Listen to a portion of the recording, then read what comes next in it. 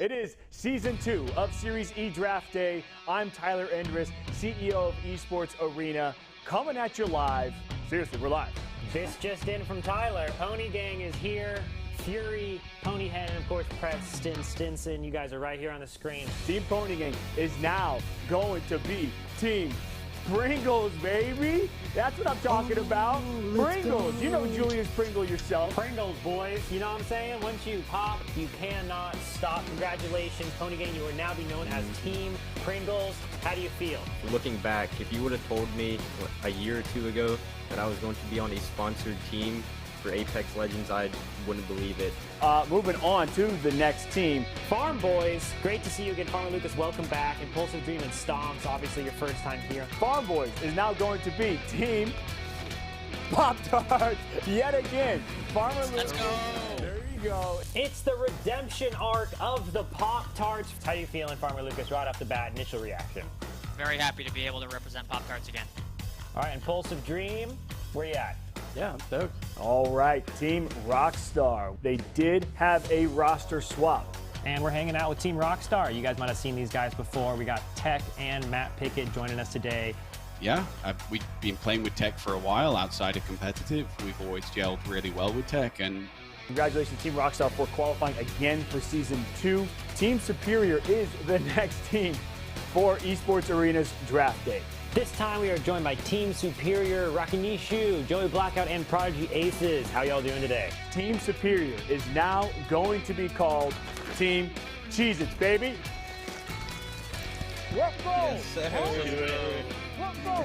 Congratulations. Rakinishu, I'll start with you, man. How does it feel? Initial reactions to be representing Team Cheez-It for this next season? Yeah, man, it's awesome. I'm looking forward to it. Team Cheez-Its. I do enjoy some Cheez-Its. I'm probably going to have to eat them a little bit more responsibly than Tyler there, but looking forward to it. We've got the next team. This is Team Rice Krispies Treats. GS Bird, Sunny, and Casper are directly behind me. Team Rice Krispies Treats. We do have a new third. Casper, welcome to Series E. Welcome to Team Rice Krispies Treats. What do you guys want to say to the team over at Rice Krispies Treats? Want to say thank you for the opportunity. You guys do Esports Arena, and I love Rice Krispies as well. Congratulations, fella. Way to be brand ambassadors for Rice Krispies Treats. We've got NPL coming up next. We had a great interview with these guys. Today, we got Nestle Pure Life. Team Nestle Pure Life is hanging out with us. We got Bambino, Dracos, and of course, OMG Ronnie. How you guys doing today? But that comes with being competitive. I mean, I feel like a lot of these teams, they just take it to the heart, you know, with them arguing and bad morale, and they just end up splitting. But, you know, we work through it, and we just try to get better. I mean, great interview. I mean, man, they had some great answers. You fellas for always being supportive of Esports Arena and for loving the brand that you guys are branded by. But right now, it is time for another team announcement. Dudes Night Out. This time we are joined by Dudes Night Out. It's a duplexion. Wow. call me Duplex. Duplex, and of course, Rolders. Yeah. Nailed the coloring on this piece. Love the team name. Completely nailed it. All right, well, let's find out who Dudes Night Out. New team name. All right, fellas. Dudes Night Out. Oh my! Applejack, baby. Let's go. Let's go. Applejack. Let's go. It's Abe. Tell me how you're feeling. First reaction. I mean, I'm absolutely ecstatic. I can't wait to represent Applejacks. I'm honored to represent them as a brand playing Apex. I think I speak for both of my teammates saying that, you know, we're very blessed for this opportunity. And thank you, fellas. Congratulations. Look forward to seeing you guys next week as Team Applejacks. Team Razer, just an unbelievable performance. Season 1 makes sense. Razer, it's one of the best esports peripheral brands there is around. Moving on, they did have some roster swaps. We talked about it in the pre-show, but we've got the new Team Razer. And it is, of course, Team Razer. Our champions from Season 1 are back with a little bit of a change. Obviously, Muffins is here. You know, just to see what's out there for us. So we split. Mercy's on the team, we're on the team, and we ended up with Muffins. The one and only. Well, there you go. Hey, you gotta love it. Razer, you've seen the jersey on the wall with those guys of being the champions. So congratulations to those fellas. These guys have been waiting in Discord for literally 3 hours to get to this interview. So congratulations to MST for qualifying for Season 2 of Series E. Team MST, Metro to Goat, Panders, and Six. How you guys doing today? 3, 2. Oh, gee, I actually got scared. I thought it was going to open up. Just kidding, fellas. Oh, boy. I hold a bunch of processors in my hand. They're Intel, baby, the best gaming CPU in the game. Congratulations. Just tell me who's rooting for you back home. I just saved my family, and then, I mean, it doesn't have to just be exclusively for me. I feel like just supporting the Apex scene whole is huge, especially in a time where, like, it's a pandemic, of course, and everyone's life is way different now. Everybody, give yourselves a round of applause. I love you all. Esports Arena staff is the best. Esports Arena fans are the best. Continue to support. Series E starts next Tuesday. We cannot wait to see you guys. Signing off from the GVO zone. Signing off. Signing off, fellas. Thank you so much. Welcome everybody to Season 2 of Series E. Joining on board with Team Razer. Bubble has been utilized as well. Here comes a full swing on in, but they turn around now as a 3v1, forcing South State out of position. It's Hakulo and Zeratricky picking up these kills for Team Razer. What's up, guys? I'm Zeratricky, and I use the Viper Mini in the open field. I believe it. I think Rack is the only reason that I decided to keep playing comp. that is just the patience coming out from Team Razer. I thought all the utility was gone, but they were holding on to it. And oh my God, did they do it? No, Team Razer. Yo, welcome everyone to Applejack's week here at Series E. I'm already going to make sure that he has the back door covered going in. Legit. Once they get the information that they need, then they're going to go and push. Once they're fully healthy, that's exactly how you go and do that. They find another player down over there. It's going to be Rakinishu. Nice little triple take shots coming through, 72. When is a good time to eat jumbo snacks? Where do I think is a good place to be eating Applejack's jumbo snacks? On a walk? When you're skateboarding. In the library. On a scooter. Kings Canyon and World's Edge when you get sent back to the lobby by Team Applejacks. Defensive bombardment will go down as well. And now here comes the port out as, oh my goodness, the spray. We the people coming up huge. 4 kills for him, 5 kills for Ace, and Applejacks should be able to finish this one off. This is Series E, of course, and it is going to be Tomcat week. TC Scissors is the first frag to go down. He could potentially win this game, Jamerson. They're not really showing him that much respect. Team Applejacks, though, left to still rat this one out as seeing the Tomcat double rat cam. Bronzies and Aves. Rockstar are still in this. Matt Pickett ratting this one out to avoid a lot of that damage and tucks himself into a corner.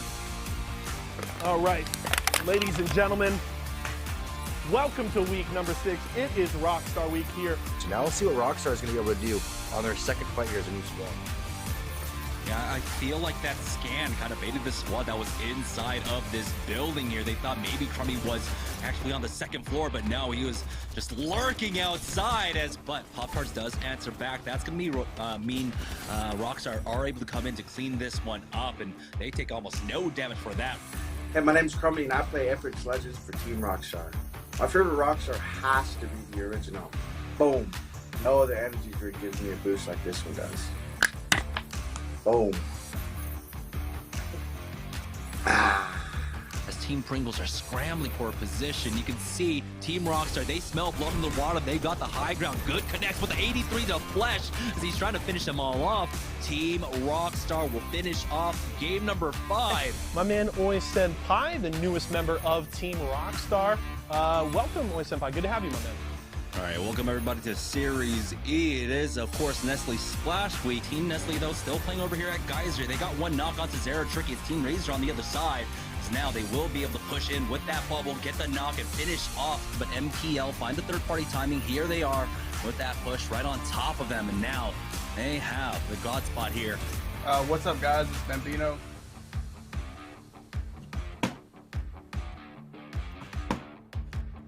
Let's go. He's gotten tagged, but it's Bambino. He's got full confidence. Will swing on him, take him out with the help of Dracos, and now that's going to be additional kill points for them. This season in general has been helped me taking more confidence in taking my fights, if that makes sense. All right, welcome everybody to Series E. It is going to be Intel Week. Let's go ahead and talk about Intel Week. Metro putting that thing to work as Panders is going to get the knock on to tally time. Looks like he's going to be able to get the finish over there. Zone got a little bit smaller as Team Intel now. Nice shots coming in for Panders. Has that player down to about 20 HP. Gonna go. Hey, what's up? This is Intel 6, and this is my tips and tricks. Today, we're going to discuss bunny hopping. It's a big thing that's really important for being able to get away, being able to reset. Everything in Apex is based around momentum. A lot of your movement techs are all going to be based around maintaining momentum. He's going to be the one that answers with the Spitfire. Immediate res there onto Panders. 6 is covering this one. And now it's a 2 versus 1. Nice damage there with the triple take. Yeah, super excited to have you. It is going to be Rice Krispies week, and so make sure, of course, you guys are supporting. You can see the res is coming out, and Tech does not want that to happen. He will at least secure the thirst. The res will be finished on the other side. Bringing this down to a 3v2. Door covered, but it is already down. Actually pushing from the rooftop. Finding these picks here is Rice Krispie. And wow, what a fight and chaoticness it's just been. It's as if they didn't get enough of it from the last game. Hey, what's up? This is GS Bird, and this is a game I like to call Rice Krispies Roulette. Basically, whatever team I pull out of here, that's who we land on, and that's who we grief.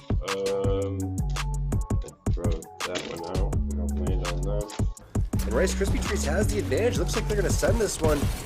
And they were disappointed that they didn't finish off Game 3 the way that they wanted to. And it looks like they are going to finish this one off in style as well.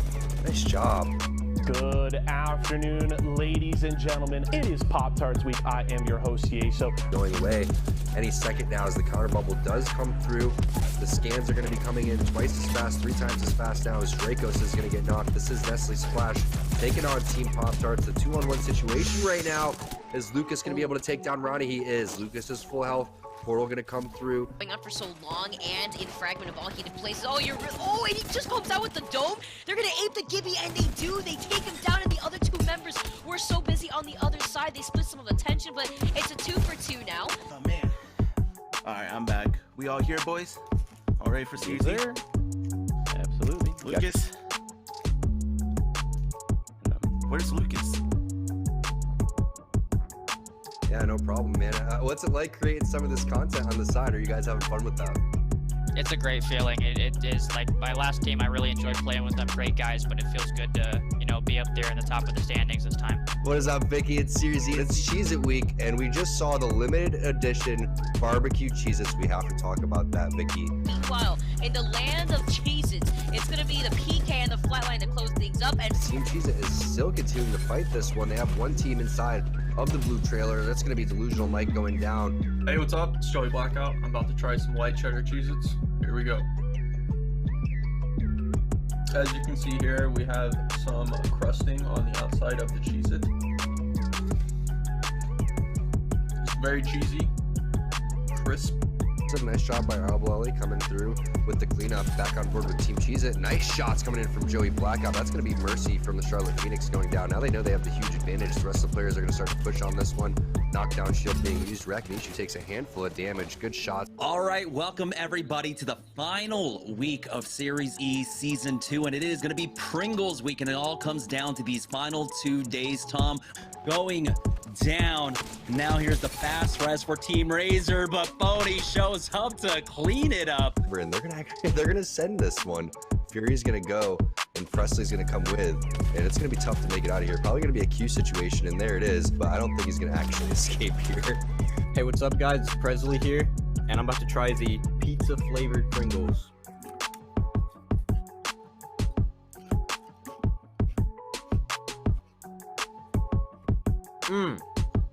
Beautiful. Losing out on one. Moon and his company up top. Shroom gets the angle and they take him out. Team Pringles at least survive until top 3. And Phony might have the angle to turn this one around. They got the res onto Presley. And Team Pringles are battling back into this. Sports Arena, I got Tyler Endress rolling in here. Get in here. Come on, everybody. Let's go. Let's go. We got the whole squad. Yeah.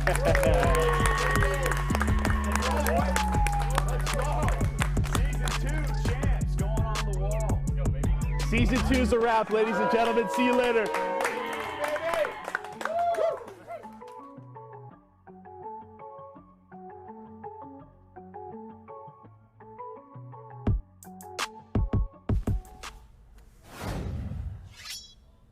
What is going on, ladies and gentlemen, and welcome to the Series E event. It is our 10K Invitational here for Season 2. My name is Yeso. I'll be your host today, and I'm joined by the man, the myth, the legend himself, CEO and founder of Esports Arena. I got Tyler Endress here in the GBO zone. Yes. More just a myth. Okay. And somewhat of a man. We can change that lower third then. Just myth. Definitely Tyler Endress. Excited to be here, ladies and gentlemen. Happy Saturday. Hope you guys are enjoying your June. We are super excited to be back. Obviously, a little bit of time removed from finishing our qualifiers for Season 3, but it is our biggest event of the month. It's our 10K Invitational. We got some of the best teams from across the world coming to compete here, as well as some of our top squads from Series E, and super excited to get into all of the action. Tyler, how are you feeling today? This is our second one of our 10Ks, and it's a big day. I was feeling pretty good. I got to be honest. I was yesterday. We've been moving into our new building all week. And this week has been kind of hectic for all of us, but I think today we're all pretty prepared. We're excited for it. We got some big names coming in to this tournament. We got some familiar names coming into this tournament.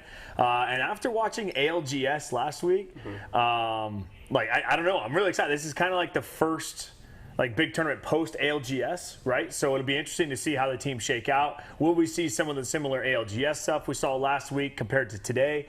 So Series Event, I think, is going to be a name within ALGS, or not, with Apex Legends, that I feel will be pretty exciting for a lot of people. So like, I walked in, people who know that I walked in today, I was pumped. I was fired up.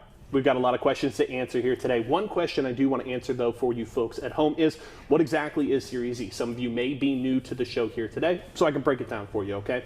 Series E is an Apex Legends professional open circuit that absolutely anyone can join. I'm an absolute bot in ranked, and they even let me in, so anybody can get in, okay? We've got 9 squads that make it through our open qualifiers. They are then drafted and signed by our 9 partnered brands. Those players then make $750 a month salary, as well as compete weekly for points and prize money every Tuesday against other open squads, and then every Wednesday against some of the top teams from across North America and Europe. If you and your squad want to get in on the action like myself, head over to matcherino.com/ESA to have your shot at being a future Series E squad. Now, as we get ready for the action here today. What? You got that down set. I mean, I've done it, 15, 18 times at this point, so I've got it. But one thing I'm very excited for, and it's one of our favorite segments on our Series E shows, is Deal or Steal. And we got a couple of the boys from our Season 2 Championship squad. You can see their jersey here behind me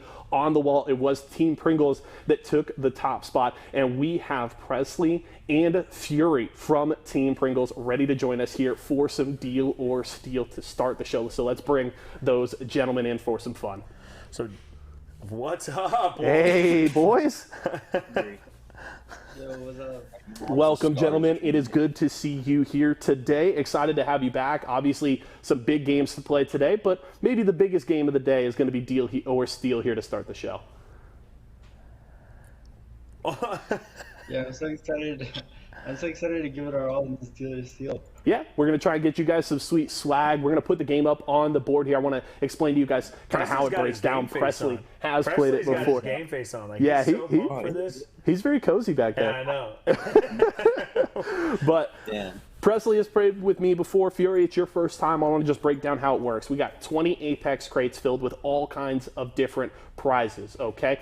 You will, as a team, pick one to start the show to hold on to. We will then go through multiple rounds of eliminating crates as we go. At the end of each round, I will have a deal for you guys that you can either take or you can elect to steal and keep playing the game. If we go through all of those rounds, you don't take any of my deals, then we'll crack open your crate and you get what's inside. Make sense? I had it muted. Oh my goodness. You had it muted. Well, welcome to the show, Presley. I had it muted. Good to have you here, my friend.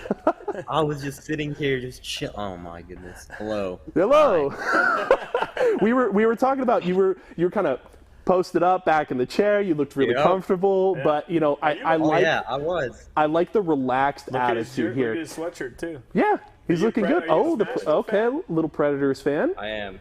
Little bit of a tough finish to y'all's year, but a little bit, but we've been there. Hey, we're Ducks fans, so we know how it feels. We've had tough finishes, Game 7 on home ice all the time. Yes, man. yes. It's rough. It's rough. All right, well, we're going to bring up the game here. Presley, you already know how to play. I explained it to Fury. Let's get the game up on the board and let's play. We got some awesome prizes here today. A little bit of a shift from normal to yes. Who approved this? Double shots at Xboxes. Nobody talked to Tyler before this game. So we're just gonna. It's too late now. Tyler doesn't have any say. All the time. Don't worry, Tyler. He doesn't have any say. To win the Xbox. Now we just gave it double chance for it. All right. Okay, gentlemen. You two got to decide. You got to pick one crate here to start the show. Feel free to talk amongst yourselves. But what are you going with? So, I remember the last time I was on this. The first one I picked out was the Xbox. So. Yes, I remember. Fury. It's on you. Oh, man. It's on me. All the pressure's on me. Man, I really like the number 11. Let's go with 11. 11, okay. Presley picked the Xbox the first time, so he's not feeling good about his early luck. Presley says he's going to, or Fury says he'll hold on to number 11 here. So we will set that crate aside. First round here, gentlemen. 9 crates have got to go, so let's start running through those one by one. Get number 1 out. Okay, so we're going to set aside number 11. Presley says open up number 1 to start it off. Can we get some good luck here at the start of the show? It's gonna be an Xbox. Be the Xbox. It's not. Okay. Dude, mystery boxes are good. Yes. The stuff that the staff's been putting together, those are some good boxes. So that's a bummer that one's out already. And, you know, Tyler has been rumored to throw some little extra goodies inside there for, you know, certain people if you ask nicely. But we won't talk about that. Yeah, that's not. Okay, so number 1 worked out well. What's the next choice here? All right, let's go with number 14. Number 14. Okay, we already got an Esports Arena mystery box off the board. Still one more on the table, though. Inside number 14, it's going to be a Pop-Tarts Pack. So that's a good start, gentlemen. Hit one of those white tiers, one of the Esports Arena mystery boxes.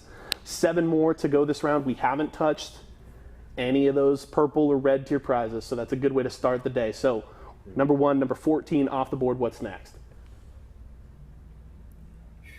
It's a tough one. It's a lot of pressure. Yeah, it is. There's 2 Xboxes on the line. All right, we'll do 10. Number 10. Okay. I mean, 2 Xboxes on the board means good. you can afford 1 mistake, right? Yeah, that's good. Exactly. So there's a little more breathing room for you guys. It's the Razer Backpack. That's a bit of a dagger here in the first round. That is a coveted item.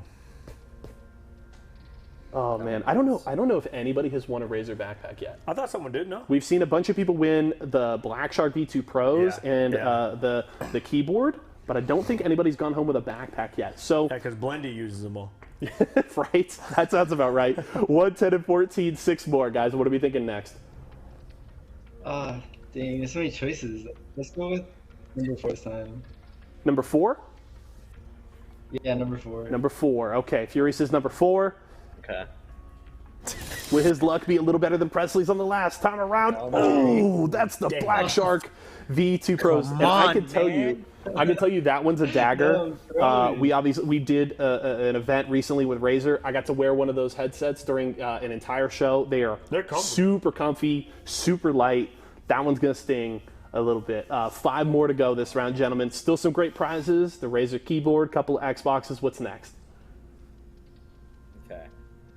So we're gonna get rid of 12. Okay. Presley says get rid of number 12. Kind of wants to isolate number 11 there. They're all by itself. Ouch! Ouch! Oh! You can see that one physically. Physically paid Presley there. He said at the top of the show, he was like, "I picked the Xbox in the first round. Doesn't work out well, and you're 2 for 2 on that." What's next, Fury? What are you thinking? Which one's speaking to you? he's speechless. Let's go one more shot. No, I got this. Let's do number 20. Number 20. Okay. Fury's had pretty good luck so far. He hit that Pop-Tarts Pack early. What does he got here? The Rice Krispies Treats Pack. Right back in the white tiers. There we go. Rice Krispies Treats. Yep. Get that one out of here. We should like offer PCs on this thing. You know, get some Intel. Hey, you're talking to the wrong guy. I don't make the decisions. I'm just the. I like it. I'm just the pretty face. Yeah. Okay, 6 off the board. 3 more to go. What's next, guys? You had a good pick there on number 20, Fury. Which one's speaking to you? I need your help, Fury. Dang. No, and I mean, hey, you know, Fury can pick again. It's okay. This is a team effort here, right? You're playing together. No rules, fellas. Yes. No rules. We think about number 7. You think that one's cursed again? Yeah, that one is cursed. Because I was gonna pick that one, so don't pick that one. Don't pick 7. Let's take that one out. You want to take out number 7? What, 7? Yeah. Okay. Gotta take it out right away. All right, let's go for it. Presley's worried, but he says, "Let's go for it." He's hesitant. Inside number 7. Please. Yes. Okay, all right, good. Okay. We're on a roll, gentlemen. The Apple Jacks Jumbo Snacks That'd Pack. be hilarious. Okay. 2 more. 2 more. Then we'll have a deal for you. Tyler and I'll talk amongst ourselves, see what we got for you. Off. Yeah. What are we thinking? 2? What about 2? Does it look good, Fury? I don't know. You think you're 2 or 19? 2 or 19? All right, 2. He says 2. All right. The discussion was between 2 and 19. They're going to go with number 2. We don't want an Xbox in here. Oh, dude! Bro! I feel I want you guys to get a good prize here. I was okay. Yeah. The first Xbox be given away today. I literally was. I was kind of cool with that. I was bummed that nobody won one. Man. We had a couple of people get really close during season 2, but nobody won one. We gave away a bunch of Razer products. It's hard to do it. It's hard to get it. That's for sure. Okay. Last one. We need to close on a high note here, gentlemen. I need one more of those white tiers off the board. You were talking between 2 and 19. Is 19 the way to go now? I feel like 19's a good one now. We got. Well, actually, I don't know. There's no more Xboxes. No more Definitely can't take out another one. Just take out 19. Go with 19. 19? Okay, let's do it. Last one here of the first round. We need to get back on the right track here at the end of the round. And it's a Rockstar Pack. There we go. Okay. We will take it. Sugar free. 9 off the board. Both Xboxes, 2 of the Razer products. So it was a bit of a rough go. What are you thinking here, Tyler? Deal the first time. We finished strong, but there was quite some low lows there in the first round. And you know what? So we got to offer them something of value that they would want to stick around, right? Yeah. They already have a couple jerseys, so they're good with that. What do you think? They were able to get some white tiers off, so we probably aren't in there, but with how rough it went in those bottom 2 rows, I'm looking at like maybe some Apex coins. Like, I wonder if they care about that. Like the high one, the 67, or like... I don't feel like I can offer them 67 with 3 of the 4 on the bottom row gone. I feel like it's like 21.50. If we push these guys and we offered them $50 Walmart gift card, I bet you they wouldn't even take it because they still want to play this out. Is to see how I mean, that's a trend. A lot of people want to go the distance. They always feel confident about Let's offer some Apex coins. I don't want to show my hand just yet. All right, turn the mics back on. They can't hear us. Right? Yeah, they didn't hear any of that. Okay, so good. we're going to go with 21.50 Apex coins as our deal here the first time around, gentlemen. You definitely didn't hear any of that discussion here. What are we thinking? Deal and you walk away now, or steal, we keep playing? I think we steal, man. We gotta go for 6,700 at least. What was that? We gotta go for at least 6,700, man. We gotta take out some of those whites. All right. So keep playing. Okay. All right, let's keep playing. They say steal. Yeah, they I said they're agree. not going to settle for anything less than 6,700 Apex coins at the very least. So they're feeling good right now. So if we offered you 67, if we offered you 6,700 Apex coins, would you have taken that deal? I don't know. It's really tempting.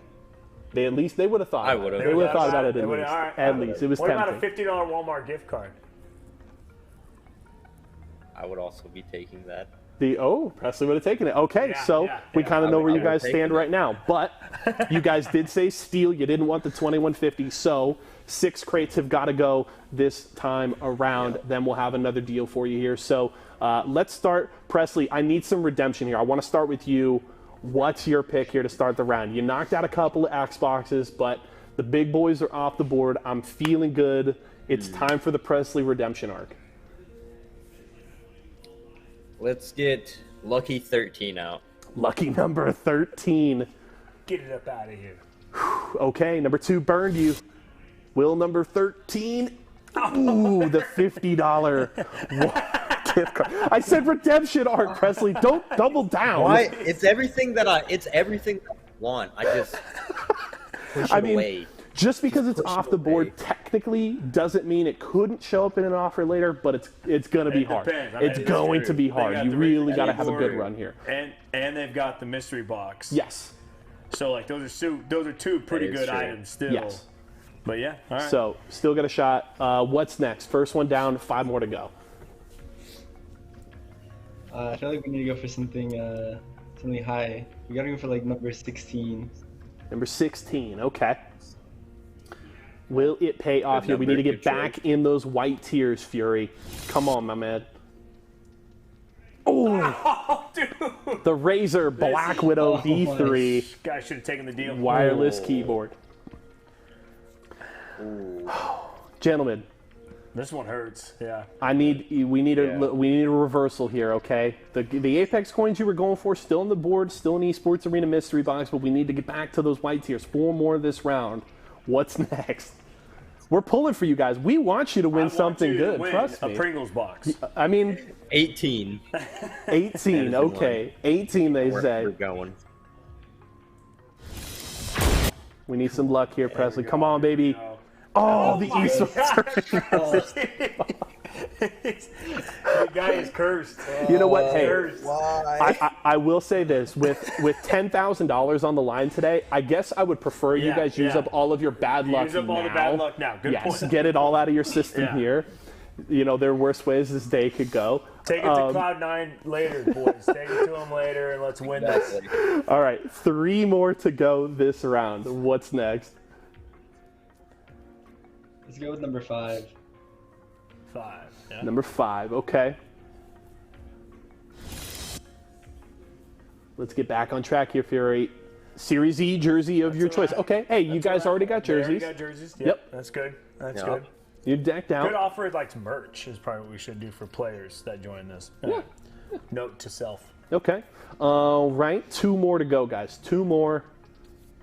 I want to give you a better deal, but you got to help me out here. You guys are not doing me any favors on the deal front. Right now they're getting nothing. Yes. Okay. I've been thinking about this crate. Ooh, it's been speaking to you. Okay, number 3. Number 2 burned you, Presley. Does number 3 do the same? What is 6,700 Apex coins with her? As long as that's not in there, this is a win. It's a Cheez-It Pack. That's a win. That's good. That's a dub. Okay. You guys are Pringles only anyway. Yep. I'm sure. Exactly. Okay. Last one this round before our next deal. What do you got? Man, this is tough. I feel like either 9 or 17. What do you think, Press? 9 or 17? Get 17 out. Yeah, let's do 17. Get it out. Okay. Presley says number 17. Last one of the second round here. Can we close out with some good moves? And we do. It's the Nestle Splash Water Pack. Well done, gentlemen. Okay. That was another very tough round. That was. Very tough round here. Tyler. Yeah, I'm listening. I don't feel like our deal gets any better this time around. What are you thinking? I think we offer them an Xbox. I mean, you're the boss. Do you think they'll take it? Yes. I think you know, maybe not. Maybe they're really playing for, you know, that Pringles pack there, but, you know, who knows? Who knows? Man. This is the tough one because I don't think they care too much about the jerseys because they have it already. Yep.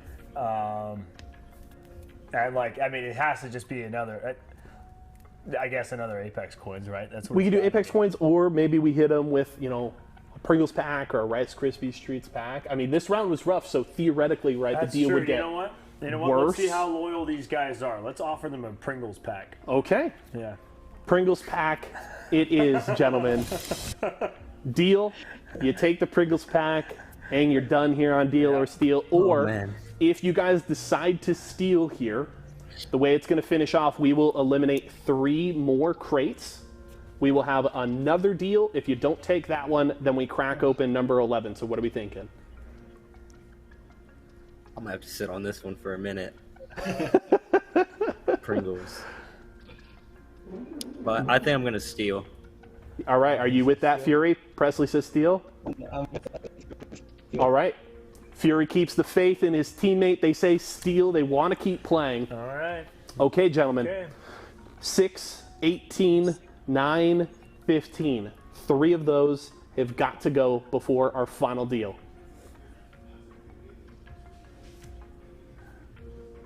Fury. Let's just throw a number out there. Let's go 15. 15? Get that big one off the board? Okay. Okay. Let's see what's inside. If it's a jersey, I feel like that's a win, and it is. Series E jersey of your choice. Okay. Honestly, with the way round 2 went, I think you guys are right where you want to be. Pringles pack on the board. All of the Apex coins prizes as well. 2 more. 6, 8, and 9. 2 have got to go.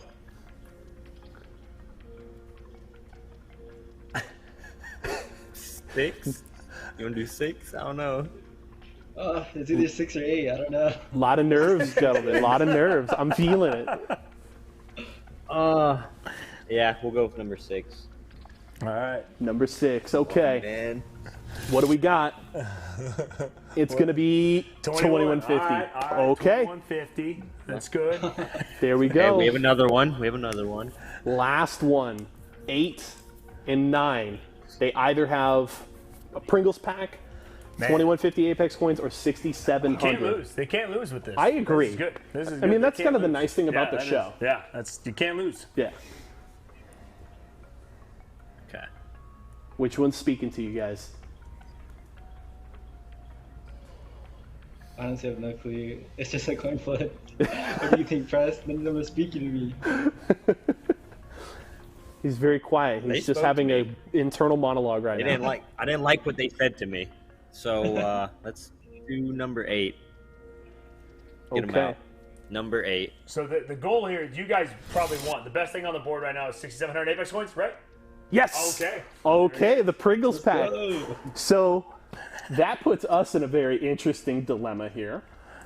Do we even have a graphic that shows like an offer of something in between this? I don't think so, right? Can like So 2150, I mean, 6700 exactly, like, what do we on the offer? board. Could we do like a production? Could we do like a 4800 Apex coins? Can we just like Yes. Okay. Production says yes. So do you want to What just? about a 4762? I think that's a no. I don't know. We'll just make Brandon do the math. 4800 is not bad. 4800, I agree. whatever that is. I think that's a good. It's because it's like a little higher. Yep. Where these guys willing to risk it for essentially 1300 more, right? No, Yeah. 2300 more. There you go. That's math. Quick math right there. I like it. 4800. I like that. Okay. 4800. I believe we probably don't have. Oh, look at that! Oh my God! Shout out to I imagine Dreidel did Dreidel, that. if that's Dreidel, wow. Dreidl's the goat. Wow. 4800 Apex coins, gentlemen. Deal or steal. And remember, you're walking home with Apex coins regardless. Yeah, it's just whether or not you want to risk it for the biscuit here and go for the 6700. If you say steal, we open up number 11 and you get what's in the side. And you're stuck with it. Yes.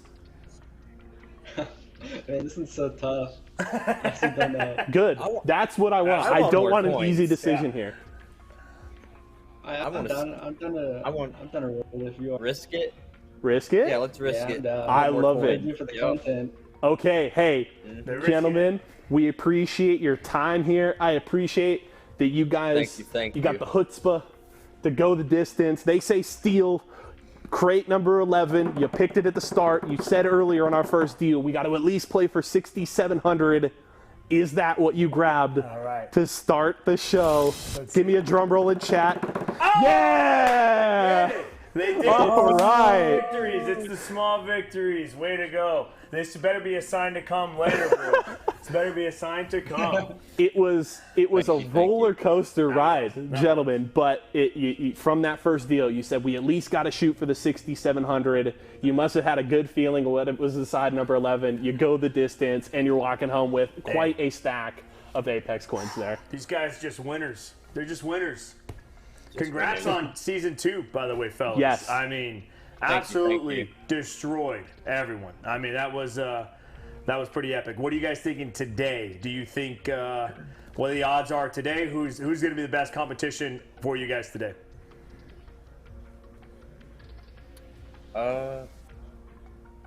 Probably NRG, I would say, is probably going to be the best competition. They've looked really good throughout everything. Energy definitely had a huge And- performance in the group stage. So Yeah. Yeah.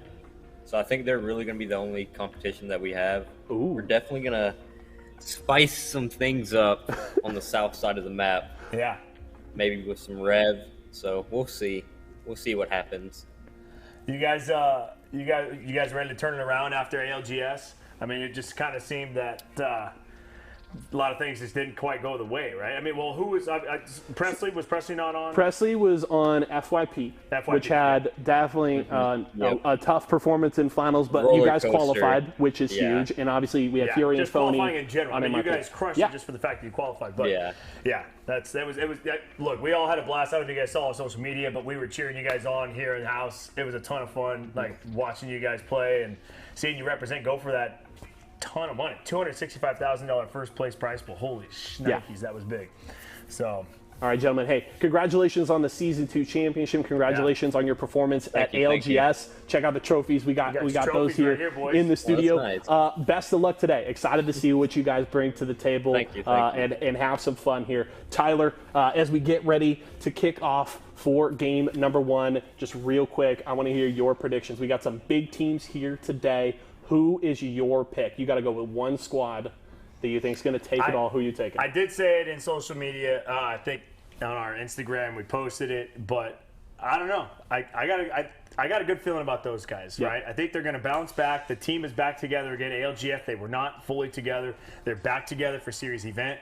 They just have a good, mantra together, and I think that they're going to pull out the win. If not, I think they will be the best of our Series E teams. Okay. I know Team Intel's playing, right? So that was ESA Black for ALGS, and those guys, I mean, they won 2 games at ALGS, and they're the only multi-game winner, I think. In the finals, yeah. In the finals. So that was awesome to see. So they could go, but I do think that Team Pringles, man, these guys they're like Pippen and Jordan and who else is the guy on that? And Rodman. Like they were like that good at the Bulls back in the day. You know what I mean? So I think that these guys got what it takes to take it to the competition today. Hey, there's a reason that their jersey is on the wall behind us here in the GVO zone, and we're not going to delay any further, guys. We got Jamerson and Dia ready to kick off all of the action. The Series E event, our 10K Invitational, starts right now. Fighting here as well. You can see the jump pad inside too with this by himself. Pride secures second place. Down 2 squads left. Can they close these out? Intel are taking 2 separate fights. 3-on-3 over here. Himself, he gets full 3-man P. Goes down. Now there's just Renegade. Have a clear grab. Positions as Timmy's going to get the knock on a Naughty over towards the side. Looks like they have a beautiful position. Dazo, CLG are in the driver's seat. It looks like instead he's going to allow him to get the res off and then go for the peak. And oh my goodness, 150 with Razer with all the initiative here, setting up Team Pringles. It's a 2 for 2 now. It's a matter. Left is Team Pringles. Anders at Mastiff. Now he still needs to hold the line now as Sung and Zednik pop their batteries, and they do jump in. All right, welcome guys. It was 3 months all leading up to this. Well, 4 if you count the qualifiers. This is the Series event. Of course, concluding Season 2 so far. You saw them right there. Team Pringles taking all of that nice loot from our deal or steal. And if you guys want to get involved in that, make sure, of course, you guys are subbed to the channel here at Esports Arena to be able to take place in that. But let's go ahead and talk about the day. We have 20 teams competing for $10,000. I'll be casting today alongside my good buddy here, Dia. Dia, how are you doing today? I am doing really well. I had a chance to take a look at everybody who's going to be playing today, and well, obviously, I'm very excited. We got a lot of talent, as they said just before in the pre-show, and there's no way of predicting which way the games are going to go because everybody's had the chance after ALGS to practice, to work on their weaknesses, and this is the start of a new competitive season in a way. Yeah, I mean, of course, everyone's really pumped up right now. We just had that huge ALGS taking place this last weekend, the championships.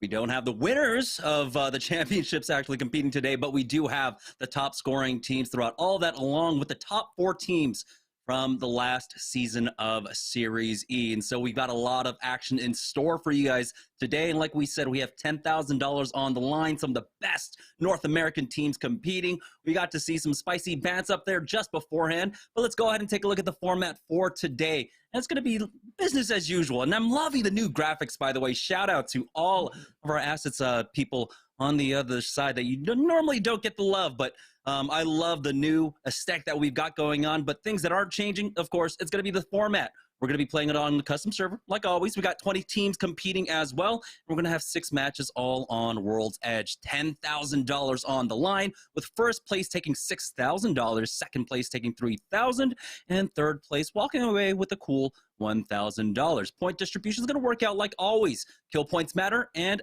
placements matter as well. And so we'll see how many Revenant compositions are we going to see, how many people are going to still want to play maybe center circle. It's going to be very interesting to see how that last weekend of play, competitive play, shakes up the meta for basically this weekend and the rest of Series E.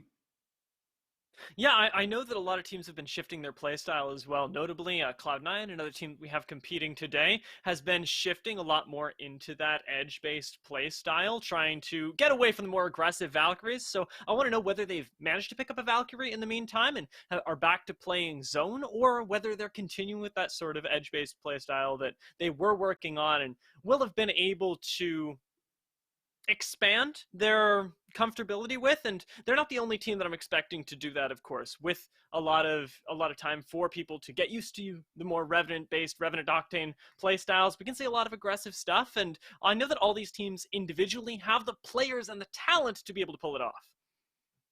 Yeah, one interesting thing I want to know. There are, of course, some roster shakeups, or maybe people are just filling in. One particular change that I want to take a look at, Team Liquid. They've got Muffins coming in. Maybe Albralele can't play with them today, but Muffins, formerly, of course, was playing on Razer in Series E, and then had his stint on Fnatic for over a year. I call it a stint, but yeah, he was on Fnatic for quite some time, along with his brother Shiny. So that's going to be interesting to see. Muffins filling in for Albralele. Typically, someone who's played as a very anchor kind of role style, filling in for the dynamic play style of Albralele. We'll see how that works out for Team Liquid. But again, there's so many names competing today that it's very difficult to want to talk about all of them. One fun team that should be that we should be keeping an eye on, I think, is also Team Timmy. Timmy, Nicewig, and a prize. That's going to be content out the wazoo.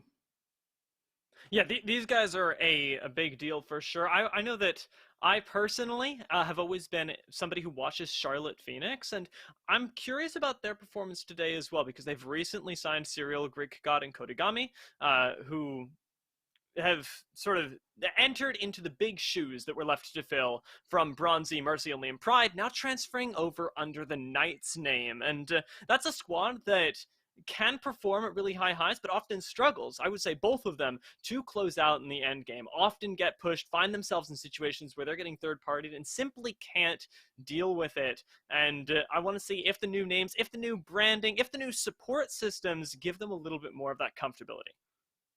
I believe in them. I saw some good things out of that squad throughout ALGS. They definitely have some good scrapping capability, but again, adjusting to a lobby of this size, of this caliber, can be difficult so far. I do think, Knights, Bronzy, Mercy Only, and Pride, they left a lot to be desired in their playstyle. When we get to see them open up and play a bit more aggressively, I think that's when we definitely see them shine. But when they start playing a little bit more center circle, it's not the same kind of dynamic kind of team fighting that I'd love to see out of them. I think they need to maybe have a little bit more confidence in their team fighting.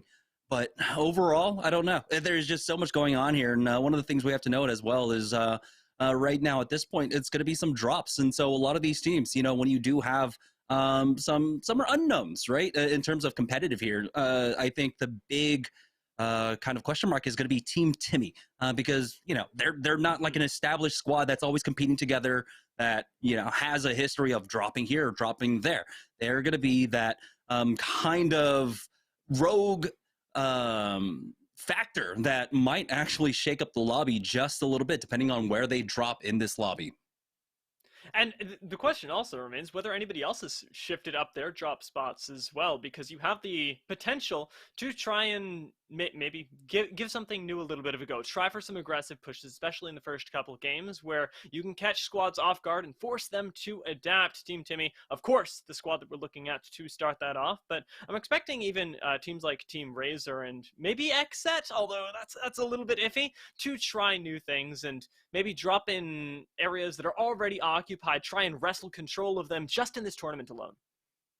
Yeah, I think one fun thing is going to be maybe to take a look at CLG, right? CLG, one of their biggest complaints heading into ALGS was, of course, getting contested for, it's not even getting contested for Skyhook, it was an outskirts of Skyhook, right? The train tunnels outside. We don't have Alpine in the lobby, who was dropping over at Survey Camp. So CLG might have an easier go of things and be able to loot up a little bit faster. This is a more macro-oriented squad who does very much care about their rotations and getting shadowed and stuff like that. So CLG should have an easier day. We'll see if that actually does reflect in their performance today. And actually, that's one thing that I'm really looking forward to for them at the very least. But again, this entire lobby is basically a championships lobby. I mean, we got everyone here, C9, TSM, Renegades, SSG, we got Team Intel. I mean, these were all of our top 10 finishers. The only one we're missing out on is like Kungarna, essentially, and Alpine so far. So this is definitely a stacked lobby. I mean, this was basically the championship lobby for ALGS North America. So you guys should be expecting some great games today. Absolutely, and I'm keeping my eyes, of course, on MST. I know the pre-show talked about them quite a bit, but the fact that they did compete under ESA Black, and we've also got what I believe was ESA White at the time, competing as Team Pop-Tarts with Farmer Lucas, Rakanishu, and Impulsive Dream. I've also known them as Farm Boys. I've seen them quite a bit around the scene, and they're a team that also has that sort of X factor, and I'd say that for all the teams that did manage to play under the ESA name, is that a lot of them play this sort of very tight, very together, and very team fight oriented late game where they're not sort of the last ones dropping off. They've got a plan even going into that final circle, which helps them in the chaos that sort of emerges in that last ring. Yeah, I think one of the things that really did kind of shake up how the last day of played, especially championships played out, was that match point format. We don't have that going on right here. It's going to be 6 games, and whoever scores the most points after the 6 games, those top 3 teams are the ones who place in the money, and that's it. So we're not doing match point. We have a definite end to the day, right? And we're not going to be keeping an eye on that. It's all about making sure you score as much as possible across those 6 games. I mean, it was very unfortunate, right? Because, I mean, if we were taking a look at Team Intel, Team Intel, they had 2 dubs throughout the day for championships, but they weren't able to bring it home. They ultimately ended with like 60-some-odd points despite walking away with 2 wins. But it looks like we are getting ready. Here we go. Game number 1 of the Series event to finish off Season 2 of Series E. We will be starting Season 3 at the end of the month, where we will have our draft day. Of course, 4 squads will be drafted amongst the remaining partnered squads left, essentially, to compete in 3 months of Series E Season 3. And we're already starting it off, and I'm already loving the new graphics that we've got. You can see up top as well. That is beautiful. That shows the status of every team. So I'm very excited about today. That's going to be so useful, especially when a lot of times you'll find yourself with single or double members left after you've got to leave somebody to drop. For now, though, as we get into World's Edge, I want to see where this circle ends up being, as that so often can determine your success alone, or your chances of success, rather. You get a lot of teams complaining about circle placement, even in the earlier stages of the game. Having to go for these long rotates puts you in a very risky position to other teams that are doing the same thing and that maybe are willing to fight you. In this case, Team Timmy, as we find them right now, have dropped around what looks to be the countdown area, if I'm not mistaken. Yeah, they're actually in launch site right now, and they are getting contested. This is one of the things I want to talk about. This is the unknown factor. Where does this team drop? Who are they going to be contesting? And this is going to be it, the 50-50 going down here, but it's a slow one. As it looks like neither team really committing. It might have just been a split by one of the squads, but the prize is starting to join up on Timmy. He's got his gun out as well. The ping's going down by Timmy on to the bins right outside, and they've got the nades. They've got him pinned down. They're throwing it all in, utilizing all of their utility. But it does look like that squad has come back together as a full 3 right now. Nice swig on the flank on the left-hand side. Trying to find an angle here. They need to grief the doors, and that's what the nades should have been used for, instead of trying to get a cheeky knock here. But it looks like they're ready to go in, and oh boy, you're caught with the gun out now. They're going to go ahead and push forward with that Gibraltar bubble. Waiting out, though, because of the caustic, and it's going to be Charlotte Phoenix on the other side. Greek God, Kodagami, and Serial. They've got some great armors there, but they do need to heal up, and they are buying time with this bubble as well, as Timmy and co are still trying to find an entry there. Great, taking a lot of damage as he's going to try and block the door once again, praying to get that sell-off, but he will fall now, and Charlotte Phoenix are getting slowly picked apart by Team Timmy. Charlotte Phoenix, a team that right now is being tested so early. I'd hoped that we would see them sort of perform in the late game, but they're getting ripped apart at the moment by Team Timmy. They're going to be wiped right now, and that's some nice early points on the board. The KP already giving you 3 points without even having to place, but the Knights, they want to push this as well. Asura's at the door with the wingman, and he comes a-knocking for your life. Unfortunately, a little far from the rest of his squad. Yeah, and he is, of course, on that Octane, so he's going to get there a little bit earlier. Does look like Imperial Hell got a knock onto Zach Mazer. It's going to be a full-out brawl, apparently, between Cloud9 and TSM. And what? Typically, you don't see this fight taking place between TSM and Cloud9, but they're going to go for it now. It's a knock for a knock here, as Naughty does go down to that nade. Imperial Hell still bleeding out on the ground. Reps only with that white armor, unfortunately, but it's the full set coming out from the other side. They heard the res going through. Oh, my Lord. They commit onto it. Cloud9 get knocked out. TSM picked that one up, but now they need to get the res onto Imperial Hal, and this is super late rotation timing coming out from them. Typically, they leave Frag East around a minute 40, a minute 30. Now they got to rotate. They got to actually get the res and worry about any rotations as they're getting this res off. It does look like a prize has gone in, as the Knights did try to commit earlier on, and they got the first knock there back down over at launch site. And there's a lot of early fighting here, and it's something that I hadn't expected from the squads that are as big as Knights, as big as Charlotte Phoenix, as big as TSM even in C9, that have chosen to take the more aggressive approach. Maybe because it's the first game of the day, but it doesn't stop here. The Knights are being punished for it very early on. Those grenades are going down. It's just Bronzy and Azura left up here right on the low ground is not where they want to be. Some cheeky shots with the G7 Scout will keep Bronzy alive for now. Gets to pop the shield bad, but it is a ticking time bomb as the utility continues to rain down, and barrel bars can only sustain so much. Azura now getting knocked. Bronzy decides to stay, and it might just be the thing that kills him. Can they clutch this? The shots come through, finishing off Azura, Mercy, and there they go. The Knights get finished off by Team Timmy. Throughout all that as well, TSM did get cleaned up. CLG came in with the rotate down from Skyhook and finished them off. And so we are already down to 15 full squads remaining. And as an update, the map, we are going to have a launch site circle. You can see continuing to pull down here to the south side. You can see the second ring hugging it very close to the south as well. Here's G2 on their rotate now, moving through tree. There is a team over here, but G2 is going to actually hold position to try and secure this natty drop, but it's just a triple take in there. Not the greatest, but you can definitely use it here early on, especially with the fact that G2 are sitting on double blue armors here. Would like something better at this point, and they're really under no pressure to move out of this position with this squad ahead of them. G2 to me has always been a team that I prefer to be defined by aggression. Even when they were playing under the Solo Fide name a while ago, this is a squad that when they're in zone, when they get to hold down the fort, often will just sort of sit there and not take any favorable engagements until eventually they have to coin flip on a push. I like it when they're on the front foot, and at least right now, they've got this other squad on their radar in tree. I want to see them play a little bit aggressively, as our controller boys really can't show us what they're all about. Seems like they're staring down the barrel of renegades.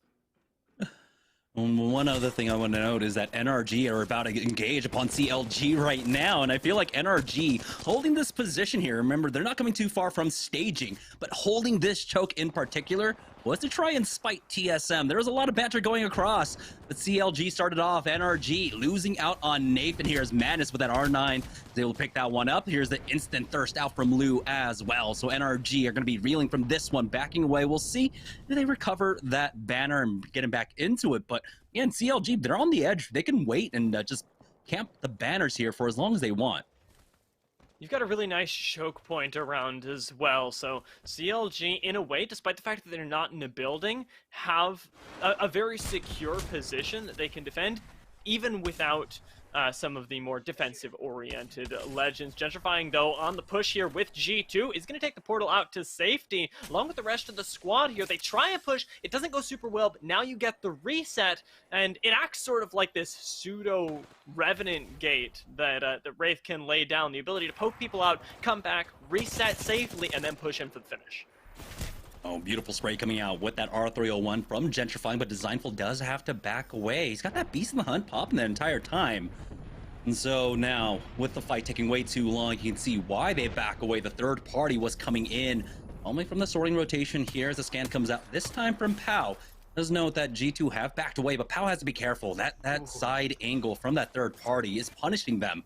They need to just regroup here. Again, there's just too many variables for them, but Bowser has a nice little off angle here. He's 45 damage away, 26 now from getting that purple Evo for himself. But again, they can try to play gatekeeper here. There's another 2 minutes before this zone starts closing in. 303 find themselves in a fight now just outside of Sorting Factory. They got a first knock. Nice wingman shots coming out from Styx there, getting the knock onto Zera Tricky.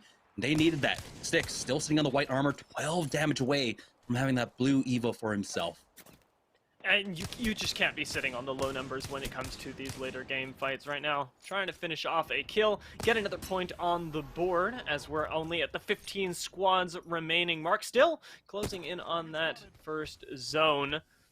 303 though have been able to find themselves a really nice position and should be able to hold this down right off the east side of Sorting Factory. This is a building that you've got pretty nice control over all the rotations through it. It's got a lot of flexibility for where you can leave from, and a lot of poke angles, as we see right there with Escape trying to get some damage down with the flatline. Still also only sitting on that blue shield. I believe Gentrifying was one of the players that we saw holding onto a purple, the coveted purple earlier. One thing to know, 303, even though they got that knock, did not chase after the kill just because of the immense pressure around in the area. A lot of teams now rotating in through Sorting Factory, trying to make their way on down. But here's Team Razer. They lost out on Zera Tricky just beforehand. They were able to recover the banner here, and Tech will be playing today for them. And he is on that Crypto. So he's going to be able to get that res for them if they really want to go in for it with the drone. But it looks like they're just going to actually hoof it here instead. CLG making the rotate now on the north side of Dome. Currently, they already got 2 knocks. Rakinishu and Farmer Lucas down now. And so this is going to be another big win for them. They already have 4 kill points. They're about to pick up 2 more. This is a massive game for CLG. And that is tough for Pop-Tarts to lose another.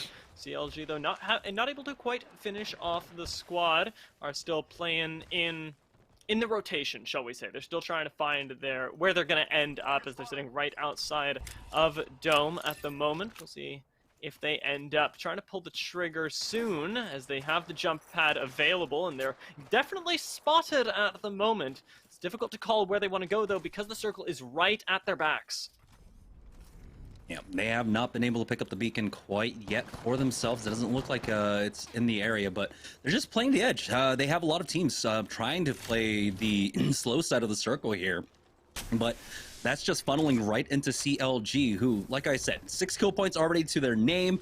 They've already hit top 15, and they have great armors. You got the red on Backslide, you got the purples on Madness and Lou here. Again, under no real pressure to walk this one in quite yet, and so they're going to continue to play the edge and try to find some more kill points and farm up these Evo shields.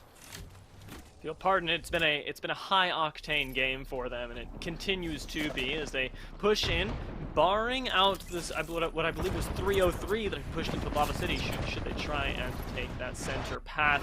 Designful, though, holding down with the rest of G2, trapped in a building, having burned a lot of their utility earlier, don't have too much to work with, just the gunplay that they still have available to them, although we're so close to that next level shield.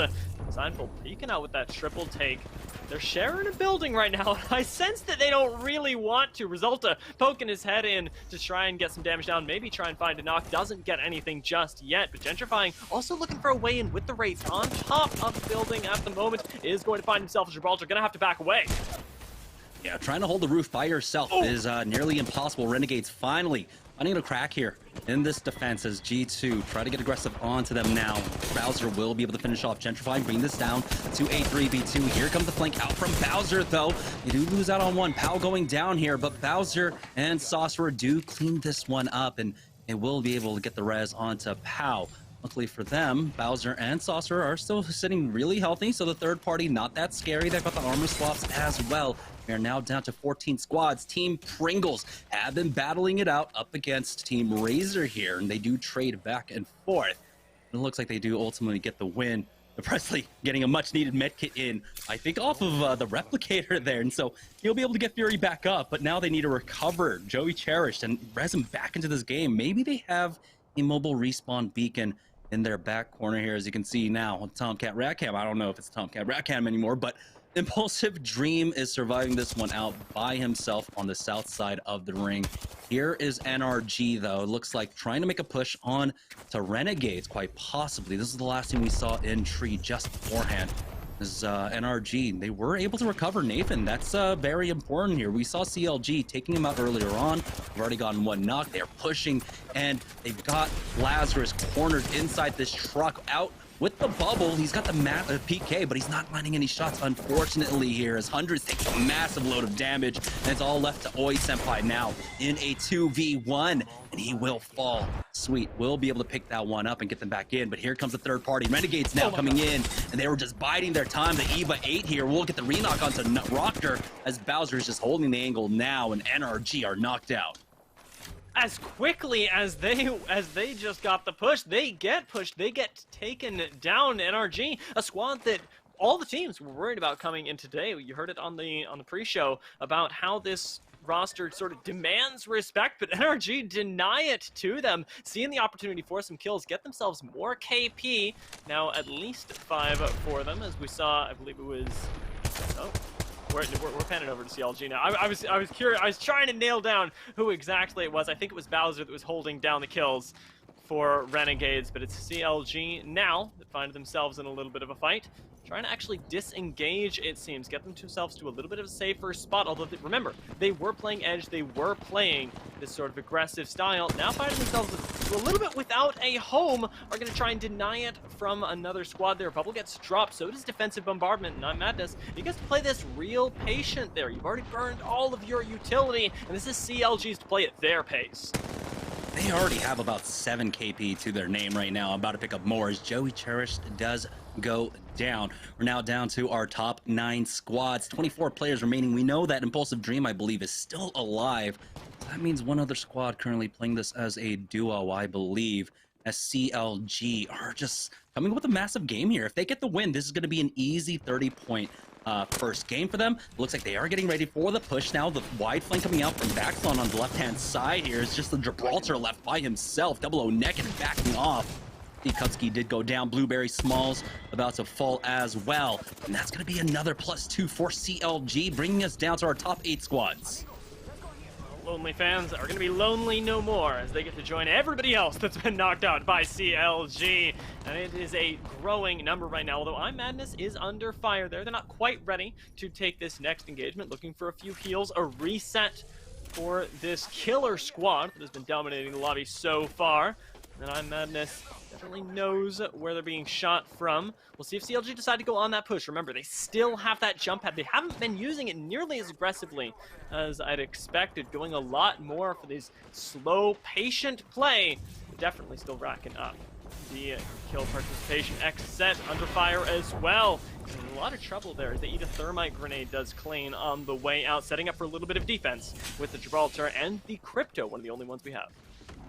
We have a large funnel of teams on the northern side, as well as right now Team Liquid. We're trying to gatekeep, but it's going to be dropped on the other side as Nocturnal will fall as well. It's all up to Muffins, who will ultimately go down. Space Station Gaming are a little bit battered, but they will be able to get the reses here. Hopefully they'll be able to pick up a gold bag res or something, but no, it's just going to be the armor swaps for them as SSG now. They have to contend with CLG. More gatekeeping coming out from them. This is going to be more KP for CLGs, and Niles going down. I don't know if they got the res. They did on the other side, so it should be another +2 for them they're getting ready to throw in the thermites to finish them off, clearing out the northern end. Difficulty though is now they got to turn around right after this, as nice thermite connects onto both players here. Vaxlon narrowly missing out on that kill, but he does have Madness and Lou on the other side here to try and help with the gatekeep. They've got to return their focus onto that rotate now. They've got a lot of positions to play here on this platform, luckily for them. We'll see if they can keep track of that squad. There's another team right below them as well. It's going to be the full send coming out from CLG. And they are just mopping up the lobby. Space Station Gaming wiped out. We're now down to 6 squads remaining here. And they're just trying to make a Hail Mary play, going for that jump pad. They somehow survive, and Xset do not get the kills here. The reset coming out from CLG. They use that Gibraltar Dome. Klain is forced to back away. They will swap positions here. As you can see, Rambo now trying to go for the peaks himself, getting some decent damage. We'll get the knock onto Bowser. That's actually Renegades underneath them.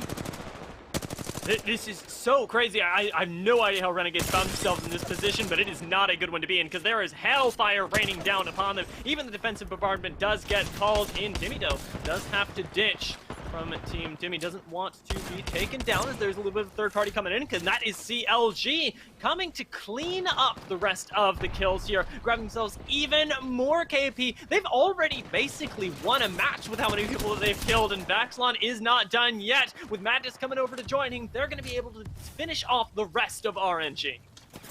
We're now down to our top 4 squads. I believe Impulsive Dream is actually still alive throughout all of this right now, so the Rat getting ultimate value here. But it's going to be the final 4 squads.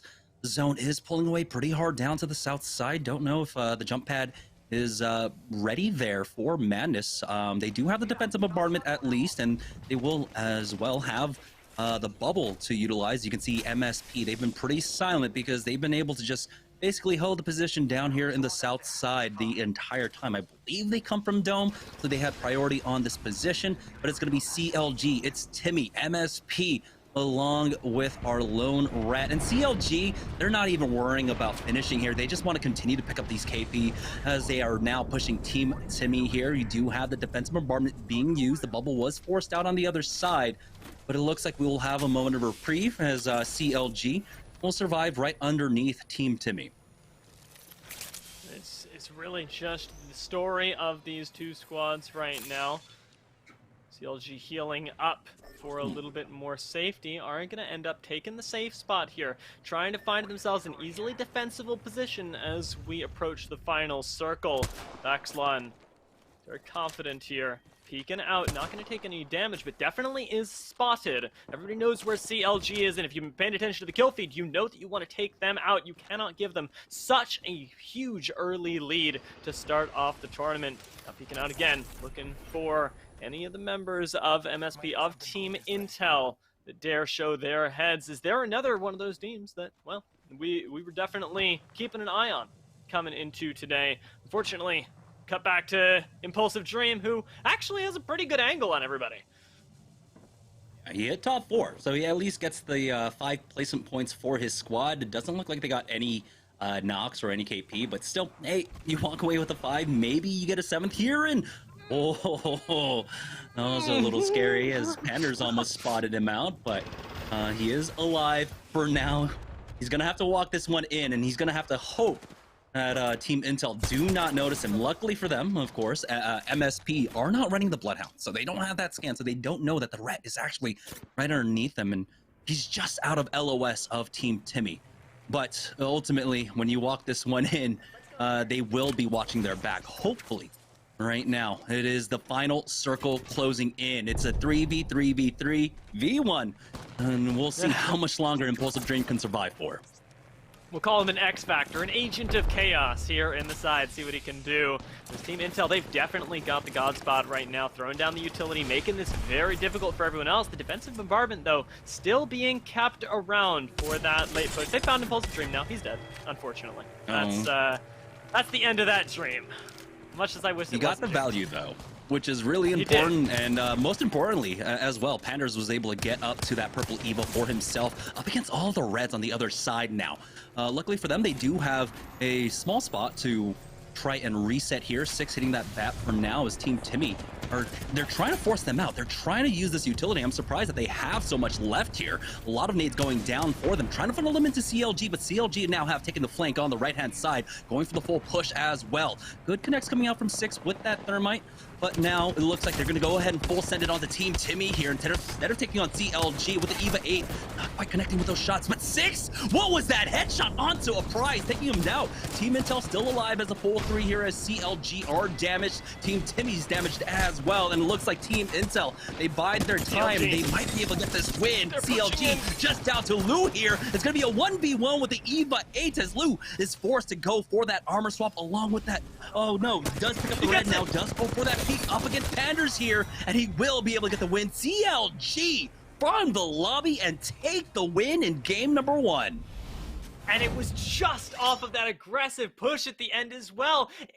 We had Intel put in a no-win scenario there, sandwiched by both squads, had to go for the miracle play, but it was CLG that were waiting all along. They play this patiently, they play it with style, and most importantly, they know when they can go and finish off those kills. Incredible clutch at the end there with the shield swap as well. And we know that it was a win for CLG, but it was by how much? Did they get the 30 bomb game?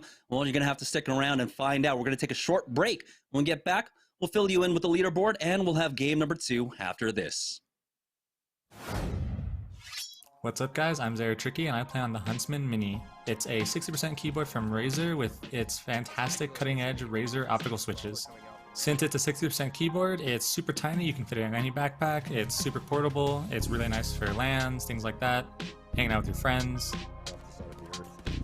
Maybe that's why they call it World's Edge. Tell multiple knocks coming in for Team Razer, a 2-on-1 situation, and Team Razer is going to take their second game too.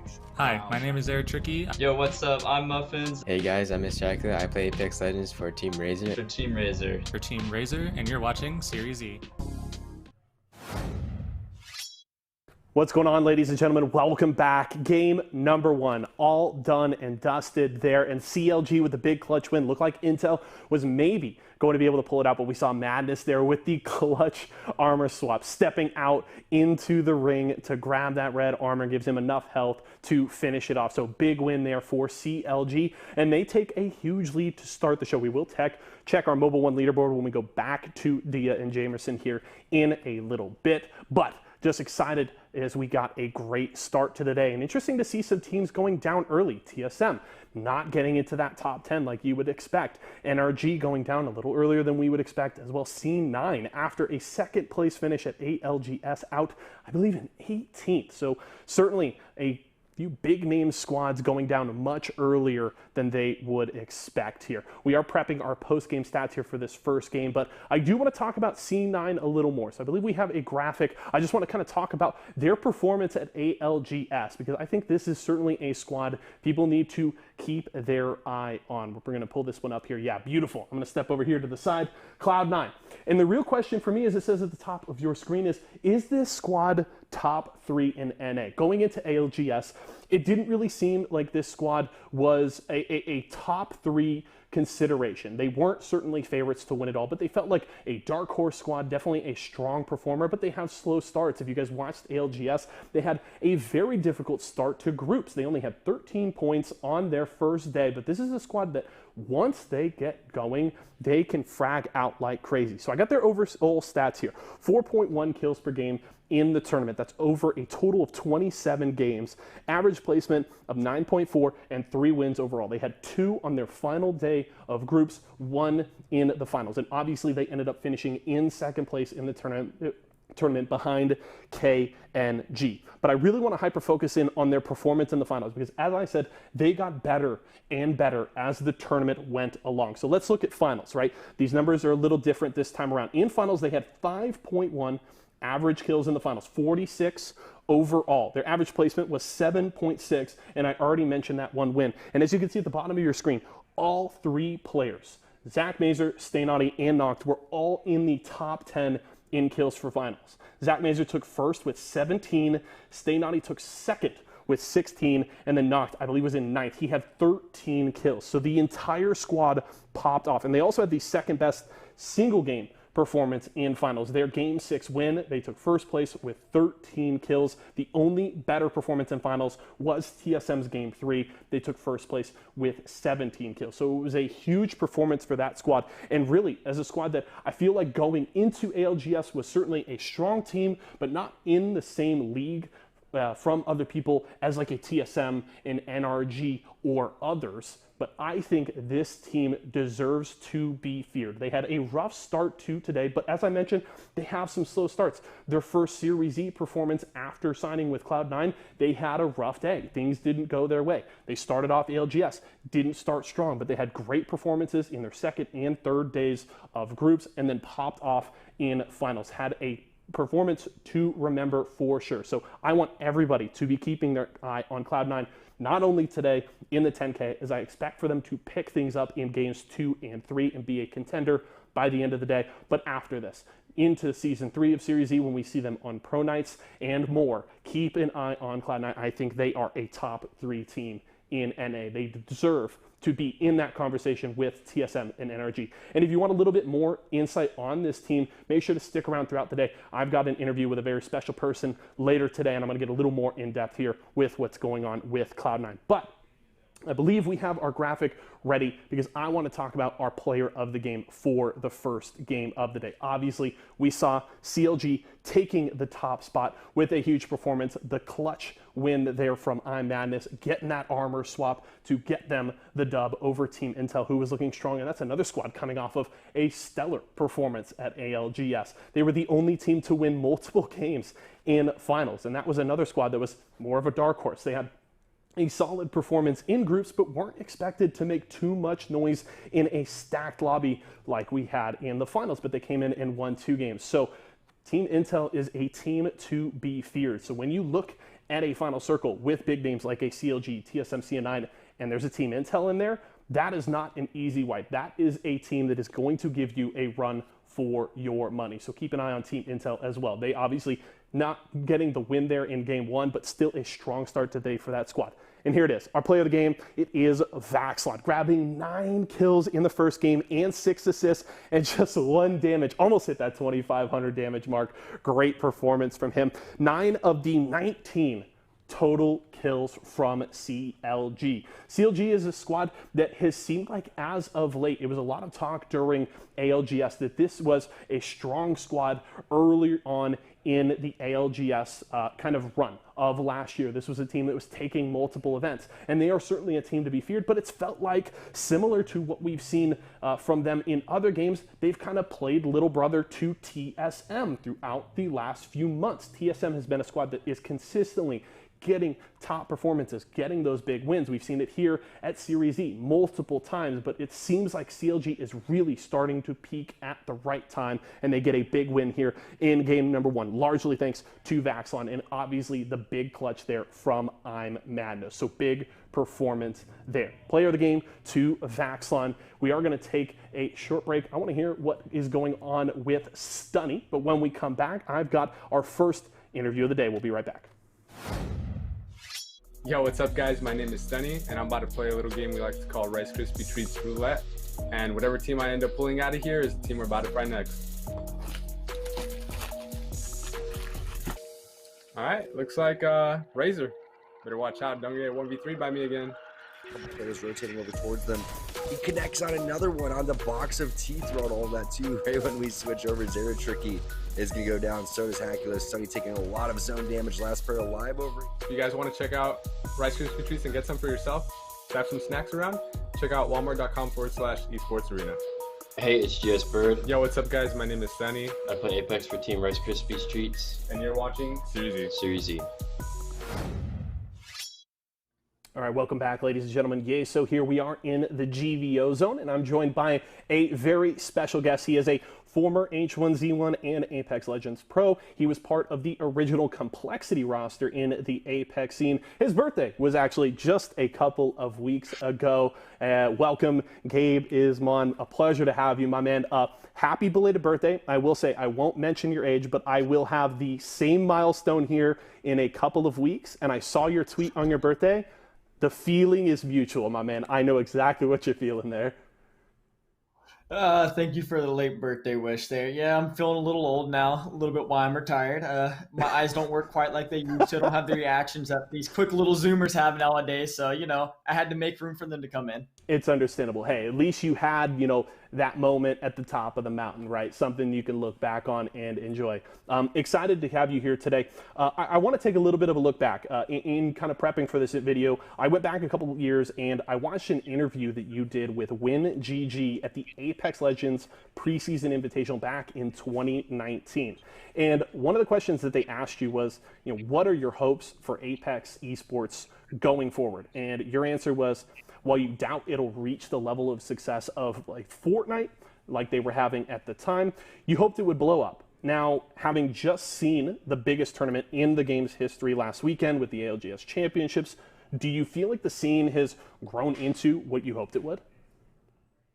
Well, if COVID wasn't a thing and the game was where it is now back then, sure, I could only imagine where the game would be now. But coming out of COVID, Apex definitely had to do a lot of things to try and get the game going, to get it back on track. They had to make the transition to no more LANs, and they had to try and scrounge together how to throw all these good online tournaments to keep the competitive scene alive. And after coming out of the ALG Championships last weekend, I definitely have to say that the game is on the right track, and it looks like it's going to have a very bright and beautiful future for competitive Apex. I feel like it could make its way into being one of the tier 1 scenes as far as competitive gaming goes coming up. And I mean, I haven't really been watching Fortnite much, but it doesn't seem like it has the hype that it used to. And on my timeline, all I see is Apex, Apex, Apex. So definitely has grown into something that is worth watching for the future.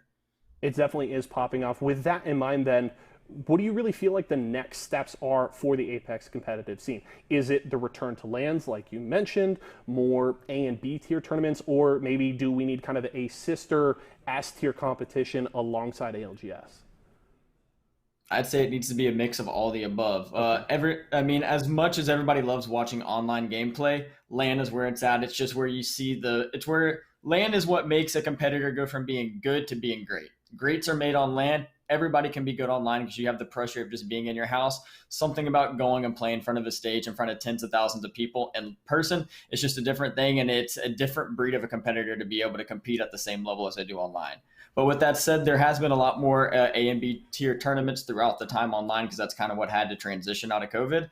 And tournaments like Esports Arena have been keeping the game alive, and they've been offering an excellent breeding ground for players to be able to show their talent and say, hey, when LANs do come back, I do have what it takes to make it here. And the teams some of the players who maybe weren't as known have made names for themselves through Esports Arena. So that's been fantastic.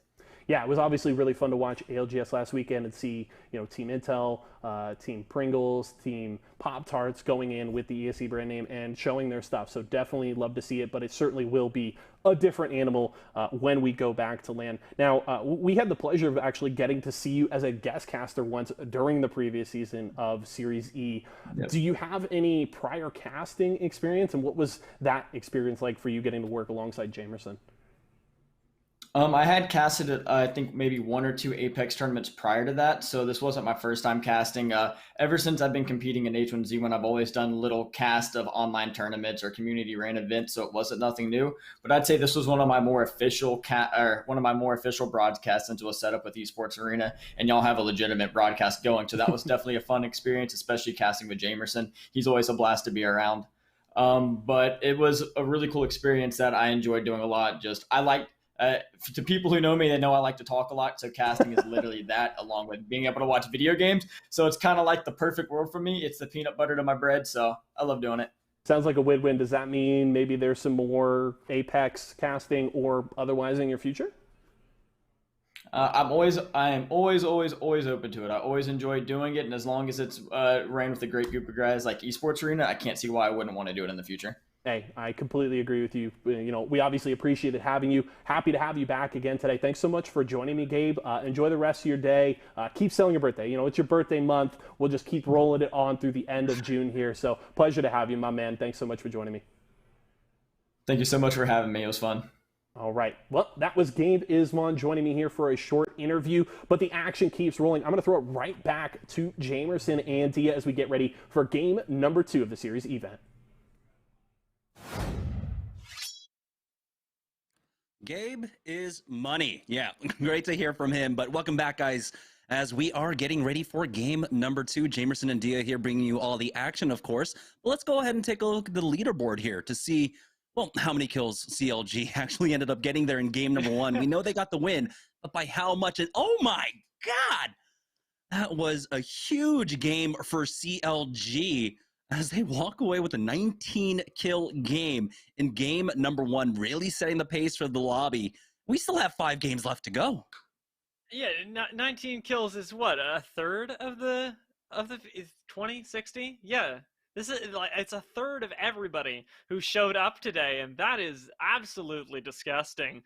They showed great control of the edge zone, and I want to see if anybody else challenges them on that, because we didn't see a whole lot of teams that were able to successfully pace themselves. And I think that was so much of what set CLG apart from the rest, even though Team Timmy, of course, coming in at that second place, did have a really good start to the day. Yeah, and honestly, I think it really does speak to the growth of CLG overall, a team that would used to in the past activate very late into the game. We're very macro oriented, trying to get into the center zone, but now they've understood that you do have to play the edge, and they with the zone pulling all the way to the south, right? There's a team that comes from Skyhook playing the edge basically the entire way there and picking up so many kills left and right. Team Timmy, though, like you said, they did drop at launch site. The circle did end up in launch site, but they had a lot of action in the beginning, and so which is why they were able to pick up a good number of kills throughout all that right now. But it's going to be Team Renegades in 3rd place with 13 points and Team Intel with 11. Let's take a look at the Mobile One high performance moment. And for CLG, there were plenty, but this is going to be the late game circle here as Team Intel turn onto Team Timmy, and CLG are able to come in for the third party, but Team Intel still had some fight left in them. And certainly did, taking it all the way to the end there. It was Pandas who kept it together, but it was such a good rotation from them. Great awareness of the ring, and unfortunately, it really just came down to Lou clutching this one out there. Gets the shield swap, and it changes the entire game. The ability to just pull off that key moment, knowing, okay, there's a death box right there. I'm going to go for that instead of trying to reload, go instantly for the kill here. It was incredible presence of mind from both squads right in that final ring, and it really just does come down to, like you say, the performance right there.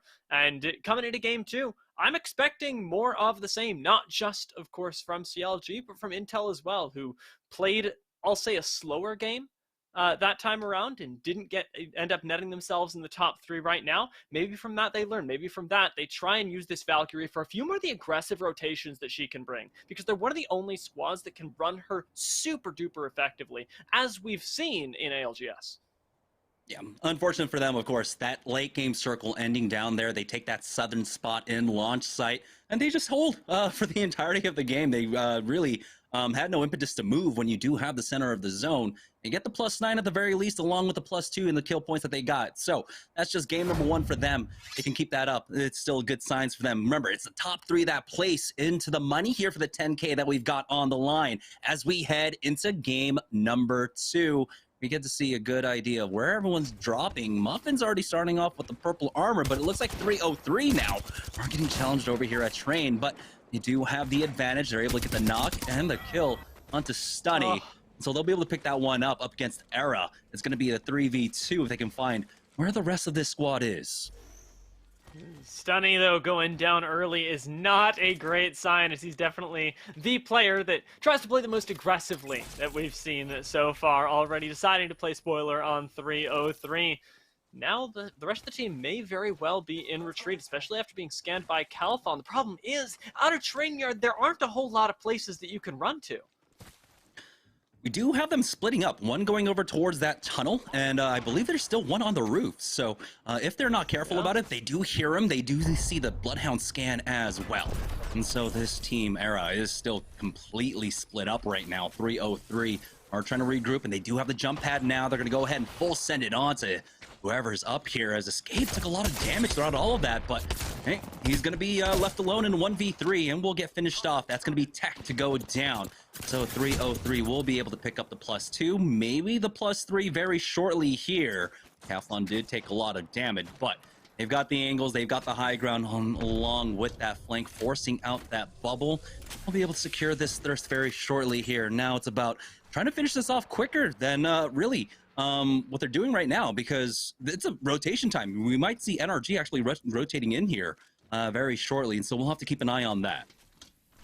Yeah, this is when you need to start just giving that up, letting the squad continue to live, if in name only, because the fact is that Era aren't going to get a lot done right now, but 303 still have a lot to lose. They're still looking for those top 3 spots, and they've already got 2 kills that will get them pretty far, but the loot just is not there just yet. Sticks going hunting, not gonna find anybody, and should group up with the rest of his team here, prepare for the early rotation that you'd just mentioned, as that's where 303 are going to be challenged next, and by squads that are much better prepared. NRG, we see why they didn't come in for the rotate here through Train. The ring pulling down south, west, all the way onto the corner of Thermal Station. They already got one knock onto G2. You got the right-hand flank coming out from Nathan as well. Got them cornered up, and G2 losing out of Resulta. They will go down very shortly. It's all up to Designful, I believe. Don't know where he's at, but he's got to be very nearby. We'll see if NRG can finish him off. Don't really see anyone else coming in for the third party, so NRG will have the time to try and clean that one up. But right now, we still have 20 teams left, but they are 2 very damaged squads. Oh, I think they spotted him. Own. Yeah, Nathan knows where he is. This is the power of that Bloodhound to be able to hunt you down. See if they end up going for it, though, as it would be a bit of a committal into an area that you really can't push out of. Gonna choose to play it safe. See if there are any other squads around for now, as TSM find themselves in a fight, burning some of their utility.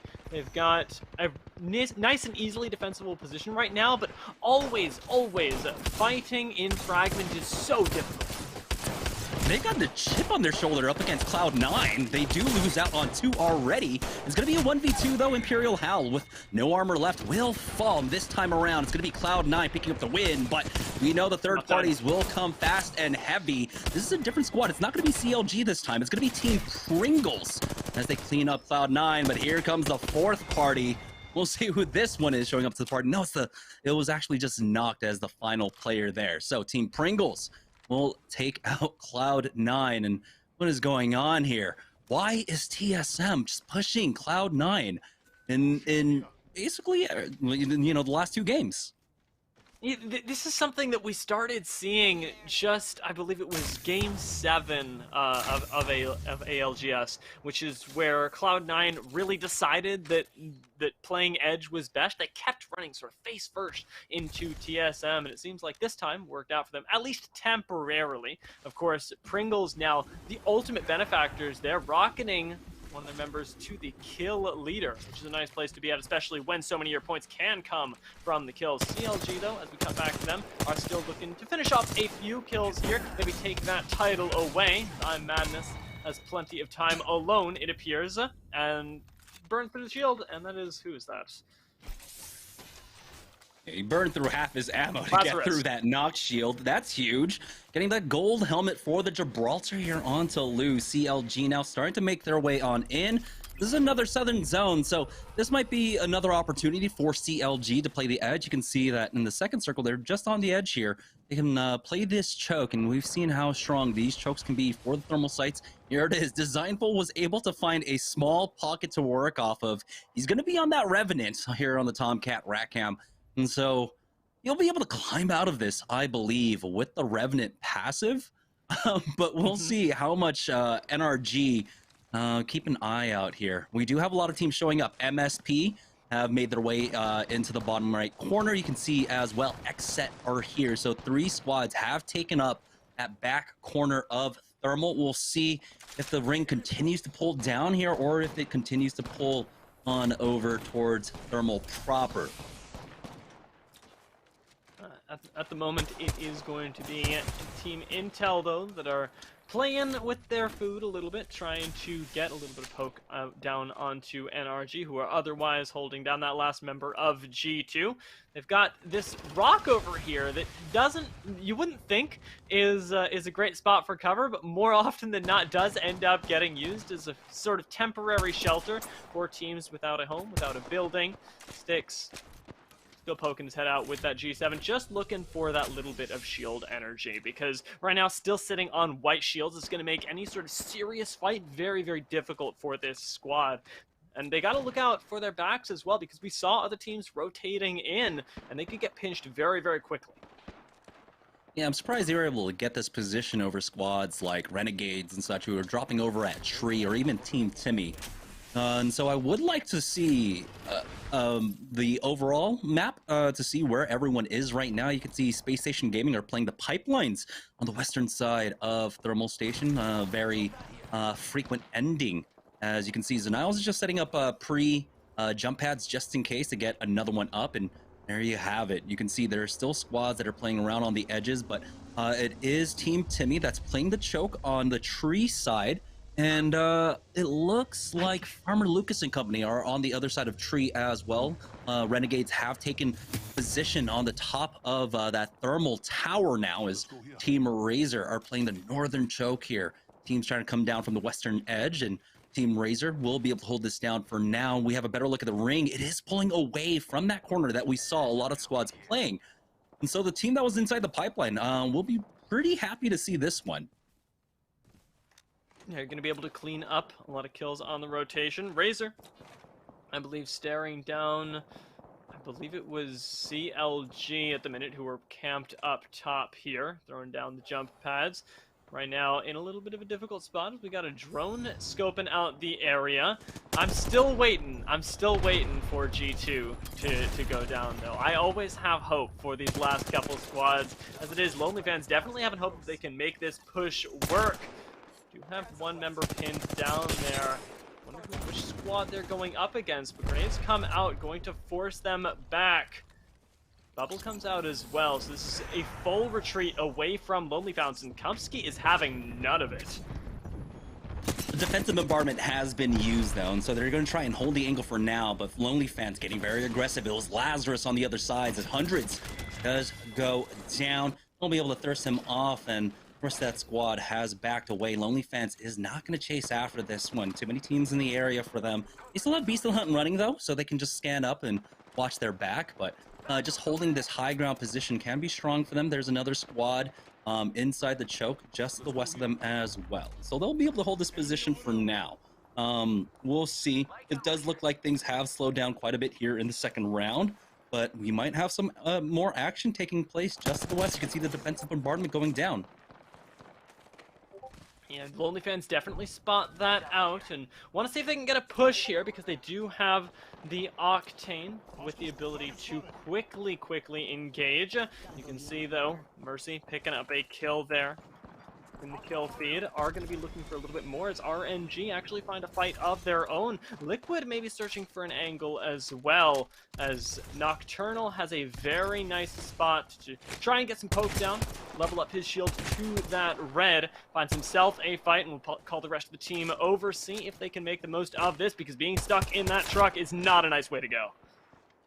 Yeah, they're just playing at range, though. As you can see, double purples for Team Liquid right now. Nocturnal, along with Flanker, looking to try to find some additional damage, get that red Evo for themselves. They are playing a composition that wants to get to the late game. They've got a lot of utility, and right now they're handing around the gold helmets. Nocturnal has it for the time being, as they did use that Valkyrie ultimate for their rotation here to try and cut off one squad. As we stick around over here at Hot Springs, it doesn't look like Liquid want to commit to anything. And this is a composition that you want to make it to the late game. You want to make sure that your big boys got the red armors for themselves. And so they're just going to back away from this one and slow things down just a bit. We'll see if they find any more squads in the area. Maybe if they find critical damage, they can try to go for it. But that was a big shot onto Nocturnal. And so he's going to have to turn tail, hit that Phoenix kit, slow things down just a bit. Muffins keeping an eye on the northwest side, but they should be relatively safe here. Nothing really should break out in terms of action on this side of the ring. And this is a relatively slow zone, and that's exactly feeding into what you were talking about, the sort of scaling with the comp. Although, I do want to say that the ring that they're actually pulling to isn't the best for Valkyrie Caustic, who do tend to excel in being able to rest high ground, and in the southwest part of the zone, high ground isn't nearly as ubiquitous. It's not nearly as important as we might get in, say, Lava City, where it's likely the thing that makes or breaks you the game. And so definitely hoping that they can get the most out of that. Looks like Designful has gone on a little bit of a foray himself.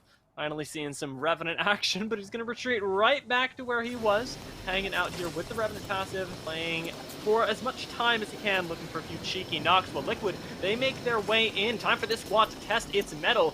He's only got so much to lay claim to. They do clear the LZ and are able to make it down now. As you can see, the ring continuing to pull into Thermal to the western side here. We'll find out in a minute 30, well, about 2.5 minutes actually, exactly where this ends. But Team Liquid, they need some more cover here. You can see that there was a port, or is a port, just in front of them in the blue bin. So this is a little bit scary for them. They do pop down that bubble to reset and get some heals off, but it does look like they will be able to make it safely into the circle for now. But not much cover to work with. Still a very vulnerable spot. They're going to have to throw down barrels here. If they can, quite possibly, hand over that gold helmet to Flanker. And now they're moving their way on over to the platform. They'll play underneath here in the lava. But it looks like Team Timmy are getting pushed on the south side of Thermal. And as Timmy's been cracked, the prize gets the first knock. Lonely Fans losing out on 1 and 2. And that's going to be them going down. Team Timmy picking things up here. A slower start for them, but they do get the KP at the very least. Now, as the defensive bombardment has gone down, they've gotten their shields basically up to full, but Nicewig gets cracked again. This time around, it's Space Station Gaming going to fight up against Team Razer, and they'll be able to clean that one up. But the scans come out. Here's the third party coming out from NRG, and the NRG should be able to pick this up easily here, and Sweet should be able to back away to the rest of his squad. To clean up nice and simple for NRG, who also aren't having that high of a kill game ever since the beginning there, where they had some nice pushes, weren't able to really find a way into more kills because they were playing this time zone as opposed to the edge. So holding down this building, maybe hoping to clean up a few more in that end game, are going to be still playing the patience game, as I believe we still got G2 in the corner. You know, the little X factor that I think worth noting always has never said die and still can be a little bit of a thorn in the side of NRG, especially when that's the only person who is contesting their backside. Otherwise, NRG, very, very strong position as the circle going to be closing in. We'll see if they end up keeping that God spot towards the last ring. Yeah, we got round 3 closing right now, and we do have 15 squads, but we know that one of them is damaged, and that was going to be Era getting finished off. So we're now down to 14 here. One other squad is damaged, it does seem like, as NRG are just holding so much ground in this circle. It's insane how much they're getting away with. They've got the armor swaps as well. A lot of utility back here for a squad that made an early rotate. Having all these death boxes is such a huge godsend for NRG. The ring continuing to pull down to the south now, and we see why the teams moved early on. And so NRG in a beautiful spot. They can play Gatekeeper and play center zone here in zone number 4. We'll see if they can pick up additional kills. MSP themselves, or Team Intel, do find some kills on the south side of the zone as Cherish did go down. And so this is going to be the major threat for NRG, the constant threat of Team Intel being able to push in as CLG find themselves in a fight. 303 do take out Lou as he's starting to bleed out now. It's Kaflon trying to get the thirst here, but he's not going to be able to secure this. It's Team Liquid coming in for the third party. 303 actually do clutch that one up. Kaflon stays alive. He gets the armor swap for himself. CLG, excuse me, number 1 in the lobby, has gone down without even hitting top 10. This is going to be a huge moment for the rest of the lobby to try and catch up to their 31-point game number 1. Everybody will have seen that now and know that first place is theirs for the taking, should they have the performance that it requires. Renegades holding down the top level of this building do have what I believe to be Charlotte Phoenix right below them. So in danger of being pushed at any moment, but it's such a strong spot to hold only the 3 ways in and out, and they'll be able to hold this one out at least until that next zone closes, because if we look, they are nowhere close to this next ring and need to push into that army that you see in front of you. 303 to their north. They're just going to go ahead and use that jump pad to get to the west a little bit and have priority over other teams. You can see another team was actually shadowing them, moving right behind them in that circle building. We're going to want to try and grief that jump pad that they just threw down. Otherwise, they'll get jumped on themselves. But with 30 seconds left to go, getting beset on all sides, RNG have to be careful on how they hold this angle as they try to walk in. Team Timmy, though, are just going to have to full commit to walking this one in now. Ring at their back. You got the defensive bombardment going down as well, as it doesn't seem like anyone's actually walking in behind them. Timmy throws down that jump pad for themselves, but do see that bubble. But here's a full push out now. Timmy with that thermite out will get one in. Has the bubble down on the other side as well with the EVA 8 on top of Team Liquid. Got the first knock onto Nocturnal, taking out Team Liquid now. Team Timmy once again hitting top 10. We'll see if there's going to be another top finish for them. And they do have some comfort to work with here, but a prize will go down as the defensive bombardment is just pummeling them. Timmy will fall as Team Pop-Tarts, it looks like, will pick that up. And so now Team Pop-Tarts playing here on the eastern side of the zone.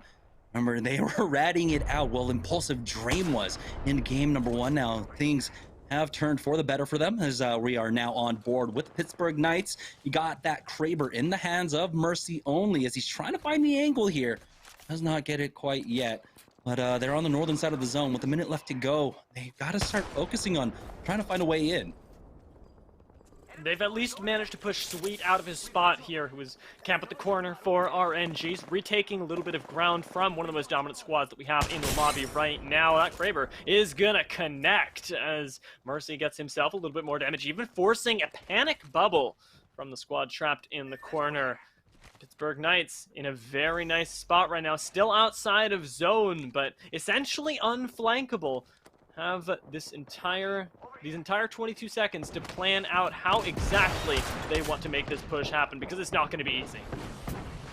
Now Team Pop-Tarts holding off Renegades here. They do lose out on one as Pao gets the knock onto Rakanishu, trading back MSP with the third party. Here comes the short port, and at least covers the stairs. I guess it gets some utility, but the instant third party coming out now. They're trying to go for the full push. Arcstar actually connecting and doing some damage there. As it's all up to Impulsive Dream, he will fall. Renegades clean that up, but they lose out on Bowser throughout all that, and that was their Gibraltar player. We'll see if they have a mobile respawn beacon to try and get him in, but it's going to be hectic to say the least right now, as Renegades still have to walk in with this one. I don't think the building is actually in now. You see X set, you got Team Intel on the south. We've got NRG still alive on the northern side and RNG playing on the eastern edge here. And it looks like the zone might just end right on top of them. We'll find out in just a moment. Intel and Renegades, though, crucially, are the two squads that find themselves in some of the best positions, having already sat themselves in the third place spot, although it seems like Intel have a very nice handle on where exactly they are, and we're waiting for that KP to quite literally walk through the door. Intel have a lot of information sort of for free here through the glass on the top of the roof, and we'll be able to use that for what it is worth. Sticks waiting on the side with the G7 as everybody's playing very calm right now. Only 4 squads left at this early on in the game, and I say early relatively, means that there is not a whole lot of pressure to start a fight until that last circle does start to close. Yeah. Right now, Renegade's the only team that is currently damaged, playing this one out as a duo. Everyone else full up as a 3. It's going to be Team Intel and XZ basically stacked on top of each other. NRG are going to try and keep an eye on them, but here comes RNG trying to make the full send onto the squad, or just trying to walk this one in or jump this one in, but NRG are prepared for it and should be able to swat that one down without taking too much damage. Nathan has lost about 70 HP on his shield, but they will be able to clean that up. Now we do have the full 3v3 armor swaps here for NRG as well. So this is going to be incredibly strong if they pull that out and throw that on the ground for themselves to try and fight with right now. Playing the Dorito building here as they continue to push up.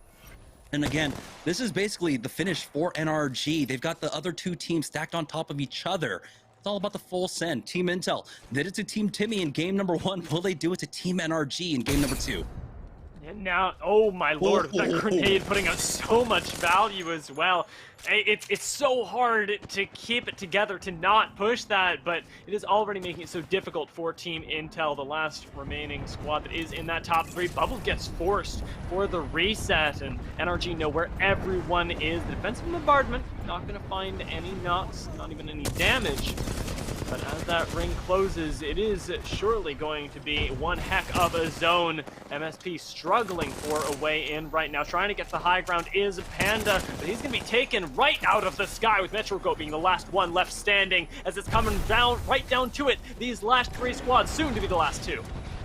Yeah, it's just going to be a final 3v3 versus NRG and Exit. We'll see how much longer MSP can survive for, but here comes an EMP. We don't get to see that often, actually destroying the bubble here, but they've already gotten 2 knocks. Klain and Kenny out. It's going to be the 3v1, and NRG will take the win here in game number 2.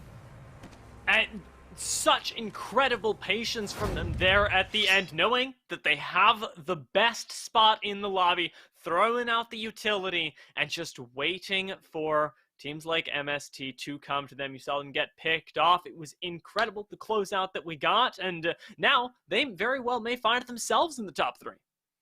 Yeah, and really crucially, it was their proactiveness throughout the early game, throughout the mid game. Even though they were able to get to basically center zone early on, they found the right level of action to have that utility, to have the extra nades, to apply the pressure onto Team Intel there, and get the win. We're going to go ahead and take a short break. When we get back, we'll have game number 3 of the series events right after this. Yeah, my preferred loadout is definitely the Vault. Change of composition coming in for Rockstar. We'll see if it ends up working out. Nice little spray there with the Bolt is going to weaken that player. And Pickett, obviously, is a dodgeball master as he's duck diving, dipping and dodging all over the place. And either triple take or the Eva, depending on really what the ring location is and how far we have to rotate. But I like to have the Vault. It's a very dynamic weapon for close range, medium range combat, and the triple take for when we're either holding a position or for putting out big entry damage prior to pushing. So that's definitely my preferred loadout there. With the recent changes to the Mastiff, the Eva is more relevant than ever. The Mastiff now with the reduced damage, it's much harder to hit those big shots. Less teams on North side overall. Man, Matt Pickett with a beautiful spray onto Los Carritos. But Crummy does go down. It's two pumping an enemy now is a lot rarer than it used to be. So the Eva really has rised up in the weapon meta. You know, when having a shotgun is essential for comp, and the Eva in bubble fights, in those close range engagements, it's reliable. It's a lot more forgiving than the Mastiff now more than ever. So the Eva is personally is my preferred shotgun over the Mastiff right now, and I'm sure a lot of players would agree with that. Hey, what's up? I'm Matt Pickett. I play Apex Legends for Team Rockstar, and you're watching Series E. What's going on, ladies and gentlemen? Welcome back here into the Esports Arena Orange County studio. I'm your host, Yeso, back here after game number 2. And we saw NRG with a bit of a recovery after a game 1 not quite going their way, able to grab a huge win here in game number 2. And this is a squad that struggled in the ALGS finals. They absolutely crushed the group stage. The only team to come out with over 200 points in groups. They were the favorites going into the finals and certainly stumbled there, but they're looking to have a recovery here today with $10,000 on the line. So huge win there for NRG. Before we get to our post-game stats, I want to bring up a little tweet here for you guys. It's one we noticed this morning, and shout out to Farmer Lucas. This morning, power's been out for 14 hours. My dad made a phone call to my ISP owner. He brought out a generator to our substation to power the internet for my subdivision. My dad then set up a generator specifically for my PC so I can play the tourney today. Ask me anything. All I really want to ask Farmer Lucas is how you feeling right now. I need some love for Papa Lucas in Twitch chat right now. Absolutely coming in clutch for Farmer Lucas, getting multiple generators set up. $10,000 on the line today. I mean, I see why. It is a big event here that Pop-Tarts played a ton of games to earn their spot in, and Papa Lucas coming in clutch to get Farmer Lucas in and ready to compete today. So much love. Give me some love to Papa Lucas in the chat. But let's check out our player of the game here. Obviously, we saw NRG taking the dub, and it's going to be Rocker here. 5 kills in the game, 4 assists, just over 1,200 damage. That's 5 of the 13 total kills there for NRG. So a big one here for Rocker. That is a 25-point game. And we saw on our Mobile One leaderboard earlier, it was a 31-point game to start off the day for CLG. So a big gap to make up, but 25 points here from NRG is certainly going to help them do that. They need to keep things rolling.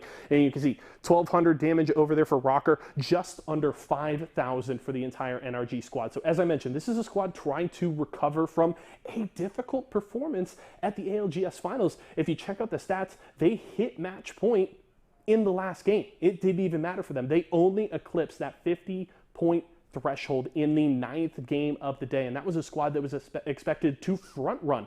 They came into finals with a 10-point lead before games were even played. So NRG looking to bounce back here today, and a game to win is certainly going to help out with that. So big props there to Rocker. Big carry for the squad, 13 kills in that one and 25 points on the board. That's going to do it for game 2 post game. We're going to check out real fast what's going on with our Walmart Esports Arena before I'm joined by CEO and founder Tyler Endres.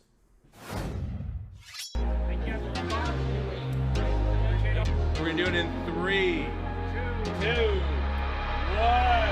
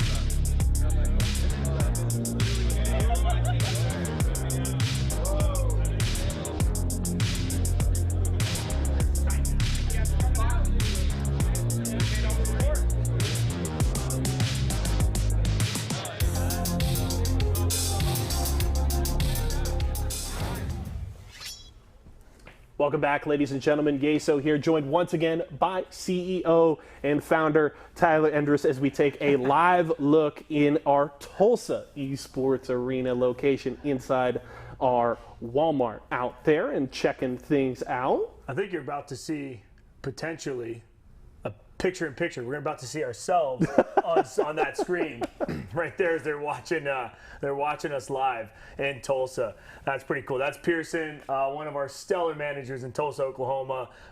First hire in Tulsa and never left. We love that guy. Thanks for all your work, Pearson.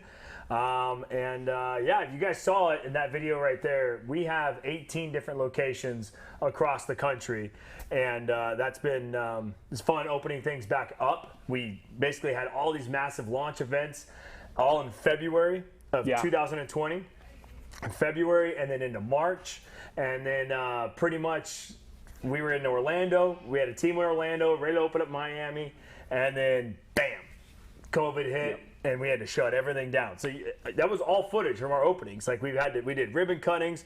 We had people showing up the whole time. We had so many people coming out, and then all of a sudden just like dead silence.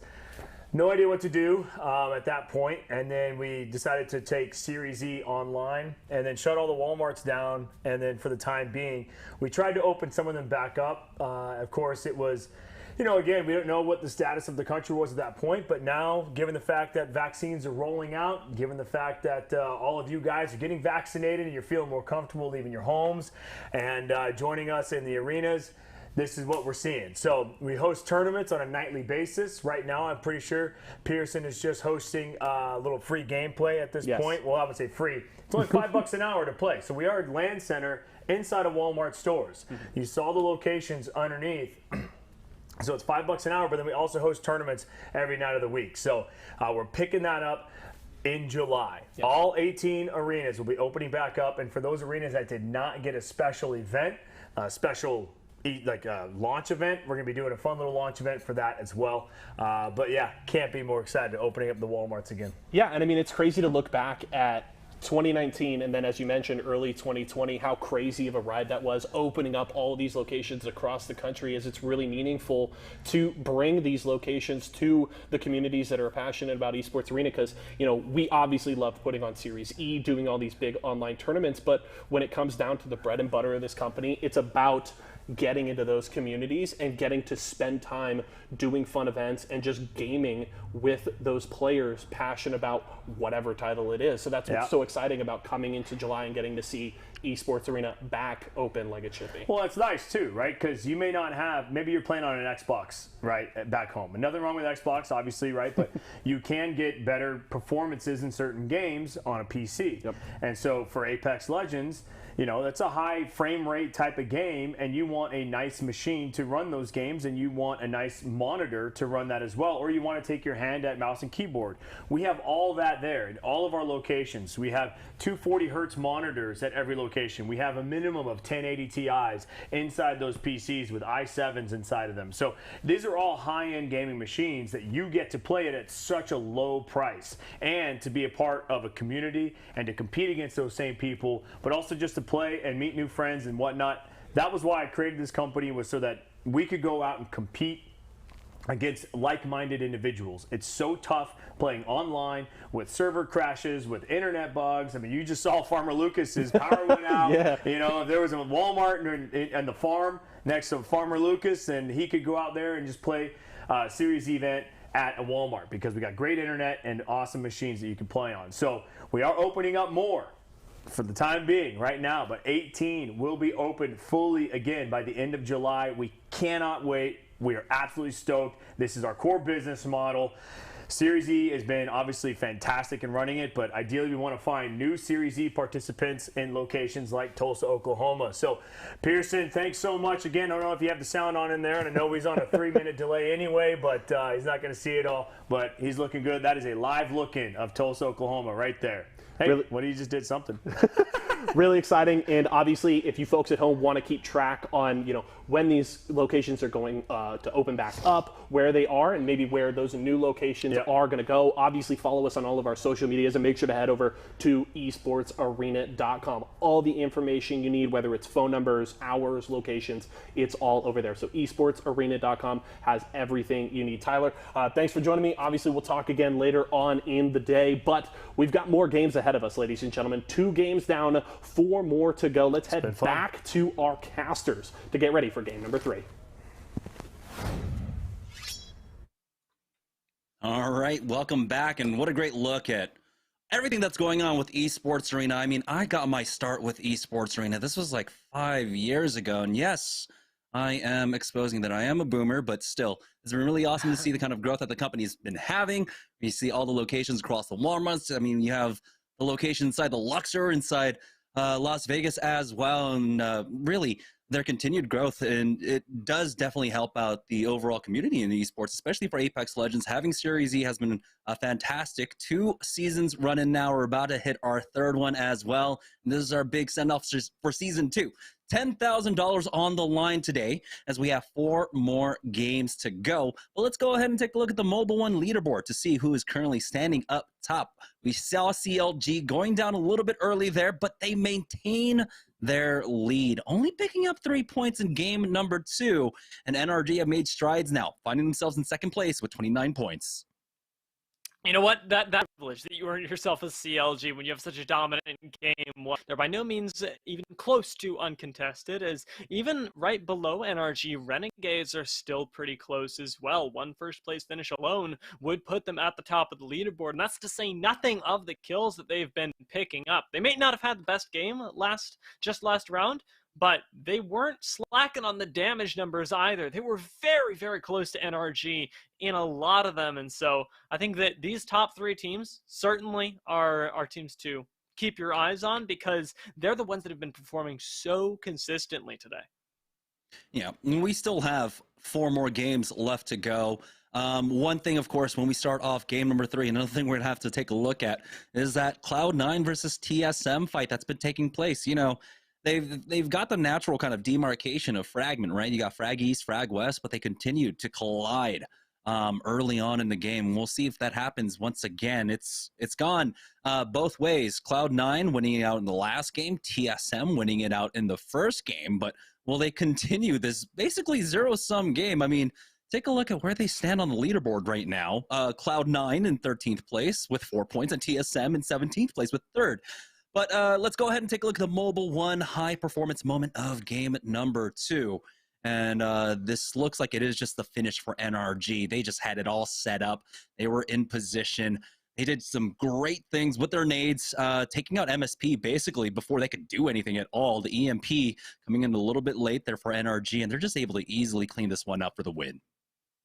You know, that EMP actually had me scared for a moment, too. So despite the fact that a little bit of a wrench was thrown into the plans, high performance is definitely the right name for this, as the actual setup was just too clean for NRG, that even that disruption alone didn't really dislodge them in any sort of tangible way from being the unquestionable victors of our second game of the day. Obviously, they had a lot of territory controlled in the mid game, and that was the biggest thing for me. But even coming towards this end game, the knowledge of the zone and the ability to play patiently was the thing that made such a huge difference for the squad.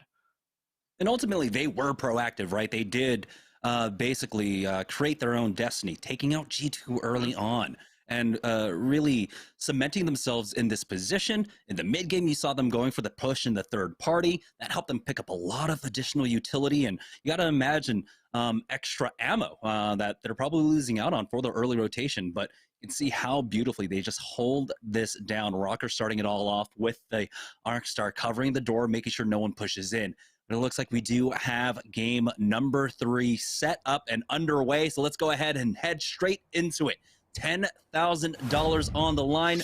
No clear leader right now, as first and second place are only separated by about 3 or 4 points as we drop into World's Edge. My eyes are specifically on Renegades right now. I know that they're at that 3rd place spot. The one that you mentioned isn't that far off the top, but remember in game 1 as well that they were the squad that took down NRG, that managed to actually eliminate such big players from the lobby. As we check in with them, having dropped all the way up here, right outside of Harvester, are going to have themselves a nice central area to be able to rotate to the zone that actually isn't that far off, just up in the north. Yeah, this one is going to be pulling up to the northeast. We'll see if it maybe goes further over towards Refinery and such. But with this, I mean, we haven't seen any impetus coming up from Cloud9 or TSM for the early rotate, but they would have loved to seen it if they weren't dead set on killing each other. Right now, though, NRG will be looting things up. They have about another minute before they really have to start moving here. We'll see if they maybe just hang around.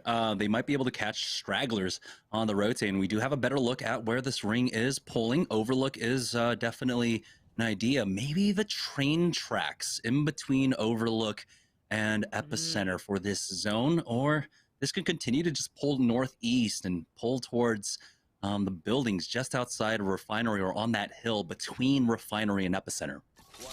I really like me the Epicenter zones. I think that the amount of vertical gameplay that you get there can really throw a wrench in a lot of teams' plans, and at the moment, though we're not there, G2 hanging out in the southeast where the last ring closed, we're still looking for a lot of teams that like to lay down their claims early.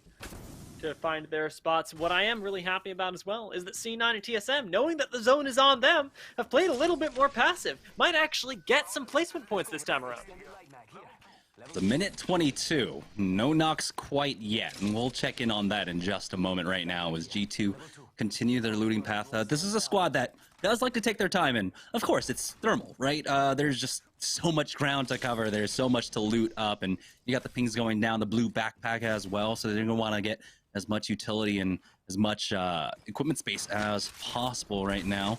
As we do have CLG making their move. Lou's taking some damage here, and CLG are now just full sending it over to Epicenter.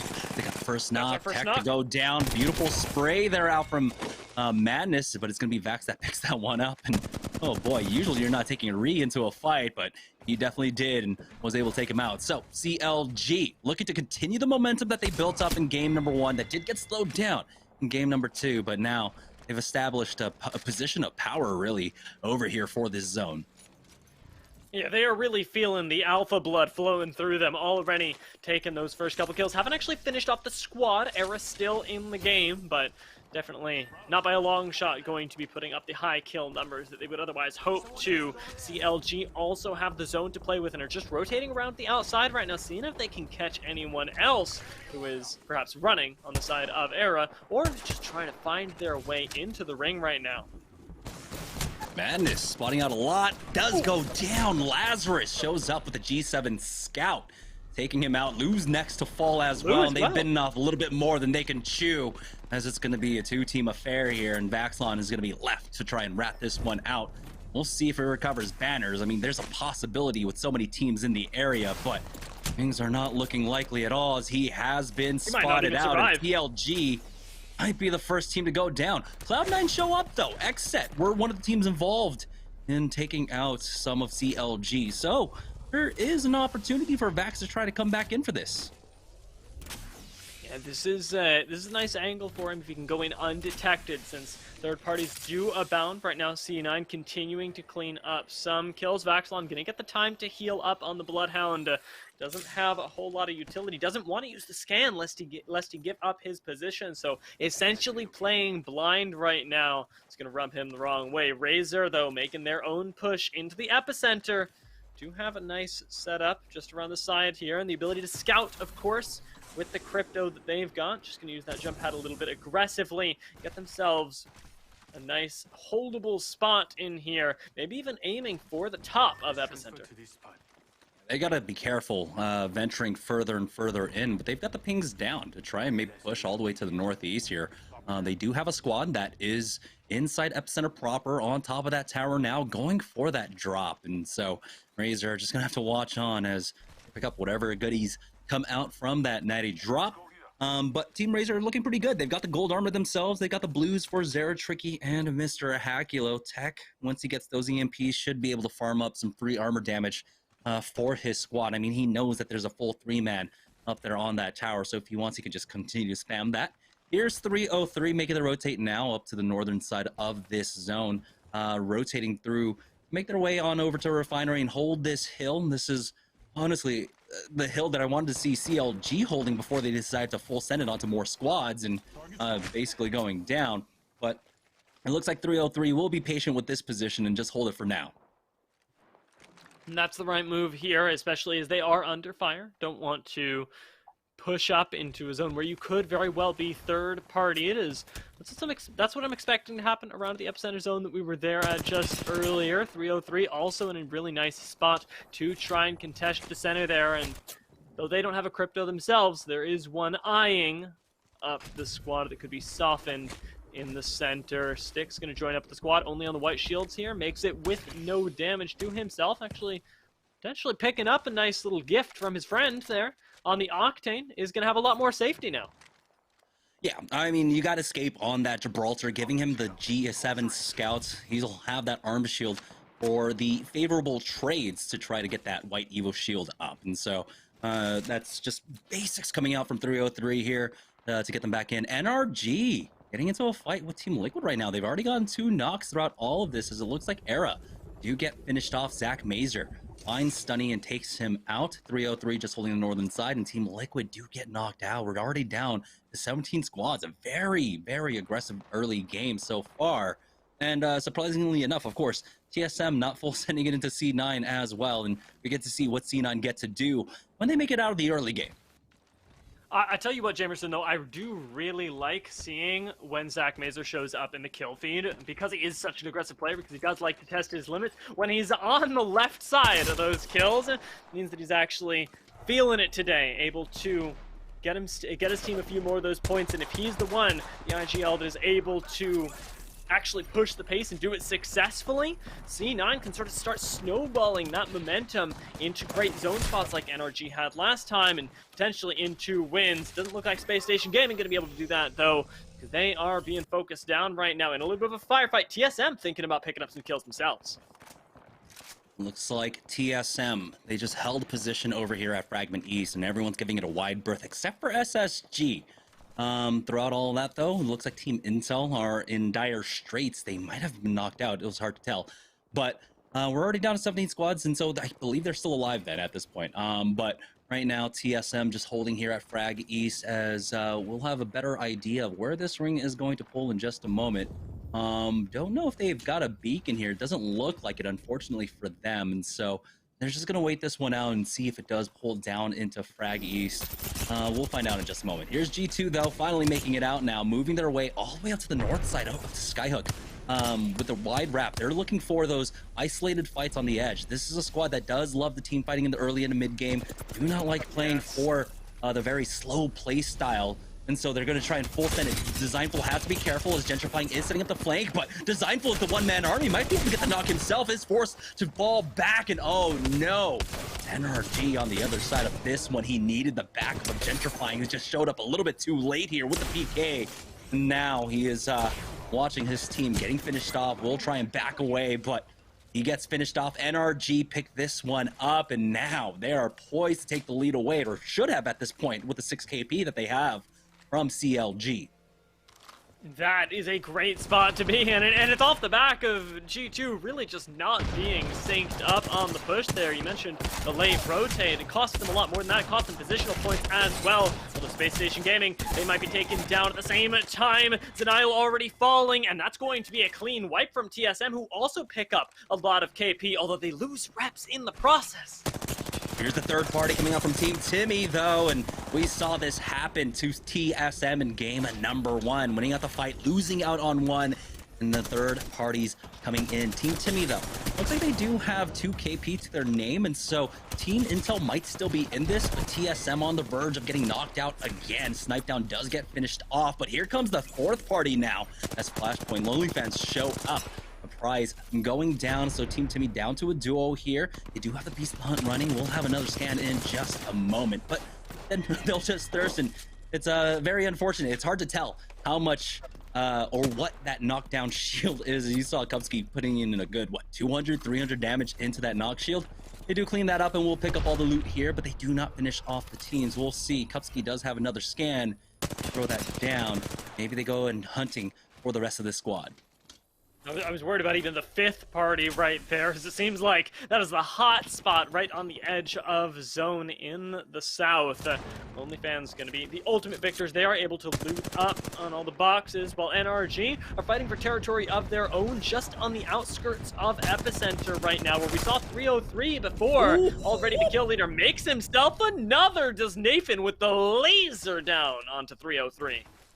Oh, NRG are feeling themselves, and at this point, it's just who can stop them. TSM are still alive throughout all of this, getting a knock onto 00 negative. We'll throw down that jump pad, just in case they want to back away from this one. So TSM, they are still in this, and they're still scrapping back and forth, and they will always be a threat. 00 negative will get rezzed up, and he will be able to heal.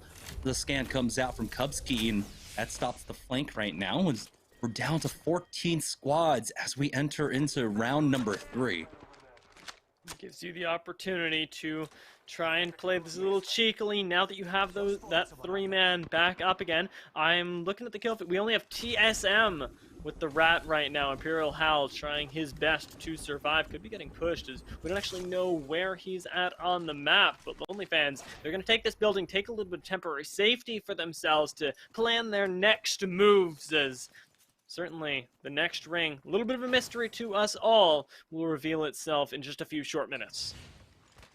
Lonely Fans hold up inside this building. They've got neighbors, plenty of them as well, to their north and to their east right now.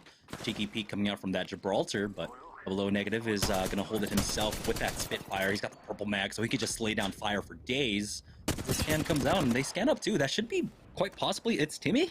On the other side, with Nicewig, I believe, a prize was the one that went down on their squad. And there you go. You can see it. There's a team to their east. It's going to be Renegades over there, over at the No Name side. And so with how crowded it is here, it's going to be nearly impossible for Imperial Hal to try to get the res for his squad. You can see plenty of teams now starting to rotate into Frag East. Here's Lonely Fans backing away, spotting all the loot back here. They're going to want this into the late game. Yeah, you get yourself a lot of utility here, a lot of heals and shields, ideally, to be able to sustain up. Lonely Fans, actually, I've really liked the way that they've been moving around recently, taking one building, another, clearing it out, and now that movement is really going to be tested. Jump pad should still be down for the escape from Double One, and he manages to get it right into the safety of his squad. To be able to heal, prepare for that next push, and that's the power of being so mobile. Speaking of mobile, Asura definitely using his wisely to get out of dodge right before he goes down. Now we do have, it looks like a full 3v3. A lot of teams have already made their move out, and so this might be an isolated fight out for the Knights. You can see Bronzy holding the angle with that scout, but he's taking so much damage. Does back off, and this fight is no longer favorable for them. Zone will start closing in, and they need to find a spot in this ring, as they're still getting tagged up from behind as they completely back away from that fight. But we'll see if they try to turn around for it. They do have the Beast of the Hunt if they want to. They'll have the additional information to see if it is an isolated fight, but Bronzy clears the back to the south, and now they're going to try and play Gatekeeper up against the squad as the zone starts closing in. Instead, they elect to just go ahead and avoid this fight and jump across the valley here. They will be holding the high ground just outside of Fragment East. Being tagged from every angle. I'm glad to see that the action has slowed down a little bit here as we enter into round number 4. In this fourth round, positioning is so important. And I don't mean your positioning in terms of the squads, but just where you literally are on the map in relation to where the ring is closing. And though the Knights have a little bit of a tight angle here under a lot of fire, they get to lay it down from the high ground themselves. Taken a little bit of pressure, certainly paying off for them in the damage numbers. LeBronzi finds out that there's another squad even peeking them from below, and the Knights are going to be forced to back off one more time, giving up more ground, but moving themselves into what looks to be the next circle. Yeah, and so they'll have this spot just outside of No Name in the card just to the north of it. But I like having that high ground heading into round number 5. I'm going to go ahead and give that one up. This will be relatively safe, of course. Just a lot of teams don't like to grief this card. They don't like to push this one because you can easily get third-partied. Now, this might secure them a top 5, but I would have loved to have seen them hold a more aggressive position up on the northern side instead of just giving that one up away for free. We do have Cloud9 in a fight here on the northeast side, and this is a fight that the Knights could have been involved in. It does look like they were able to finish off Serial and Kodagami. I think I saw Greek God going down earlier, and so that should be the full squad wipe, I believe. We are now down to 10 squads here. Cloud9 with some great team fire onto whomever that was above. They do have to, of course, contend with the ring now to their back with 25 seconds left to go. They need to make a move here. We'll see if they have a jump pad for this rotation. They can try and just bully the squad out, and just the mere threat of the G7 scout is doing enough to force that squad back.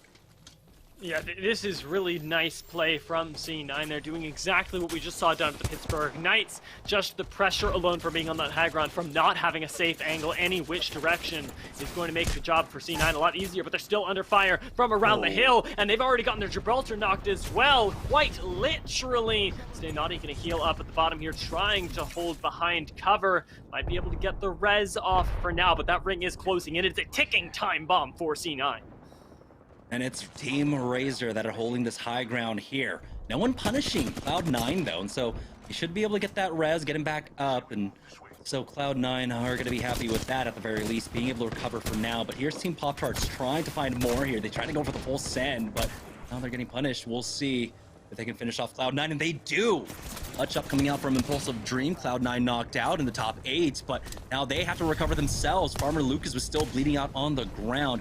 A little bit of a pressure being applied from someone just to their south, but they do survive for the time being. NRG now are just getting full-on pressured and will get taken out, and somehow Team Razer just completely wiped them with almost no resistance coming out from NRG, who were just firing on all cylinders a moment before.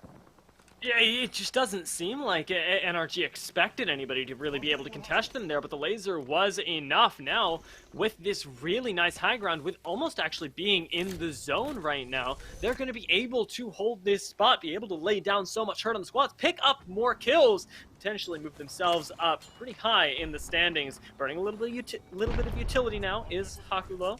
Actually finds some damage as well, so they know very well the kills away.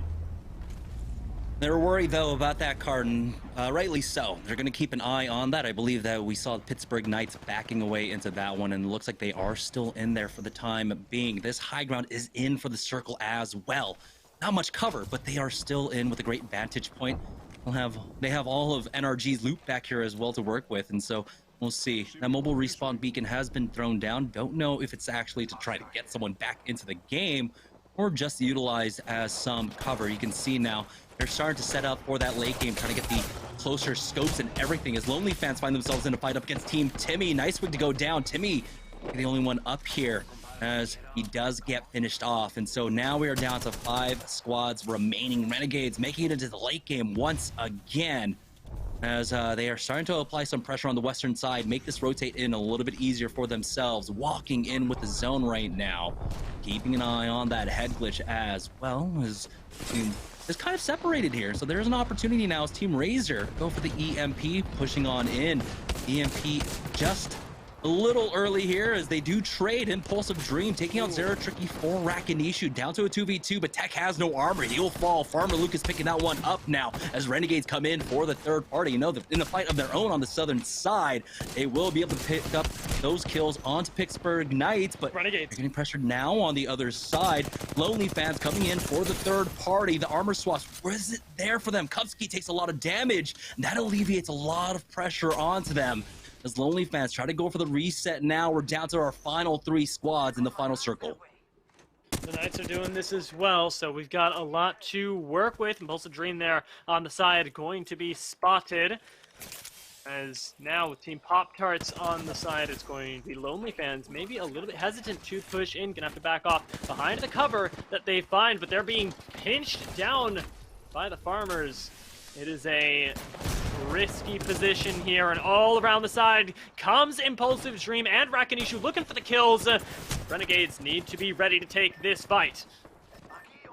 Now Renegades do get the first knock, but Impulsive Dream will find the second, and Lonely Fans about to fall. It's all up to 00 negative. He's effectively out of this fight, and there's actually maybe found a moment for Lonely Fans to try and recover here. And so Renegades full focus onto Team Pop-Tarts just to their north right now. Both teams really trying to utilize their head glitches here. If they can just scan behind them, they'll note that there is someone inside the cart as Kupski does get bursted here. You have to be careful because now Renegades might be the team that gets full sandwiched. You can see Bowser trying to find the angle here, healing up now, getting tagged just for a moment. And it does seem like they do have eyes on them, but 00 negative has worked his way out of the cart now.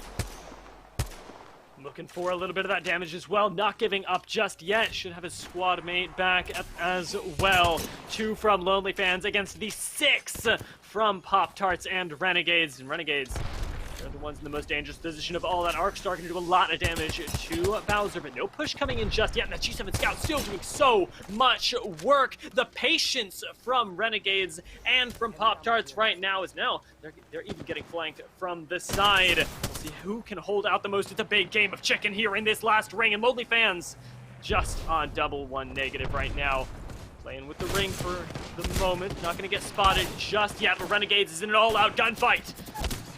They traded back and forth, though. Now, Pal still somehow up. Impulsive Dream. We'll see if he can answer back, and he does get the kill, but Lonely Fans! Lonely Fans from the side! Of what? 00 negative staying alive, keeping his team in it. As you see the full 3v3 play taking place in between Renegades and Team Pop-Tarts. Lonely Fans are able to take advantage and come in for the third party and steal away the victory. You never count out a squad that you can't see, that you don't have vision on in the last little bit of the game there. Great play from Lonely Fans, great holding it together, and it's that crucial thing that we always talk about there, the patience in the end game. We talked about it with CLG just 2 games ago, and in the last game, who was it? Help me, Jamerson. The winners from last game, NRG.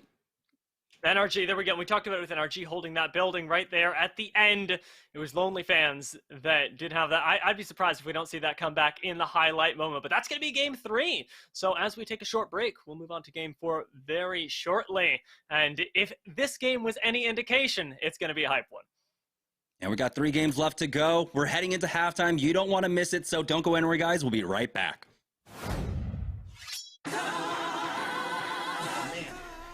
All right, I'm back. We all here, boys?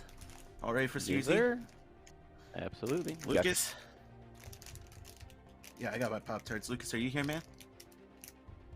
Lucas? Lucas. The game starts in 5 minutes. Where's Lucas?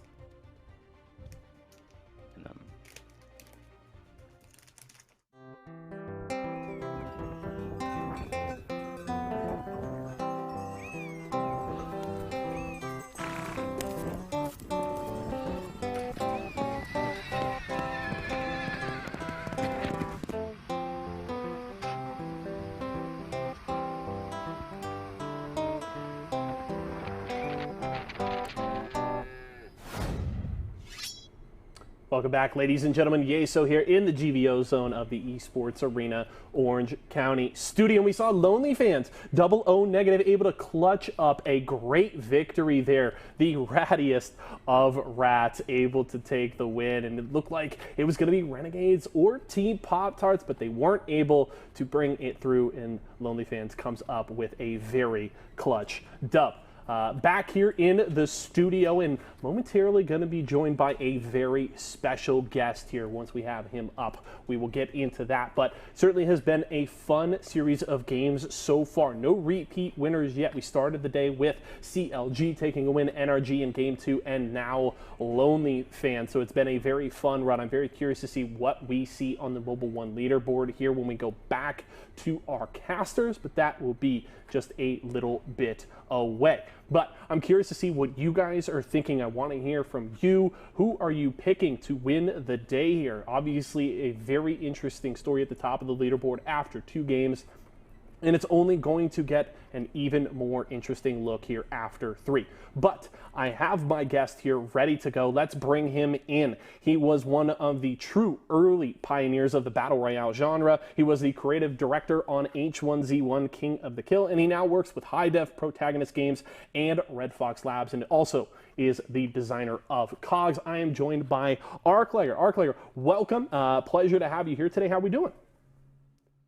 Hi, how's it going? Pleasure to be here. It's going great. We'll get right down to business here. I want to look back. When you look really at the explosion we've seen in the Battle Royale genre over the last 5+ years, how does it feel for you, as I mentioned moments ago, to really be one of those true early pioneers of a genre that has just blown up over the last few years? Yeah, I mean it's an honor. It's a very humbling experience. I feel like I'm just the guy who saw some kids on a skateboard and went, everybody should be riding a skateboard. So that's kind of how I first saw Battle Royale and its Arma mod, and kind of just saw it and said, this should be it for everyone. And so just seeing how it's grown and blown up to every single major IP pretty much, it's just a huge honor, and it just kind of confirms that Battle Royale is fun. Yeah, so you mentioned those big IPs, and we've seen over the last few years, some of the biggest names in shooters getting into the BR scene. Obviously, we had Call of Duty with their Blackout, and then Warzone. Counter-Strike had their Danger Zone mode, and then there's even been rumors over the last couple years about Battle Royale possibly coming to the Halo universe in the future. Do you find it exciting to see big names like that in the BR space, or do you maybe feel like it distracts from some more creative and unique takes on the genre from more independent titles? I think it's a little bit of both. I think it's really cool seeing that. I'm actually shocked Grand Theft Auto didn't do one yet. I thought that they were going to have like a standalone or some type of Grand Theft Auto BR mod because the game just is so perfect for it. But I think there's a little both there. Like it can distract because the higher ups and the execs can go, you know, hey, we have to make a BR mode. Like they force it down, and the developers might not want to make one. But if the developers are all about it and they want to make one, I think that's when you get games like Apex Legends, which is like feels like a really cool. I don't really know a lot of the guys on there, but just from watching it grow, it feels like the guys really wanted to make a BR, and you got something more unique take on it, rather than when someone just tries to force a BR down your throat. You can kind of see that it's not as creative. Now, what kinds of things do you want to see developers focusing on in the future to continue to advance the genre and keep things fresh? I'm really big on esports, obviously, and I think that the only way to truly have a great esport is you need to kind of make the game and kind of give it to the players. Too often do I see developers trying to control everything, and that's the opposite of what you want to do. Nobody controls basketball. Nobody controls football. That's the game. There are leagues around the game of football and basketball, and you can control those. But nobody can come in and just change basketball, because that's the game. And Battle Royale needs that. Battle Royale needs a game that nobody can change, and not one new CEO or some new executive gets hired and they make some big marketing decision or they make some big dev decision that changes so many people's lives. So I think what would be great is to see kind of this move forward into a space where somebody kind of just makes a BR and releases it open source to the public, and it's just out there, and then you see what kind of leagues get created. Now, publishers don't want to do that, right, because they're giving up so much potential profits. But in order for the space to grow, you kind of need to do that. So I'm kind of waiting for the first to see who actually does that. Definitely some exciting possibilities there in the future. Thank you so much for joining me, Arclegger. Just awesome to hear from one of those really, again, true early pioneers of the genre that has just exploded over the years. I know you got a busy and exciting weekend ahead of you, so I'm going to let you go to enjoy that, but thanks so much for joining me. Yeah, of course. Thank you very much. All right, that was Arclegger, again, one of the original big pioneers of the genre, creative director of H1Z1's King of the Kill. Real quick, before we get back to our casters, let's take a peek at our player of the game from our third game here. We're going to pull that one up for you, and it was 00 Negative. He had the big clutch in the end, just 2 kills and 1 assist and 600 damage, 4 kills, but he got the key kills he needed, going for that third party all by himself, getting it done there, and we see Lonely Fans taking the win. 2,400 damage for them. We'll have to see where they shake out in the standings, but let's head back to our casters. We've got game number 4 on deck. Let's get it rolling.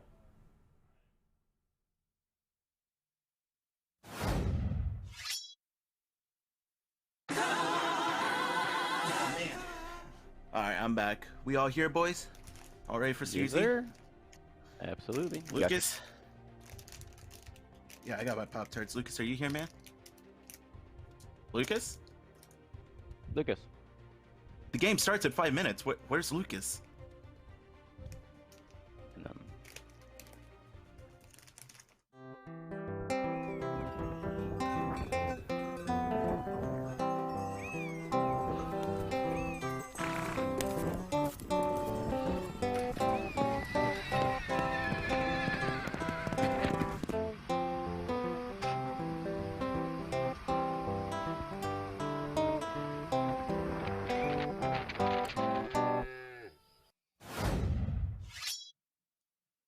In another life, Farmer Lucas would have been competing in competitive farming simulator, but we're glad that, of course, he chose Apex Legends instead. Welcome back, guys, here to Series E. This is, of course, our 10K event. We're 3 games down with 3 games left to go. A lot on the line. Like we said, $10,000 $100,000 on the line. So let's go ahead and take a look at the Mobile One leaderboard to see where all of our teams stand so far. 3 separate winners. NRG went down a little bit earlier there. They picked up a lot of kills, though. And so now they are the leaders in heading into game number 4. 44 points as well. So that's telling. That's some sort of sign. And CLG now behind them in second place by 7 points. And Renegades now in third place with 36. Team Pop-Tarts, they're there in fourth place with 32 points. Man, Renegades, they just keep hovering there, consistently pulling off some top finishes, but the kills from NRG really are putting them that head above the rest. I'm sad to see that the win from Lonely Fans really only net them that 7th place. It's not what I'd expected coming out of such a clutch performance, but I guess they're just going to have to do it again. And they're not the only ones either, Jamerson, because the other squads that you talked about, Cloud9, TSM, they're still struggling to break into that top half, and it's something that I dare say we expect from squads of this caliber. Cloud9 have at least hit double digits here in terms of points. They're now sitting at 12 points overall, but TSM still there in 15th place with 8th. But we have 3 games left to go, and that's plenty of games, really, for a lot of our squads to really try and catch up. But with Lonely Fans taking that win in game number 3, they really put themselves within striking distance of that first place prize. Of course, though, with how the points have been kind of like spread across the teams so far, it's really anyone's game with 3 games left to go. Now let's go ahead and take a look at the Mobile One high performance moment of game number 3. And you can see right here, it was the final moments. Renegades and Team Pop-Tarts full focus on each other, allowed 00 negative just get out of that car, by the way, make his way onto the side, and somehow still stay alive. You can see the full engage coming out from Pop-Tarts and Renegades. I don't even know if he gets the res off, but he turns his focus once he sees the trades onto this fight and cleans it up. Yeah, it was, I think, incredible knowing that they could actually do that from the side there. I think the res did manage to come through, but it was just completely off the radar of anybody at that point. You see there's 1 player remaining and you go, I don't even need this right now. There's no world in which this comes back to bite us, but let this be a lesson as we continue on into game 4 that you do not count out single man squads. That's why we have the rat cams to be able to keep tabs on these 1-2 members that can play spoiler, that can ruin your day in that final circle. Yeah, 00 negative really coming up in clutch for Lonely Fans. But despite that win, they still find themselves around 7th place or 8th place, I forget, with 19 points overall. So they still have their work cut out for them. But we did have, of course, a lot of our squads that started off really strong, like CLG getting slowed down. NRG had a great start in that last game, but they ended up biting a little bit more off than they can chew with the northeast funnel of squads. We'll see, though, as we head into the second half of the day, if things can be turned around for these teams. I mean, we're seeing some great starts by these teams, by CLG, by NRG, but it's something about the mid-game where they're having a little bit more difficulty navigating that one. We'll see if they can shore up those weaknesses. We'll also see how much the ring plays into this one as well. Yeah, maybe a little bit more chaos than they're used to, honestly, because teams like Lonely Fans, even in the mid-game last time, were going for these aggressive pushes that perhaps we just don't see as much practice in at the super high levels of play from before, but now definitely taking on a little bit more of an aggressive meta as the teams compete for the top 3 spots. And like you say, a slice of that money that is on the line here at the Invitational. As we're dropping down onto World's Edge again, though, I can only wait to see what sorts of good fortune this brings us.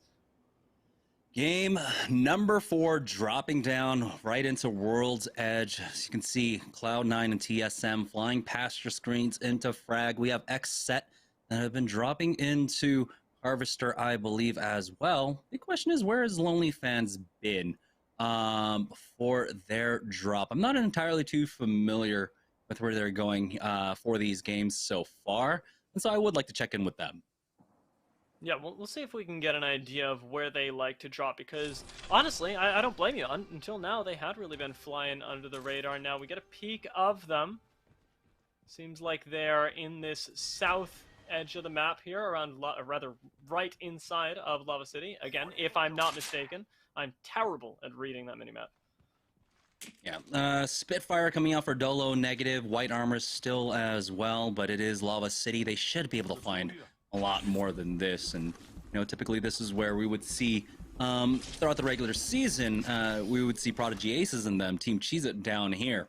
But this has been left open for them. I believe just to their southwest over at Dome is going to be Team Intel, and we do have the ring. It looks like it is pulling up north. If we can take a moment to look at that, I would love that. Yeah, we'll get an idea then of what teams are favored, and it looks like we're actually getting almost the same rings as last time, yet another epicenter, and we'll see who ends up benefiting off of this, because last time, of course, we got a lot of early action right just down south of Fragment East, rather, but this time, maybe teams a little bit more wary of the shenanigans that have gone down there before, take safer or later rotations. Yeah, Survey Camp is going to be a high focus here for the teams that are rotating in early, playing the train platform outside the beacon, just to the southwest as well. Could be a position for teams to hold. Those are really great positions just because you have great sight lines for errant third-party shots. And right now on board with the Pittsburgh Knights, they are over here at Sorting Factory. They've got double blue armors on Bronzy and Mercy. Asura has himself that purple armor, so a great start for them. And whatever else they pick up, it looks like plenty of loot as well. So let's go ahead and keep swapping around. Ooh, never mind, gold armor for Mercy. Jackpot, and you're going to be very happy about that. It provides them a lot of efficiency coming into the mid game. You'll always be able to pick up red shields later when you do manage to knock down a squad, but you can kind of farm them off of other players more than you can yourself. Cutting over to Charlotte Phoenix, though, who are in our next zone up here by Epicenter, looking to take that top spot. I don't think they suspect anybody is up there, although the pinks come down, and they certainly sniffed out something. Yeah, NRG on their rotate, coming through stage and getting into train yard, are able to find 303 and get those kills here. CLG on their early rotate now, as they find themselves on the western side of Epicenter here, not too far away from where we had the squad just beforehand for Charlotte Phoenix. And so we'll see how deep CLG try to rotate in on this one. I'd be surprised if this ring continues to pull into Epicenter. I highly think this one is going to go over to Survey Camp. Holding this ridge line can be good for them, especially for a squad that's sitting on a white armor. Vaxlon still on that white, and so they're going to want to be a bit more proactive here in the early game to get them set up for the late. Yeah, it gives you a lot of safety holding the edge to be able to drop back, heal up without any real contest coming through. So CLG at the moment are going to stick around here, not wanting to push into that center and risk it all, although they are opening themselves up to flanks from desperate teams looking to escape the clutches of whoever holds that center zone around the explosion of ice. It looks like it's going to be a CLT, Charlotte Phoenix, taking that high ground right now by storm. Need to hold it though. Here comes the EMP, and that has to be Team Razer coming in. That's the squad that's been running that crypto. I don't know if anyone else is. It's hard to tell. But right now, they do have, of course, the zip lines covered, and so no team really trying to push them quite yet. No knocks as well, and so that should be enough to dissuade them, as it looks like actually CLG coming for the third party. So they take out Era throughout all of that now, but they are getting third party themselves, and they have to back off. Backline goes down. Xset are here. Clean picking up 2, and Rambo will finish off Lou. Once again, CLG going down in their early game, and so they might even fall further behind on the leaderboard. Finished off so quickly too, and it feels like that third party just caught them completely off guard. Push now does leave Xset with complete dominion over the bottom of Epicenter, and a nice rotation out. Do have to be worried about Charlotte Phoenix on top of them. TSM holding another edge over here, are going to be farming up the shields just fine, thank you, with a charge rifle on Imperial Howl, really laying down the hurt. And speaking of laying down the hurt, doesn't seem like it stops there. Timmy, what you doing with that laser gun? Oh man, Blueberry Smalls getting finished off as well, but it looked like that squad was just in between a rock and Timmy here, as he's going to continue to try and chase him down, only hitting for the 12 on that one. But now they might turn their focus onto the squad that's still up top, as it looks like it was MSP that was actually forcing Lonely Fans into Team Timmy. That's a tough spot to be in, very, very clearly. An MST, a squad to be respected. So Team Timmy looking like they're going to take the long way around back off here, but the ring is closing, and though it is just that first zone, you don't want to find yourself in a position where you have to push or suffer via that ring burn. So playing it slow right here could come back to bite them. NRG, though, not going to play it slow at all. Running in with shotguns ablaze here, right on top of G2, and they're going to wipe them out quick. And I was wondering when NRG would start hovering and watch the rotates coming out from NRG to take them out. Well, now is the time for them. NRG got themselves into a lot of trouble in the fourth zone of last game. This time around, they're going to play a little bit more edge here. They are really benefiting from it. They have a number of kills. They should have, I believe, 4 kill points overall. Might be 5, even though we only see the 2 on screen. As we join on board with Team Intel. They might have Team Timmy in front of them. We did have Team Timmy actually turning around and making their way back in through Lava City. They do have the bubble going down as you have Panders quick on their heels. Trying to hit them with all sorts of ordnance here. Will back away, though, as they weren't able to get the knocks. A little bit disconnected as Panders has continued to chase, but the rest of the squad has backed off. They've got to be careful here. Oh, it might just be Lonely Fans are actually good getting away. So you saw 00 negative bleeding out there. And so Team Intel were just trying to pick up the remnants of that squad. So, okay, this was actually a safe push for them. As scary as it looked there, especially with Panders extending, but that the bleed out is going to end up actually giving them a few points, and at the very least, they've got themselves a little bit of a better position. Heading over to Panders right now, R6 and Metrode, maybe hoping for the rotate that can come with that Valkyrie to avoid a little bit of the ring damage, but Metrode is a little far behind, so this is actually going to deal quite a bit. What it will do, however, is delay their encounters with any other squads, especially when it comes to actually being inside that ring, and maybe give them a little bit of an unexpected edge, because nobody thinks you're going to hang out in ring 1 forever. Yeah, they've got plenty of tools for the rotate as well, and they have a balloon right there, and like you said, they've got the Valkyrie ultimate. Team Liquid, a team that shouldn't be moving anytime soon, as they've got this high ground. They changed up their comp once again, so no Caustic for them, no Valkyrie for them. They're going back to the Bloodhound, Gibraltar, and the oh my gosh, I want to say Crypto, I want to say Caustic, it's not. There we go, Octane, thank you so much. But Team Liquid are going to be fine up here for a while. They can just hold on to this. Coming out with a great loot over by Trials. They've got the double gold armor along with the purple on Muffins. So they're sitting pretty. They're not going to be one for anything for some time now. Now it gives them a lot of safety and definitely the ability to play a little bit of these poke fights and win them just by a war of attrition. Cutting over to the Timmy squad, though, seems like we found ourselves a kill, as that's going to be MSP going down. Still got a few members around, trying to run out of ring here. The health bars are low. That's Flesh found by Timmy, and they're pushing for the kills. The lurk coming out from Team Timmy. It's all down to Panders now, as he might actually have been able to get away. 6 might have. Never mind. He's still stuck over here, and so Panders just use that redeploy in the middle of Geyser to take that. We'll see how long Team Timmy actually hover around here. There's an opportunity for Panders to try and get his team back into the game, as Team Timmy are playing on the edge right now, and so they're gonna have to start moving, and it looks like they will leave the banners, and so there is going to be an opportunity now for Panders. Here's Team Xset, though, the squad that took out CLG, making their next push. They have a full squad underneath them already with a knock as well. Bubble has gone down. They do have to be careful of the drop down from above them, and so they're just gonna go ahead and back away, play this one a little bit more cautiously now. We have an idea of where the ring is pulling as well. It is going to continue to go over towards the survey side, some of Fragment in as well. And retreating back here to safety, though, buys Xset a lot of time, and we'll see if they can make that push that they wanted happen. There it is, taken down Kodagami of Charlotte Phoenix. Now, an easy cleanup there for Xset to be able to get themselves yet another kill.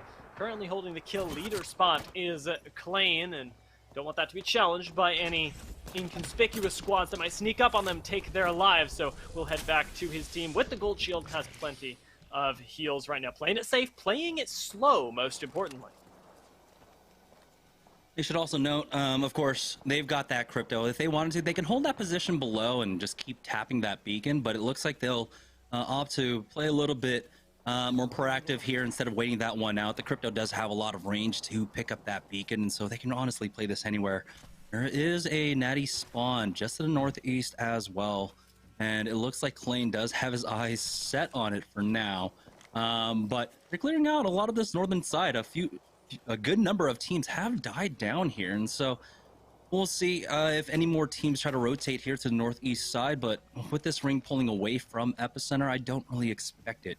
So things should slow down. We are down to 14 squads as round 2 finishes closing, and NRG are on the northern side of the zone right now.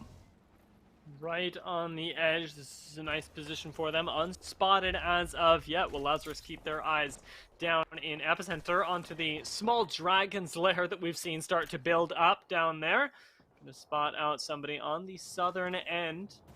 Not Panders. I'm still looking for... There he is! Flying through the sky is Panders, and I'm dubious about his chances of survival, but let's find out how long he can do it once he touches down. I'm gonna say 3, 2... No, he's still alive. All right. Well, let's see. Yep, he's able to somehow stay alive throughout all of that. I'm surprised that no one really took a shot at him mid-air, especially spotting out that it was a solo. He's, I believe, the only rat in the game, but there is... Oh boy, he's about to go down. No, it's actually going to be Muffins going down here as NRG was able to find someone on the northern side, just outside of Survey Camp. Rocker narrowly escaping death as he throws down that bubble, but he's got the rest of his squad covering for him, applying pressure onto the rest of Team Liquid now as the scout shots do connect onto Nocturnal from Rocker. There's a beautiful spray out as Lazarus trying to come in for the third party, but this might be a bad third party as we didn't see any trades on the other side. Good shots, it's connecting with 2 at the very least, but Oi Senpai does back away now. Lazarus forcing NRG back onto the train tracks. This is going to be actually a pretty holdable spot for now. Lazarus still very much in control of the high ground. Do need to be wary of any flanks themselves, but have at least claimed a few death boxes. This is a nice place for the rotation. Can spot out anybody trying to make their way into Epicenter from that north side, namely somebody like NRG, who could be coming in any second. Lazarus do have that additional little bit of safety. What they don't have in spades is kills. They didn't quite get that third-party dream there, and don't have the extra points that should be coming with their aggressive positioning, and that is something they need to look to amend very quickly, because we're closing in on that final ring where Lazarus have struggled quite a bit. Hey, TSM have made it to top 13 in this game. And we'll see if they can break double digits here. They'll need a few more kills, but they are looking to get aggressive now as the Beast of the Hunt has been popped from Imperial Hal. He does get some decent shots off and got that 30-30 repeater watching his back as well as Imperial Hal gets that first knock onto Cloud9. Need a little bit more though, and Snipedown is still trying to hold it down on the back side. They're not going to try and thirst this one as they back away. Hal might go for a repeat though. We'll see. Goes for the scan now as he will try to secure that thirst for himself, but looks like XSET might have been able to get out of danger. Defensive bombardment has been used as well, so they should be able to recover. Imperial Hal is keeping an eye on it for now though, as his Beast of the Hunt does run out. Here on the northwest side, it's Team Razer that have found themselves in a small engagement. Mr. Hakulo has taken a lot of damage, but was able to get that bat off now. Defensive bombardment coming down from Zara Tricky. I don't know if this one actually lands on top of that squad.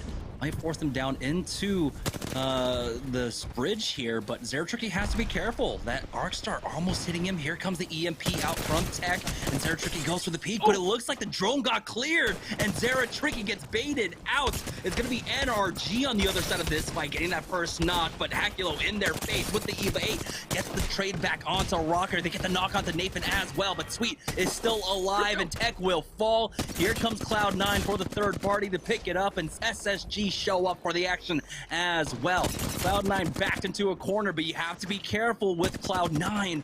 They can still scrap with the best of them, especially when they have the armor swaps. Defensive bombardment has gone down. It looks like Cloud9 have some cover to work off of now, but here's SSG finding the flank as the Niles doesn't get the knock quite yet, and somehow Cloud9 weather the storm. It's not over yet as SSG finds that flank on the right-hand side, but he's getting shot from behind as well. They get the first knock, and it's all up to Zach Mazer here, left in the 1v3, as SSG will clean that one up. Cloud9 knocked out once again.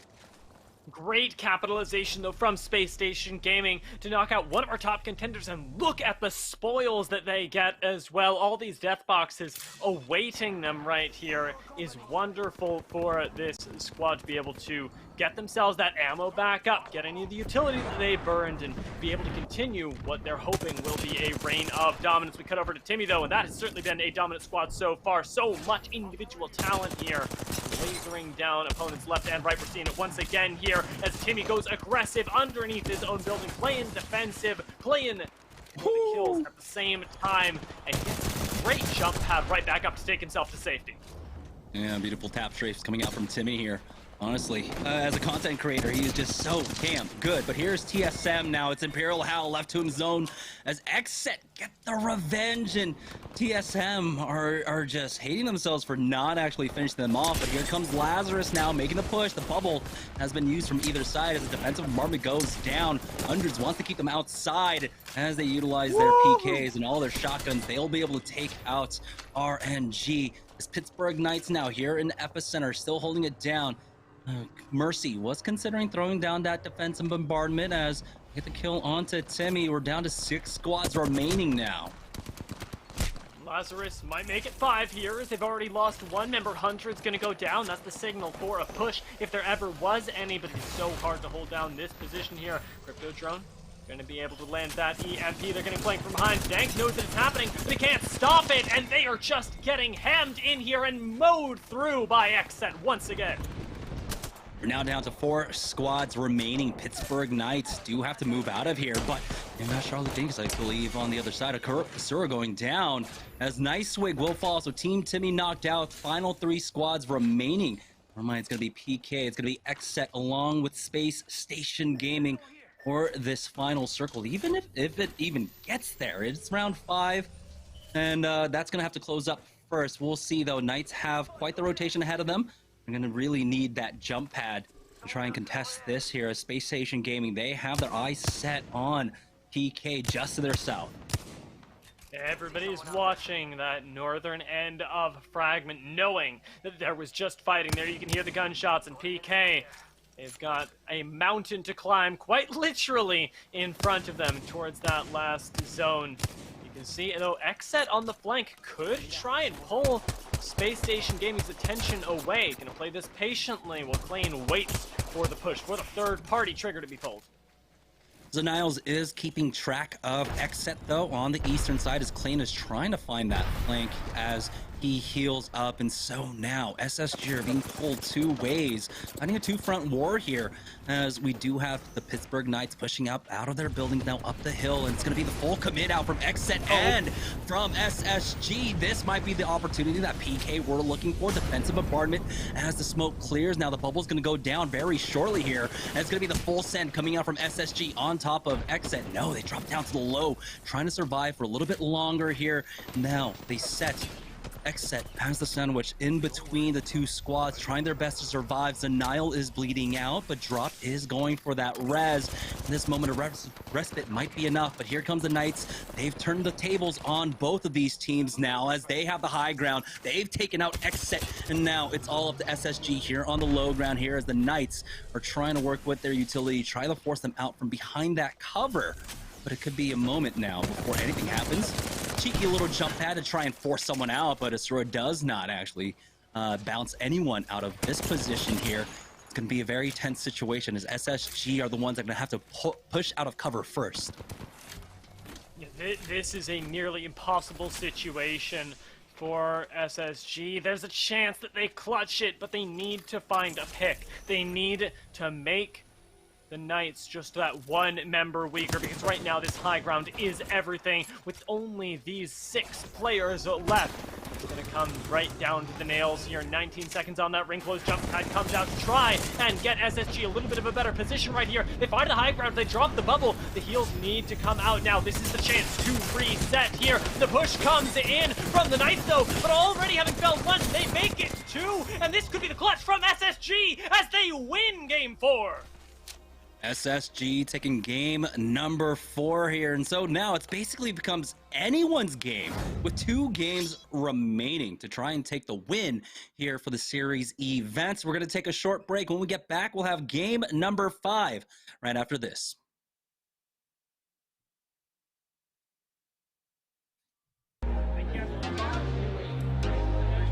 We're gonna do it in 3, 2, 1.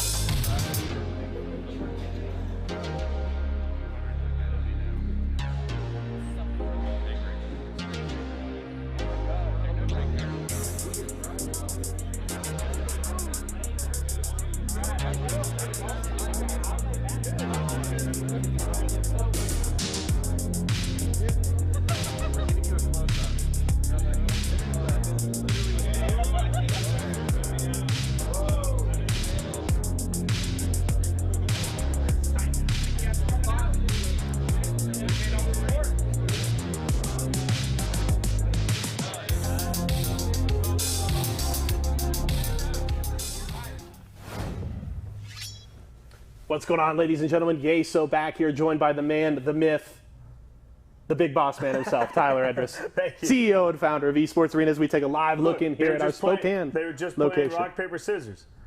I don't want to see who won, actually. I missed it. But that was pretty funny. They must be playing a fighting game or something like that. Yeah, I don't know. Smash, it looks like. Yeah, there we go. But again, a look into another one of our stores. We checked out Tulsa and our man Pearson earlier on in the day, and now we're looking in at Spokane Valley up in Washington here. We got to talk a little bit earlier about how the last 15 months have obviously been crazy for us as a company, as well as everybody. But it's awesome to finally see a bit of a return here to normalcy as we reopen As you can our see, stores. as you can see, we got a few folks there playing some video games. We may be running a tournament today. I think we're running a little bit of Call of Duty tournament today. That was just for your local areas and whatnot. There we go. What's up, Ryan? Hey. Looking good on camera. Right on. We are live. There you go. As you can see, that is live, actually. We are live looking to the folks over there in Spokane Valley, Washington. One of our first original 5 locations. We have 18 locations and growing all throughout the country. This is our inside Walmart stores, and that's what we do. We do $5 an hour for video game play, plus tournaments at night for any game that you pretty much want to play. We can host a tournament, and we host our own tournaments, and we do our league nights and whatnot through all of this. It's pretty funny. There you go. All communities love to come out and play. So, yeah there you go. It's awesome to get back to it. Love seeing everybody obviously enjoying some fun here today on a wonderful Saturday up there in Washington. And yeah, when you talk about all kinds of tournaments, I mean, we've run the gamut, really. All different kinds of fighting games, Smash, we've done Call of Duty, League, Valorant, obviously Apex, Fortnite. Yeah. I mean, a little bit TFT, of HOTS back in the day. We did Heroes of the Storm back in the day, Yes. CSGO. Holy smoke, CSGO was... Those are the hardest tournaments to ever run. They are really tough. Apex Legends is a fun tournament to run for sure too, but getting the server started, getting all our stats ready, getting everything ready to go so we make it a good viewing experience for the users. Takes a little time in between the segments, but thanks Twitch chat for letting us know that we need to start the game. Trust me, we're listening. Yeah, you know, we're all just back here just sitting on our hands waiting. Like, we just want to make you guys wait. But obviously, again, awesome to get a live look in here. Fun that we get to do this and check out just what's going on in our local locations. Hope they are enjoying the show along with all the games that they're playing over there. 4 games done, though, and I want to pull up our player of the game graphic here for game number 4. Later, guys. Miss you guys. Thanks for joining us. Obviously, we've seen 4 different winners today, and it was Space Station. It looked like they didn't have the great positioning. Pittsburgh Knights had the high ground, but they clutched it out largely thanks to Freaks up here. 5 kills, 2 assists, just under 800 damage, and we heard the casters talking about it at the end of their segment after that game. It really seems like with 2 games left to go, it's anybody's guess. It really is. It really is anyone's guess. Why do you think TSM is so much farther under the lower leaderboard? Are they not taking this game? Are they not taking the event as seriously, or are they just maybe not feeling it today? It's something that, you and I as traditional sports fans talk about a lot. You kind of see those championship hangovers. And obviously it's a little different in a battle royale where only one of 20 teams takes the title. But we saw C9 and TSM with top placements at ALGS, and that was not even a full 7 days ago. Right. So you could certainly attribute that to a bit of a hangover from what was a huge tournament, and you talked about it at the top of the day. That was a $600,000 prize pool. First place took $265 grand. It makes $10,000 seem real small to a $625,000 prize pool, but $10K for Apex Legends and little tournaments like this. Support the scene, supports the players and all that sort of stuff. We love to see this stuff, and it brings out good competition for everybody. That's the best part about Apex, is that you really don't have. You do have the best players that are for sure out there, but anything can happen in any game, depending on where the circle goes, depending on all that sort of stuff. So it's always fun to see the different types of leaders and different types of winners that we have, and you can have 5 kills with less than 800 damage. It's pretty good. Yeah, and with 2 games left, we talked about, it really is anybody's game, but I do want to take a look at 2 teams that I think are certainly contenders to try and take the top spot here, and that is NRG and CLG. We have a graphic we're going to put up here momentarily, but obviously they are the winners of our first 2 games. Ooh, it's actually, we're going to talk a little bit about Renegades. Okay, that means a bit of a shakeup in the standings. We obviously will check out our Mobile One leaderboard when we go back to our casters, but through 4 games, 34 kills to 20 here. That almost 4,400 damage. Average damage per game for NRG is crazy. Look at the placement. Yeah. The average placement? 4.75 for Renegades. That is impressive. That's impressive, but they're lacking on completely all 3 other stats. But the one that matters the most, probably, right, is placement here. Yeah, you're still averaging 5 kills a game. I guess you're getting a lot more points per kills too, so that's true. Yeah, you're right. And you get the win too. So Energy sure is beating it, but it's weird the average placement is theirs 8th.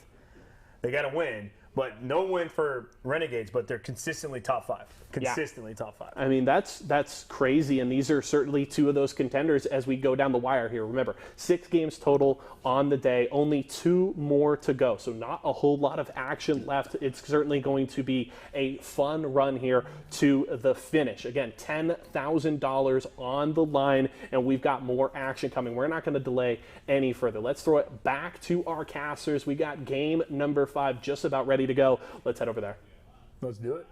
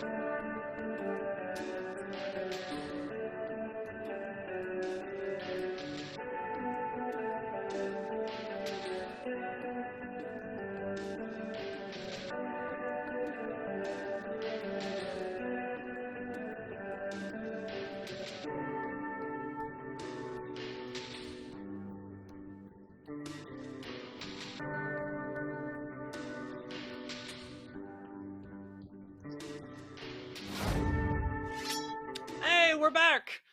Yep, NRG versus Renegades. Definitely a story that we have to keep an eye on, of course.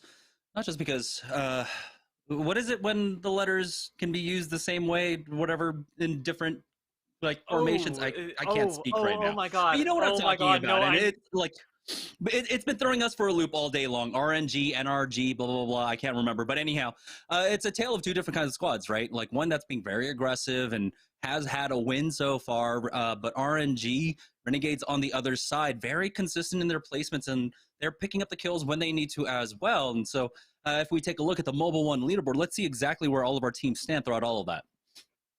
Yeah, I'm curious to see. Renegades have been consistently performing and are slowly but surely closing that gap. NRG, though, still finding themselves in the top spot as one would only expect. But the team that now has my eye is Team Timmy, who's really creeping up there. Yep. I mean, Team Timmy, they had a pretty strong start at the beginning, and they've been very consistent throughout as well. So 39 points overall. CLG finally dipping down to third place there. They haven't, I mean, they started off the day, game number 1 with 31 points, and the last 3 games, they've only been able to put together 9. And so they need to turn things around very shortly. But of course, with that big game in game number 1, they keep themselves in the running at the very least. If they can repeat that, this might just be game over for everyone else. But let's take a look at the rest of the lobby right now. As you can see, the middle of the pack, it's still hotly contested with Team Pop-Tarts in 5th place with 35 points, Xset with 34, SSG down there in 7th place with 33, and Knights with 30. There's still a lot of teams within reach of still trying to get the win here. They would, of course, need a team like NRG to just kind of brick on the next 2 games, but there's still a world where even down to maybe Team Intel in 9th place, they can eke out the victory. Absolutely, and let's not forget how many points are on the line, because of course you get 12 for that first place, but there are kills scattered all around the World's Edge that you've just gotta go out and find for yourself. So if you see teams like Knights, teams like Space Station Gaming taking a little bit more of an aggressive approach, that's why, because you can clean up so many. I mean, for God's sake, NRG cleaned up 19 kills in our first game of the day, and I'm sure we can top that. Let's go ahead and take a look at the Mobile One high performance moment from that last game, and really just all about positioning, as it was a 3-team affair. And at this point, Knights, they note that they get pushed on. Bubbles have been used from either side, a lot of utility, as it is the last fight here, but they do just swat this one down. And there we go, pushing right into the bubble. SSG clean this one up, really get themselves out of a really bad spot, being stuck there on the low ground. But initially, that move to the low ground was to avoid getting sandwiched by our last 3 squads. That's the positioning that you talk about, right? Is the knowledge that they can't put themselves in a bad one, but at the same time, when they are in the bad one, when they are in low ground, being able to make the best of that situation, that's what makes it a high-performance moment, to keep your head about you, even when everything is on the line in terms of those points. And Space Station Gaming really doing me. I'm still riding high off of that game, Jamerson. I'll tell you right now, my heart is still beating fast. Yep, as we head into game number 5 now, with 2 games left to go, $10,000 on the line. You have to show up here, and honestly, like a team like CLG, I want to see if they can turn it around. The last 3 games have not been going well for them whatsoever, and we'll see if they can really carry back that momentum from game number 1 back into the final 2 games of the night. But here we go, beautiful view over World's Edge, as we're seeing all our squads dropping in. This is what we're looking for right now, is sort of the who's dropping hot and who, most importantly, is getting zone right now. Pop-Tarts, they seem like they're in a pretty comfortable spot, and they've been performing rather well recently, so this could actually be their game. Just looting up slowly right now, but they do have that rotation into Fragment should they choose to take it. And it seems like that's the direction that they're heading in. Not looking for early blood, of course, but to get a sense of where they are and where they, most importantly, will need to be as that next ring does close. Does look like we might have a thermal ending here. This could go over towards tree. We'll find out in just a moment. We can see just the edges of the second zone there, as Impulsive Dream was able to pick up that beacon for us. Actually, this one should be tree. Yeah, so it does pull down to the southwest. Nice. Could be going on over towards Sorting Factory. And so a team like RNG, I mean, they've been pretty much slow in the uptake, and they've been really slow in basically the early game, mid games, and they waited out to really get the placements, and are very opportunistic in their play. So this is going to work out well for them, as they do drop down over there by tree. We'll see, though, if they get challenged like they did in game number 1 by G2. Maybe even It's Timmy shows up. But now we're on board with PK. the Pittsburgh Knights is their loot not looking too great, especially dropping over here at Sorting Factory. Triple white armors is definitely not what you want to see coming out from Sorting Factory. And remember that the Knights, they haven't been one of the teams that likes to hole up there. They haven't been like Renegades that sort of want to play more passive until the later stages of the game. The Knights are definitely somebody who wants to take the fight to you. And now, being in the center of the ring is going to challenge them and force them to switch up their play style completely, just to try and stay competitive in terms of the points. Already pushing out of Sorting Factory, trying to find a fight, or at least some sort of a different angle right now. Seems like they've at least spotted one squad, but push is going to be difficult out of here. The only way to gap close is on that zip line. Yeah, they've got that southwest side of Sorting Factory. This office building is incredibly powerful, especially for a squad that's sitting on white armors. You have great vantage point all around you. You should be able to keep tracks and keep tabs of a lot of teams.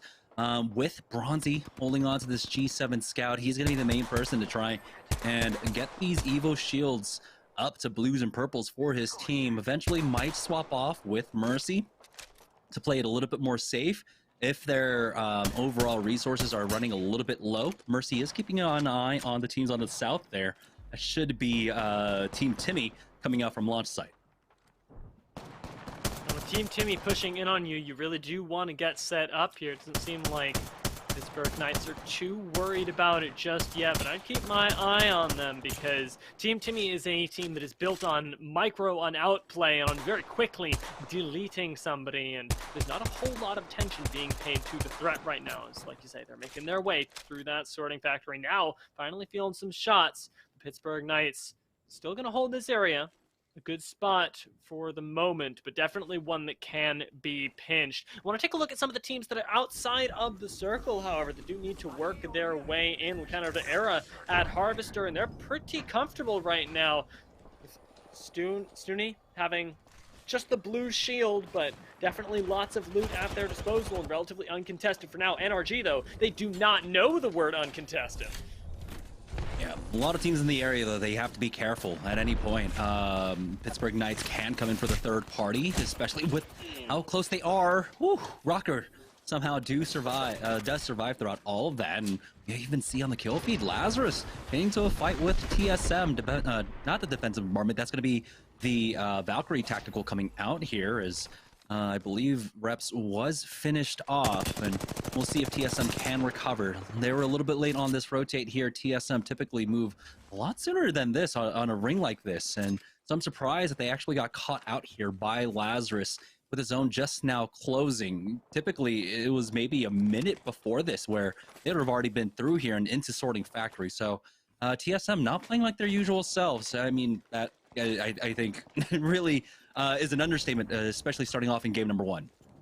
Yeah, and part of that, or at least now, I can sort of attribute to the fact that the day hasn't been going too well for this squad, and trying to shift up that play style may just be an attempt at trying to solve the problem, right? What is going on with us? Why aren't we able to close out on a lot of these games or even mid-game fights right now? And definitely changing things up has bitten them a little bit here, although they can still get that number back up. Well, CLG, they've at least got a spot for themselves, got some nice loot, and are feeling a lot more comfortable, even with their early placement, sort of holding them down in terms of points. Yeah, they're going to be playing on the north side of the zone right now up in Harvester, and this can be a bit tricky. Oh, no. Imperial Hal, OTM. I don't know how that happened. Because they were smack dab in the middle of the zone. What? I can't tell you. I can't tell you that one is a change in play style. That one is just questionable straight up. Team Pringles, though, very happy to pick up Snipe Down, wipe out TSM early, and that's the end of that story, really, because the placements have not been high, and at the moment struggling for points. Doesn't get any better this game.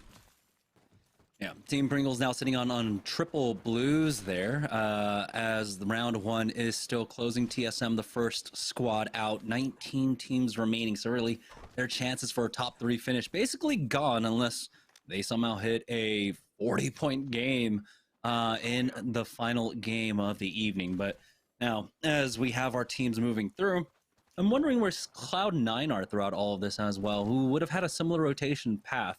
Team Pringles are safely here. It doesn't look like there are too many teams around them as well. And so let's go ahead and swap around and see where all of our other teams are holding up for this zone. There's Cloud9. Hey, look at that. You ask and you shall receive. We got to look at Cloud9, who are very well stocked up here in Shrainyard, have a good position on the ring, and get to play edge as they've been more comfortable doing recently. Still looking to group up, but there aren't a whole lot of squads in their area last we checked the map, so maybe not really finding that much fruit for their labor, despite the fact that they do have a good position. Everybody else seems in a real hurry to get to zone. Yeah, we already saw CLG moving in. I can't imagine Team Liquid are anywhere around here. So Cloud9 hovering around in Trainyard. It seems a little strange, but, you know, just slowing things down. Team Pringles, though, as they're making their way through Sorting Factory, they've got a team split up right now. 2 drop down to the low. The third finally joining behind them. Defensive bombardment has gone down. And right now, you do have Joey Cherish trying to go for that blanket. He does have an angle here on the right-hand side, getting some decent damage off, but they turn around onto him real quick and force him back. So Team Pringles miss out on an opportunity for some kill points here as CLG now are making their way into Sorting Factory. Oh my goodness! Lazarus getting lasered there as Hundreds goes down, and it looks like CLG should be able to pick this one up. Man is getting challenged outside by himself, but the EVA 8 shots aren't good enough. But oh no, the third party is here coming out from Lonely Fans with 2 knocks. It should be the full send as they are making their way on over. The fast res on to Vax. They don't have a gold bag behind it. Thermite down onto that door. They're trying to secure that thirst. Madness should get finished off, but they'll buy enough time for the third party to come out from Team Razer. And now they're going to try and force back Team Lonely Fans, but oh boy, what is going on here? Another team might be showing up behind them, and so Team Razer themselves have to back off, and they go back into the train tunnel here as things will slow down. We'll see if CLG can recover, though.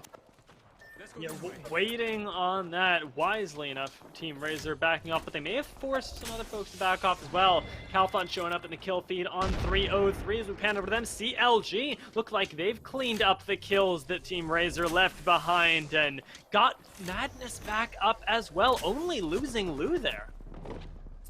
Yeah, they'll have an opportunity to try and get him back in. Team Liquid, though, here on the eastern side of Sorting Factory, able to spot out Joey Chairs, take him down, and so they're down to, I believe it's just a solo here. They will thirst that as well, so we're now down to 17 squads, 49 players remaining. Never mind, it's not a solo, it's going to be a duo then. Still alive for that team, as Liquid will be able to retake that high ground with the jump pad and still be able to hold here on the eastern side of the zone. The ring pulling down further towards launch site. So interesting pull to say the least, but it can of course continue to pull into Sorting Factory. I'm curious because where the ring ends up and where you're predicting that it will is going to matter a lot more for teams that are trying to play the zone as opposed to Liquid, who are the ones that get to sort of play this leisurely. They know where they stand in terms of at least the next ring and have plenty of time to plan out their moves until that final circle. Seems like they've spotted some prey. Okay, figured out what happened to Hal. It was the Valkyrie bug coming out for them. Very unfortunate. Hate to see it here. Team Liquid, though, still playing here on the eastern edge. As you can see, they're starting to ping down Banana. Might make a move for that in just a moment. They will, of course, bide their time. They have plenty of time with another minute before the zone finishes closing. But it looks like instead, they're just going to go ahead and wrap around. Go towards the south side. On board with Nocturnal now, as he's just handing over some loot to his squad, and they are getting shot up from behind, so they have to keep moving here. We do have that jump pad being used as well. It was Cloud9 on their heels. Ooh, Cloud9 is a scary team to have chasing you down and knocked. Jumping forward, looking for any blood in the water. Not finding anybody just yet, but instead they're going to make their way relatively uncontested down towards launch site. See if they can secure a position there, as there's lots of high ground to be had still available, it seems. Cloud9 playing a little bit wary, seeing shots or potentially folks up top. Yeah, they've got their eyes set on the buildings to the south there, just on the eastern side of, northeast side of launch site. If they can get it, that could be an incredibly strong position to get some safe kill points throughout the mid game. But we are seeing here in game number 4, where with a lot on the line, with $10,000 on the line, a lot of the action has slowed down just a bit here in zone number 3. We do have Liquid, though. They have finally made their push into the banana building, forcing them back. Wherever that squad was holding just beforehand. You can see Nocturnal controlling one side with that jump pad. Muffins will keep the back for his squad as well. And so things should slow down just a bit once again. This is one of those rings, you know, when you have so many buildings, the teams could just survive. And so heading into ring number 4, ring number 5, we'll still have a lot of teams alive. We'll find out, though, with the next pull of this ring. SSG, though, in a spot of trouble as their bubble has gone down. Another team just to the north of them now. As it goes down, they're going to go for the full send onto this Gibraltar. They've already lost out on 2 team Pop-Tarts. Just wipe them up, but they lose out on a 2. Farmer Lucas. It's going to be PK that dropped down onto them from that high ground position. And we saw them take very early on. It doesn't look like it was a full committal, so they do back away, giving them some time to try and go for that res. CLG, speaking of res, we're able to get the respawn onto, I believe it was Lou who was taken out, and so they get him back into the game, so CLG are back up as a full 3. CLG working miracles, honestly, to get Lou back in the fight. Have only an uphill battle right now as they're getting sandwiched in sorting factor. Remember, they've got Liquid on the flank as well, ready for the third party, so need to play this patient, can't go for the aggressive pushes. While Madness watches the flank, and Lou gets chunked out, keeping an entire squad at bay.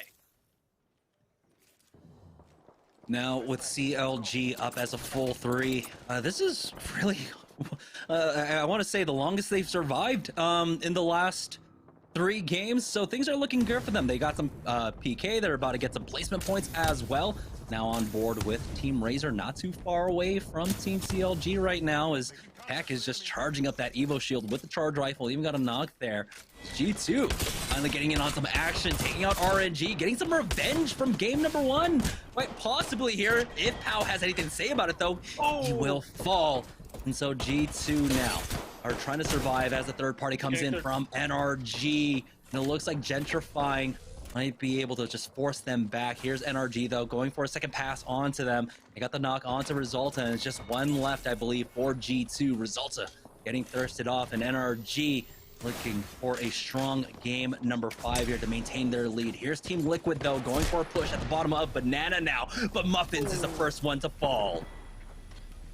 Watch Nocturnal now as he and Flanker are backing off, knowing that without that Gibraltar, they can't really contest the 3-man push. They don't have the utility, and instead are going to have to give up a lot of ground, potentially being pushed out of this building entirely. It seems like Razer are settling right now, holding their own position that they just claimed, and now have a lot of safety inside of the next ring. There's limited access to this room and a lot of ways for them to defend the choke points, especially with Crypto being able to scout out any potential threats and lay down that EMP. Yeah, there was a third-party attempt there that was just shut down by an Arcstar. Beautiful one coming out from Tech, getting that stick, forcing that player back.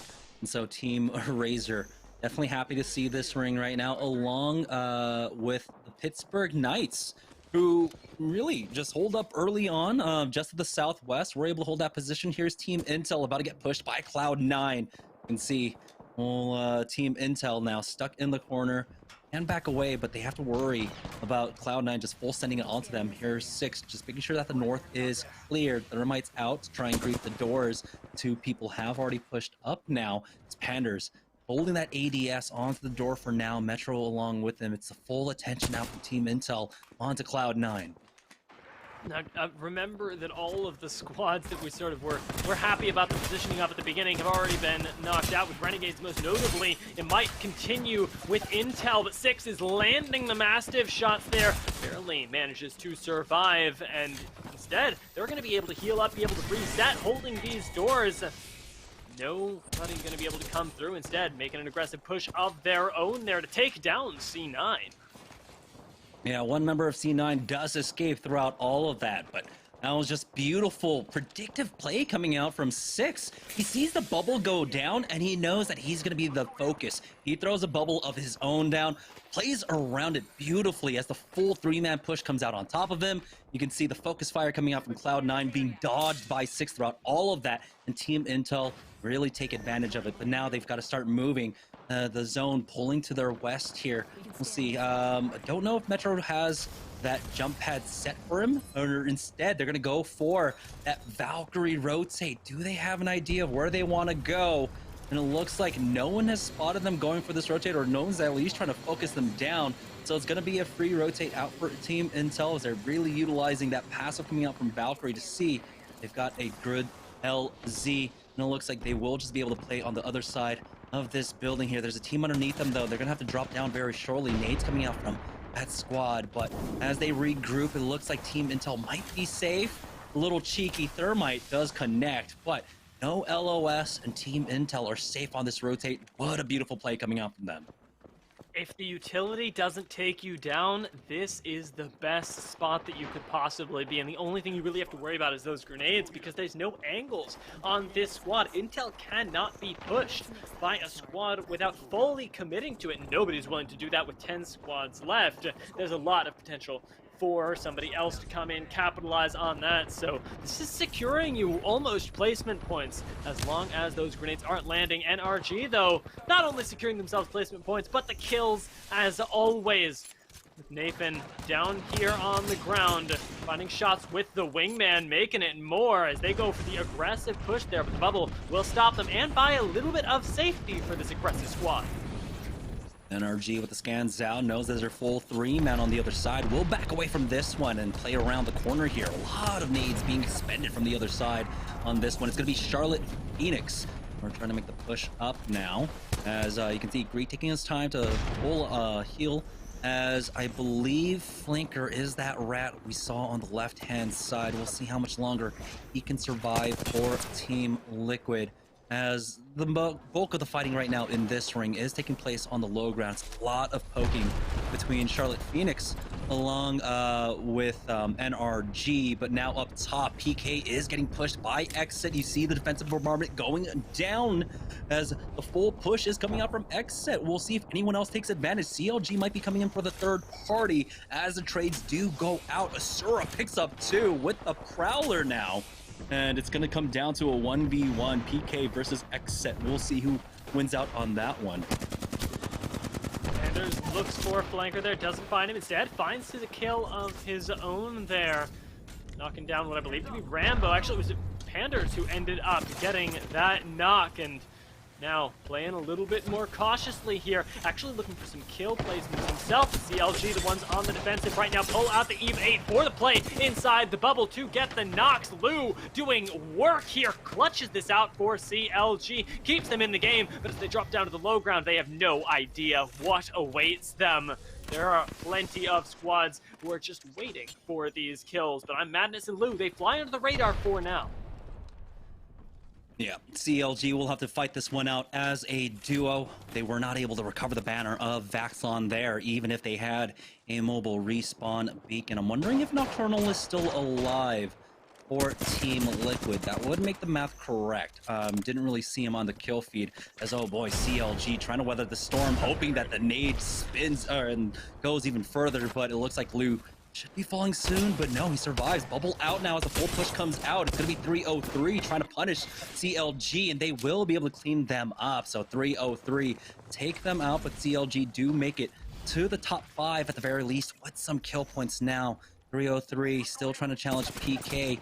You can see how this is such a strong winning position for the Pittsburgh Knights, but they have to deal with 303 and Team Intel, who could sneak in behind them at any moment.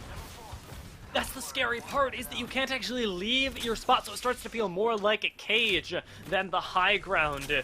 Pittsburgh, in a very, very tight one, do still have some ammo to work with, do still have great positioning, but how long can that keep you in the game? Because we've seen it be denied before, considering dropping down now.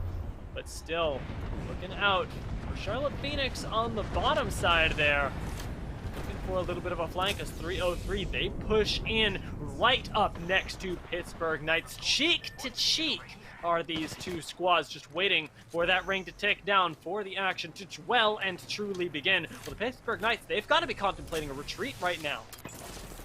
Yeah, you can see Team Intel getting a little bit antsy there on the ledge, and you can have Of course, I believe they still have the jump pad. They might have, they should have the Valkyrie ultimate as well, but that will leave them kind of vulnerable in the skies. Defensive bombardment does go down, force some PK back at the very least. Charlotte Phoenix still playing there on the low ground right now as Team Intel are slowly creeping their way up.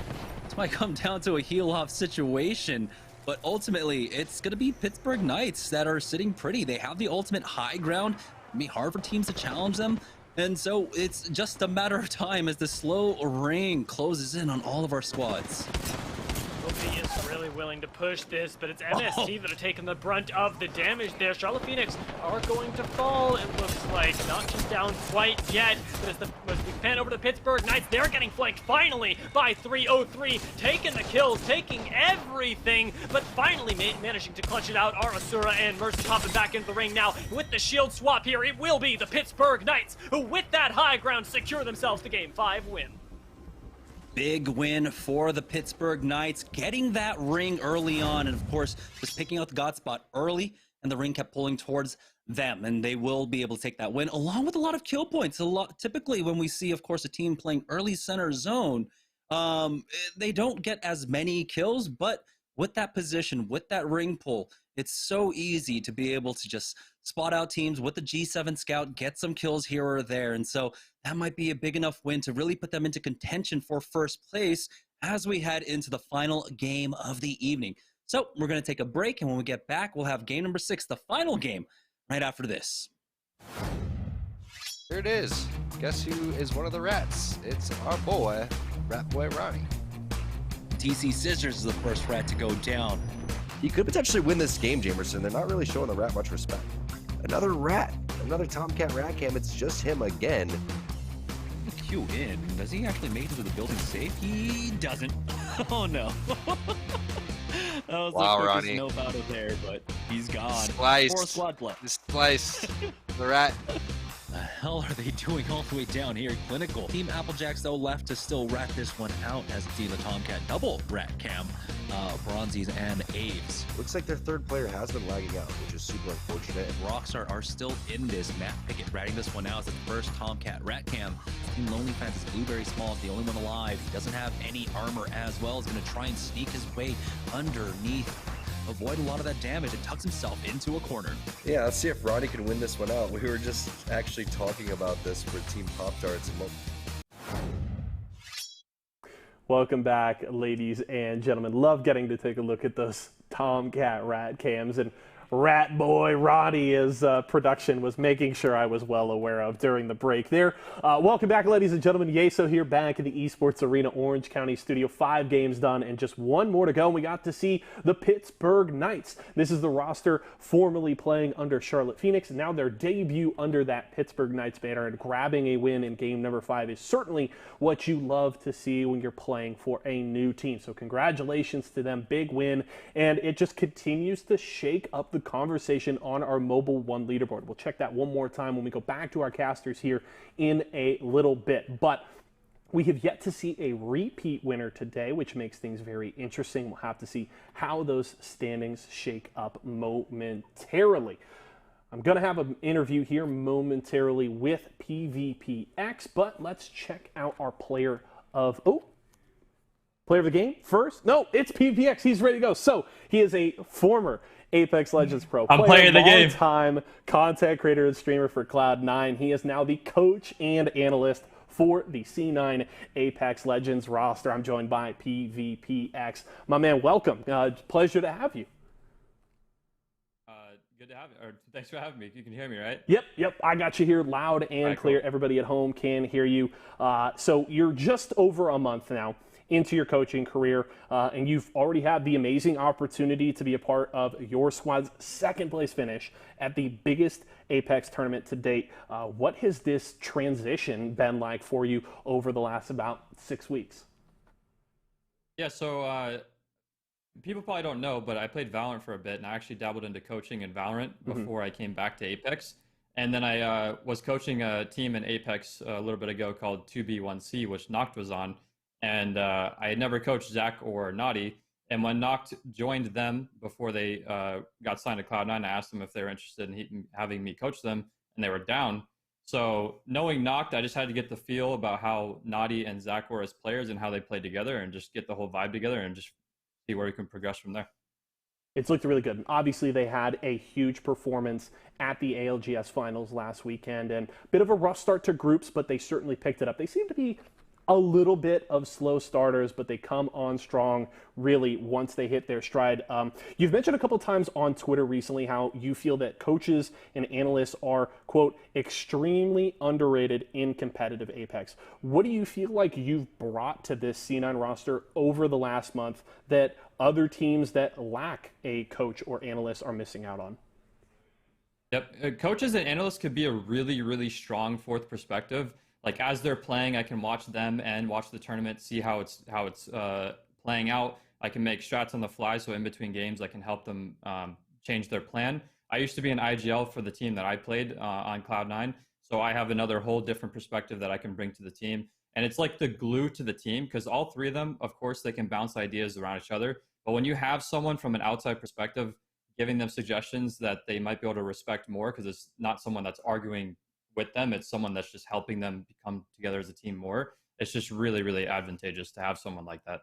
I also imagine it's got to help because, pro players can be very opinionated and very set in their ways. So it's got to be pretty helpful to have somebody with that outside perspective to give them, point out the things that maybe they don't notice. So that's certainly a big help. I talked about it earlier on in the day. I did a little highlight on the C9 squad and their performance at ALGS, and it felt like really going into the ALGS championships that C9 was a strong team for sure, but wasn't necessarily considered in the conversation for a tournament favorite.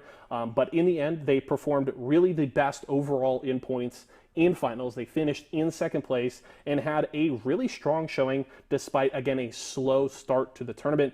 Do you feel like after that performance that this roster deserves to be in the conversation for one of the best in the world? I do, and I personally had them on that list for myself. Obviously, I'm a little biased, but certainly, I think C9 is a very steamroll team. Once they get the gears going, they just full throttle and they really do well. Like they said, they started out slow in the tournament and then they progressed and did way better towards the finish. I think the way that we thought the tournament was going to play at the beginning was much, much different than how it did, and we adjusted really quickly and they played perfect. All the practice that we put in the past month, everything just clicked perfectly. And one of my favorite things about this roster is I do see them as a top team in the world right now.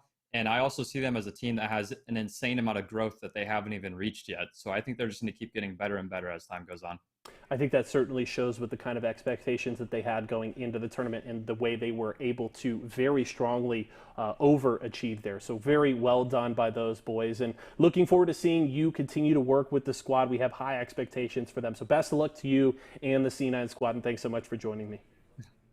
Thanks for having me. I appreciate it. It's always fun being on here. And thanks for the merch. I like it. Hey, looking great on you, my man. Pleasure. Yeah. Have a great rest of your weekend, ladies. That was PvPX, the coach and analyst for C9 Apex Legends. A great performance from them in ALGS. Bit of a rough day here today, but we'll see if they can keep things rolling. Do now have our player of the game here. Apologies for my little misstep there earlier. I jumped the gun a little too bit. PvPX was ready to go, but it is Ashura there from Pittsburgh Knights. 6 kills, 2 assists, and over 1,800 damage. He had half of the total kills there for the Pittsburgh Knights. We checked out our Mobile One leaderboard before game number 5. It was still NRG leading the way. And the question now is, does Pittsburgh Knights jump into that conversation? 12 total kills in that first place means a 24-point game for them. I'm not entirely sure where they were sitting in the standings going into that game, but 24 points certainly shakes up the conversation there. We'll have to see where they sit. I believe casters in the game are ready to go. Production will give me the thumbs up if that is in fact the case, but I'm excited here, folks. We've got one game left, $10,000 on the line, and obviously first place, that $6,000 prize is very key, but our gentlemen are ready to go. So let's not waste any more time. It's time for our final game of the day, folks. I hope you are hyped. We'll see who gets the big pot of that $10,000. His name is Jameson. I like it because it's close to my name. That was PvPX, the coach of Cloud9, and he's been a content creator, now a coach for the Apex Legends squad, so I'm happy we were able to talk with him. We'll see. Heading into the final game of the day here for Series E, And right now, it's just a big question of who's really in the running for the top 3. So let's go ahead and take a look at the Mobile One leaderboard to see who is currently leading and how many teams are in contention. It looks like a lot of teams can still fight for the top 3, but currently in the top 3, it's NRG, the Pittsburgh Knights, and CLG. CLG still in 3rd place, and so they keep themselves within the running here going into the final game of the day.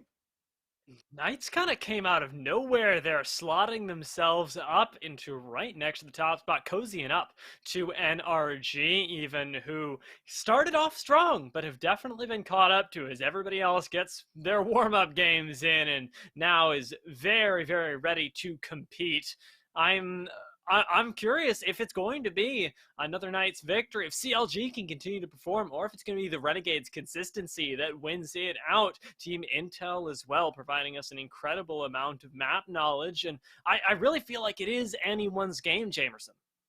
Yeah, it really does go down to basically almost 8th place there, with Xset in 8th place with 37 points, 20 points off from NRG, so there's still a chance. Well, let's go ahead and take a look at the Mobile One high-performance moment of that last game. And PK, they had the ring, and they had to pull over towards them. And this is just them really utilizing this position. And they picked up a lot of kill points along the way.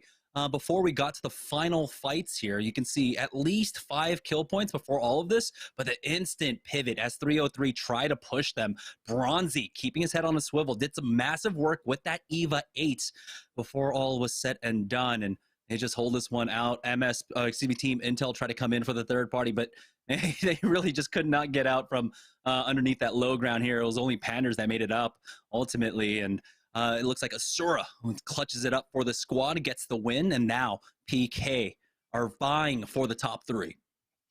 Yeah, and really good awareness and communication between this squad that has been together for a very long time to be able to pull that out. Just the rotation from Bronzy here, moving over, and the instant pull back as soon as he realizes that 303 is pushing up into the high ground, gets him a good flank, and it's just off capitalization from moment to moment, playing with every second up there, and obviously Asura and Mercy very much able to pick up the slack once 303 is taken care of there with the Prowler swap as well. Huge amounts of damage from this squad and huge amounts of points resulting out of that puts them in contention for our potential winners today for the potential 1st place spot, but definitely gets them into that top 3 conversation. Yeah, it seems like Team Intel having to deal with Charlotte Phoenix. They're on the low ground. They were a little bit late on that Valkyrie ultimate. You can see them right now just kind of showing up like Overlord and floating midair, and we're like, hey, we're coming to challenge you for the 3rd party. But PK really only had to fight a 2v1 instead of a 2v3 there, and they get that win. But with Team Intel with another strong finish, do put themselves in the running. They're only 16 points off from NRG. And so if you're NRG here, it's all about trying to make it out of the early game. Make sure that you continue to put points on any points for this final game. But with Knights hot on their heel with CLG as well, 7 points behind them, they have to stay active as well. They need to find kills in the mid game. But yeah, this last game should be a lot of fun, especially with so many teams in the running for the top 3. And I raised that challenge to all the other squads that we've got as well. I think one of the best examples of staying active that we've gotten was Lonely Fans all the way back in what I believe was game 3 or 4, when they picked up their win, constantly moving around Fragment West. Fragment East, and that sort of activity, just literal motion through the map, makes it so hard to pin you down, and when you get pinned down is when you end up falling, when you end up missing on so many of the kills that sort of just fall into your arms in the later stages of the game as the chaos starts to evolve. So to all the squads that are competing for just getting into that top 3, that's what I'm throwing out there, is keep moving, because the kills will come to you as long as you don't as long as you aren't the squad to get stuck in one place. Yep, and so we are getting the last game of the day set up. We have $10,000 on the line here for Series E, and just to get some admin stuff out of the way. Remember, if you sub to the channel, you will have an opportunity to play in our pre-game show, Deal or Steal. Lots of prizes on the line, so make sure you are subbed to this channel here on Twitch at Esports Arena for your opportunity to compete in that. We have a lot of great things that are given away. I don't know if anyone's won the Xbox yet, but there's that prize on the board. Lots of cool swag as well provided by all of our partners as well. So make sure you guys are subbed to that. And of course, make sure you're at least following the channel because we have a lot more Apex Legends coming up. Series E Season 3 will be starting at the beginning of, at the end of this month when we will have the draft day for the 4 teams that made it through qualifiers to get drafted into our partnered squads. But it looks like we finally have it. Game number 6, the final game of the day with $10,000 on the line. Can NRG maintain their first place position? Or will a team like CLG finally come back and have a huge game to finish it all off to upset them? Let's go ahead and head into World's Edge. Yeah, for the last time today, I'm going to miss it. I'm going to miss all the action that we've had, all the memories we've created across this map. But one last time, we will get the chance to see where that final ring does pull, because we've been talking about them so much, and a lot of our gameplay so far has really resulted from who gets that rotation first, who's able to play the ring and predict where it's going.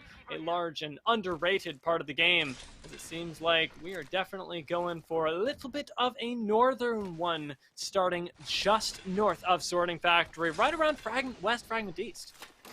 Yeah, Pittsburgh Knights, the winners of our last game, getting gifted also the hotspot here.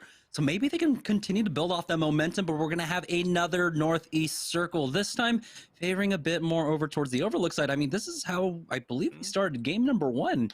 We might have a similar ending here, but I feel like this might pull harder over towards the rocks just to the north of Overlook. So if you're a team like Lazarus, Hundreds, G7 Dank, along with Oi Senpai, you might be happy to see this one. We'll find out in just a moment. Teams are starting the rotations through, as it looks like. We are 2 minutes before the zone starts closing, and so now teams have to start considering where they want to play for the mid game.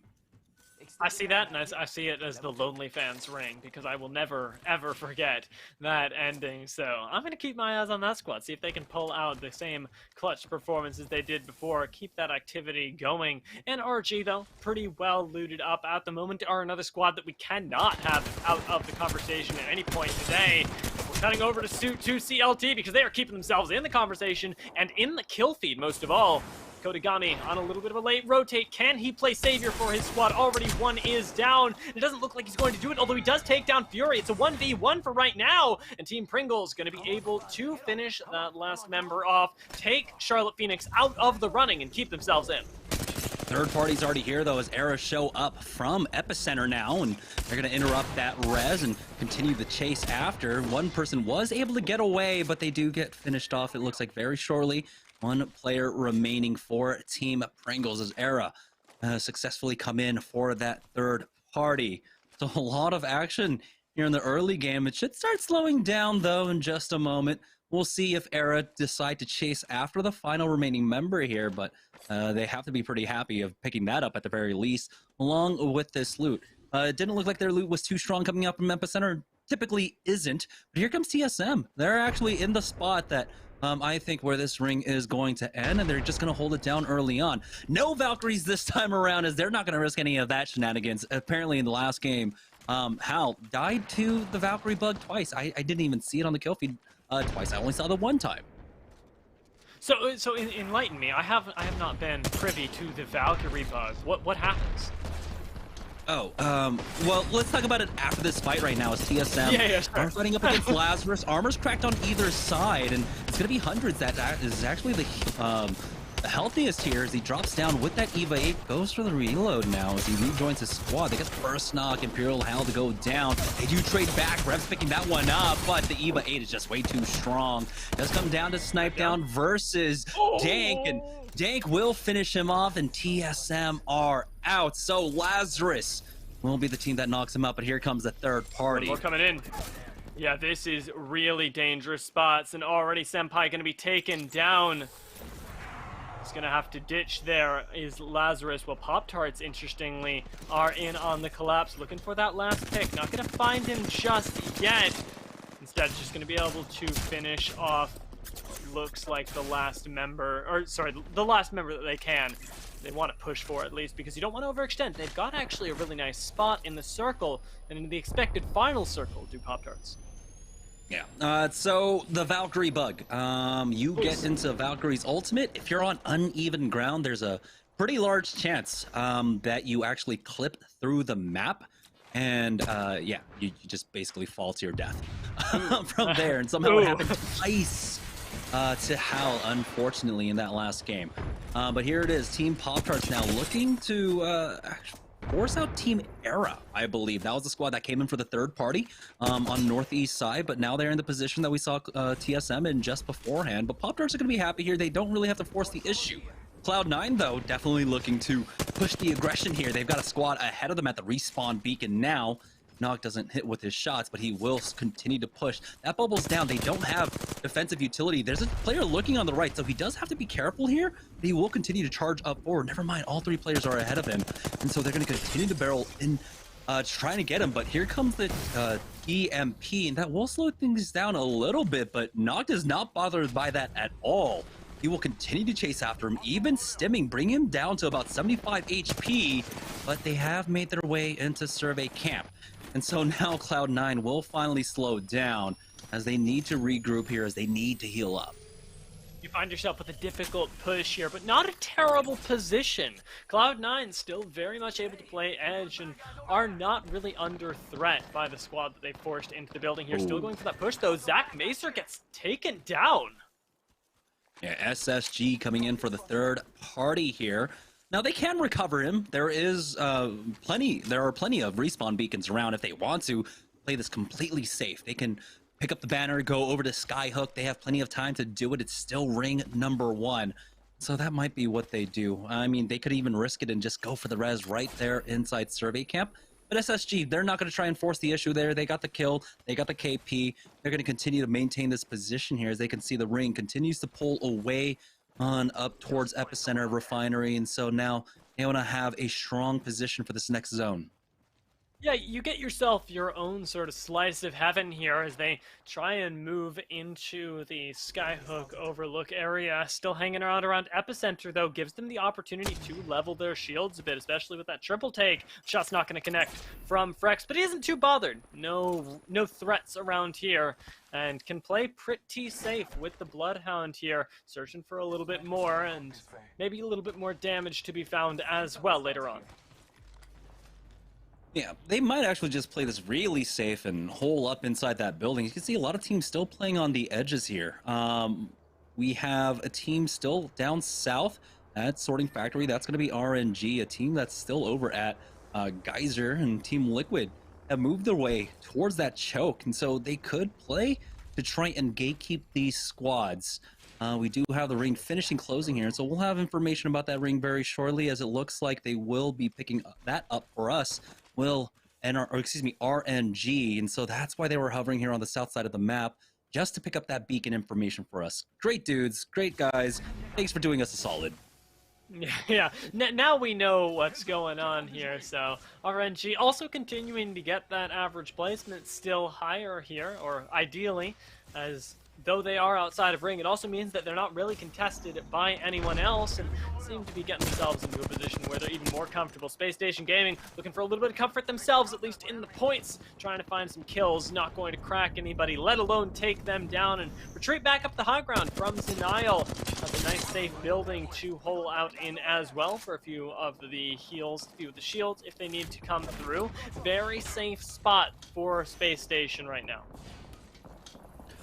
Yeah, the third party's showing up, and so good awareness coming up from Zeniles to back off. Rex got cracked throughout all of that, and so they'll just weather the storm for now. They'll play this one slow, and it looks like action has slowed down. 18 squads left with 52 players left in zone number 2. So still, it was a very fast start to the game, as it looks like Liquid, with that gatekeeping on the southern side, did run into Team Timmy and got the first knock, and that's a very crucial one to take out Timmy first. but they did get the res. He gets re-knocked now as Team Liquid get turned around on. Nice swing. Is able to get the knock onto Muffins with that defensive bombardment. We'll see if they turn around to try to get Timmy back on up as he is holding that door. Is a prize for now. They hear it, but they're not going for it. Are they out of utility? And it looks like they are. So Team Liquid themselves recover, get Muffins back on up, but this might have bought enough time for a third party to come in. Liquid need to get out of here. They are ditching so fast, and there's another squad in between them and the third party to hold it off, namely Team Timmy right now, who throw down the bubble, try and get that res. Need to get the reset with the prize still holding the door. It is everything that they can do to stay in the game. Do not falter. I'm not faltering yet. I'm waiting for this micro to come out because the shots, the lasers have been coming from this squad all day, and you better not push them without being prepared to take one to the face. And I believe that's NRG that are holding the roof above Team Timmy right now, and it was one of the things that saved them and allowed them to recover Timmy and get the res, but he has been knocked down a couple of times, and so it becomes a little bit scary here in these engagements. If you get knocked again, you're not going to have as much time to try to go for the reset, to try to go for the res. You're going to be under a lot of pressure here, but now round 2 closing as Team Timmy, not too much should be taking place here. I see NRG just actually running off of this one, especially with Liquid in the area. Looks like G2, though, have gone into a fight up against Cloud9. Noct is the first one to fall. Zach is trying to hold the line here, but he gets kicked out as now they get the knock onto Designful. Naughty will fall, and Cloud9 are out. G2 finally waking up here. It's been pretty rough go for the last 5 games. Maybe this is the game where they finally turn it around. They rotated for such a long way to get this unexpected flank, and I'm glad to see that it actually pays off all the way up here towards the northern end of Epicenter. Going to be caught by the ring, though, as Gentrifying goes back from perhaps a little bit of loot. Not feeling like that was quite done just yet. Has a nice golden helmet for himself as well for a little bit of extra speed to get back into the ring. But the rotations need to be swift and fast from G2, and they need to be silent and deadly because the third party is really where they have been excelling, and the aggressive push that we haven't really seen for the remainder of the day. I don't want to say that it's just a fluke that they're doing it here, because I want it to be true. I need it, I dare say, to be true for Designful, Resulta, and Gentrifying to show us what they're made of. Now the ring will be pulling continually over to the east, and so that position we saw TSM in earlier, in the rocks just above Overlook, will prove to be extremely valuable as we now join on board with Team Pringles, not too far off from where G2 are. So that could be the next fight we see. Shots ringing across the bow there as Joey Cherish didn't get hit, but he's still going to act like he was. Does get behind some cover, and now they are getting flanked. That is going to be G2 coming up behind them here. What is the play? And it looks like just avoid the fight. So they're going to try and back away, but the laser, oh my goodness. Joey Cherish midair almost goes down. But he does survive, but for how long? G2, seeing that damage, might just full send it onto them. Yeah, is this a push is really the question we're all asking themselves, and what Pringles have to be prepared for. G2 are coming in hot here on the push. It's exactly as you called it, and it's going to be exactly the end of Team Pringles. Gentrifying finds those shots, almost eats a few back there, doesn't go down. G2 more than surely have this cleaned up, get themselves some nice heals and some nice kills as well to put them further on in our standings. They do miss out on one kill point throughout all of that, as it looks like Era, the squad that's, I believe, playing on the rocks just to the southeast of them, were able to pick up one of those kills. But now G2, this is one of those games where they need to pop off big. They need to have like a 30-point game because they did not perform that well throughout the first 5 games. It was a very slow start of it. This is a team that's really characterized by some high highs, but also some really low lows. So we'll see if they can turn around here, and this is already a great start for them as round number 3 will begin closing in about 15 seconds. We'll see if they challenge for those rocks that Team Era are currently playing off of. I dare say that they have to. It has to be a creative push right now, because being out of zone is not the recipe for success that we were hoping for. Instead, choosing to take the long rotate, the scenic route here. G2 gonna play this a little bit safe. to try and keep themselves in the game, not wanting to push up into Arrow with no data, where the Knights, they're holding high ground themselves and don't have to push anywhere because they're actually holding the zone. Yeah, they have this platform to work off of just outside of Overlook. And at this point, honestly, things are looking great for them. Lazarus, though, not so much for them, as we're on board with Dank. It is the Tomcat Rackcam, but he's been spotted out. That should be Era right above him, but he is about to get exterminated. I am dubious about the success of this Bloodhound. They should know it's a solo as well, so as the ring closes in on Dank, gonna have to move a little bit further, gets himself around the other side of the rock, and it seems like our Rat will be surviving for now as no push comes in from Era on the high ground, but NRG, they're the ones pushing for the kills. They're the ones that want to secure themselves this victory. They need to survive a little bit longer, though. We've only hit top 15, so everyone in the lobby has secured 1 placement point, but the 3 kill points as well is going to be much needed for NRG to maintain their position. Remember, they were only about, what, 7 points off the lead? SSG here on the on the eastern side of this next zone will have to push up. They do have the jump pad at the ready. They're looking fairly healthy with the triple purples as well, and so they can contest for this high ground. I'd much rather see them spend this next minute, try to poke and prod, maybe go up, but Team Razer are getting full pushed on. They get the kill onto Farmer Lucas. And that's going to be the end of him. Unfortunately, Farmer Lucas's journey in the tournament likely to end here, as Razer don't have to move. They don't have to give up this death box, and the res unlikely to come in. So Farmer will have to sit by and hope that the rest of his team can carry them to those high points values, as Team Razer, they're the ones hiding out, still very comfortable in the building they've recently secured from the Farmers. Also, throughout that, our RNG were able to win out a fight up against 303, and so RNG, another squad that we have to keep an eye on. It's a very, very tense top 5, really, in the leaderboards currently, so a lot of our top scoring teams still alive throughout all of this, with their chances still alive. Team Timmy, I believe, had about 40 some odd points. So they are also another team that's in the running to try and hit top 3 here. They have secured themselves a building that is not in the zone. They have another squad above them. So this is a little scary, as it looks like Dank was finally finished off. Lazarus are now knocked out by G2. Get slashed there by the Tomcat, and now Team Timmy, they might get slashed themselves, rats or no, as NRG, they find themselves in a fight right off screen. NRG now trying to survive. Is Sweet gonna get knocked? But it's all up to Rocker right now, as he's gonna go down at 12th place. NRG are gone, and it's anyone's game. Oh my goodness, so much action breaking out here as X-Set narrowly surviving. They do have one knocked as RNG now making the push. SSG versus RNG. Bowser is down, but they will be able to take out Space Station Gaming, and now it might be Renegade's game. We've hit top 10. They've got at least 6 kill points as well. This might be enough for the victory. They do have to be careful. The squad above them now getting pushed here, and the flank is strong for CLG, who finally pipe up, taking them out. Now you even have Team Liquid getting involved. It looks like fighting G2 on the northern side.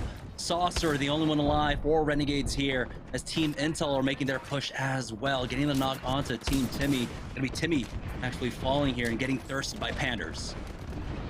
That is unfortunate for Timmy to have fallen there, but fortunately enough for us, the Renegades stream is still alive, sitting up top, all alone. See if they can rat out enough for those placement points, because this could be their game if you just secure those few. Already having more kills than any other squad right now. Intel trying to rack up a few of their own, but they are getting sandwiched in on the top of this roof. They actually force a bubble though and might choose to go aggressive. Panders really finding the shots right there, while everybody else is keeping these teams pinned down by the rocks off to the west. Importantly, they are not in the zone, and so they need to apply this pressure on this squad, have them a little bit slower on the rotate here. They do have the jump pad at the ready. Another big nade landing on top of Team Intel. It's looking like that thermal station ending again. but they should be able to heal up in time. They've got 30 seconds to move in with the zone, but Team Era, they're able to lock this position down early on, play off of it. CLG losing out on Vaxlon throughout all of this, and it looks like they might be safe inside of this truck, and so they can hold out here for a moment.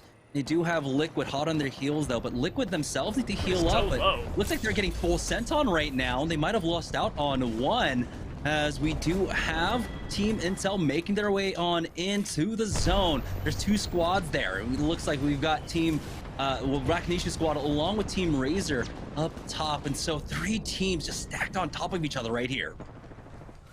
This is an impossible to push spot right now, but it looks like they're going for it anyway. Tech popping over the wall, might be taken down, gets his shields absolutely eliminated, but from the side, Team Intel get murked by the flat line, and it's going to be up to Metro Goat and Panders to make this work. Shooting through the stairs right now, throw out the utility, have the dome dropped on them, but can you even get the res? Panders is going to go for it, while Metro Goat plays for a little bit of cover, but the fight is broken out elsewhere with Razer fighting inside the building, now being pushed by Panders, and the rest here are going to find the knock onto Impulsive Dream. Hakuo healing up here. Razer have the perfect spot right now, and they're playing it so well. CLG looking for the kills though. They're going to get knocked. It's up to I'm Madness, and he's the last one left up right now. Can he push into the indomitable Razer squad?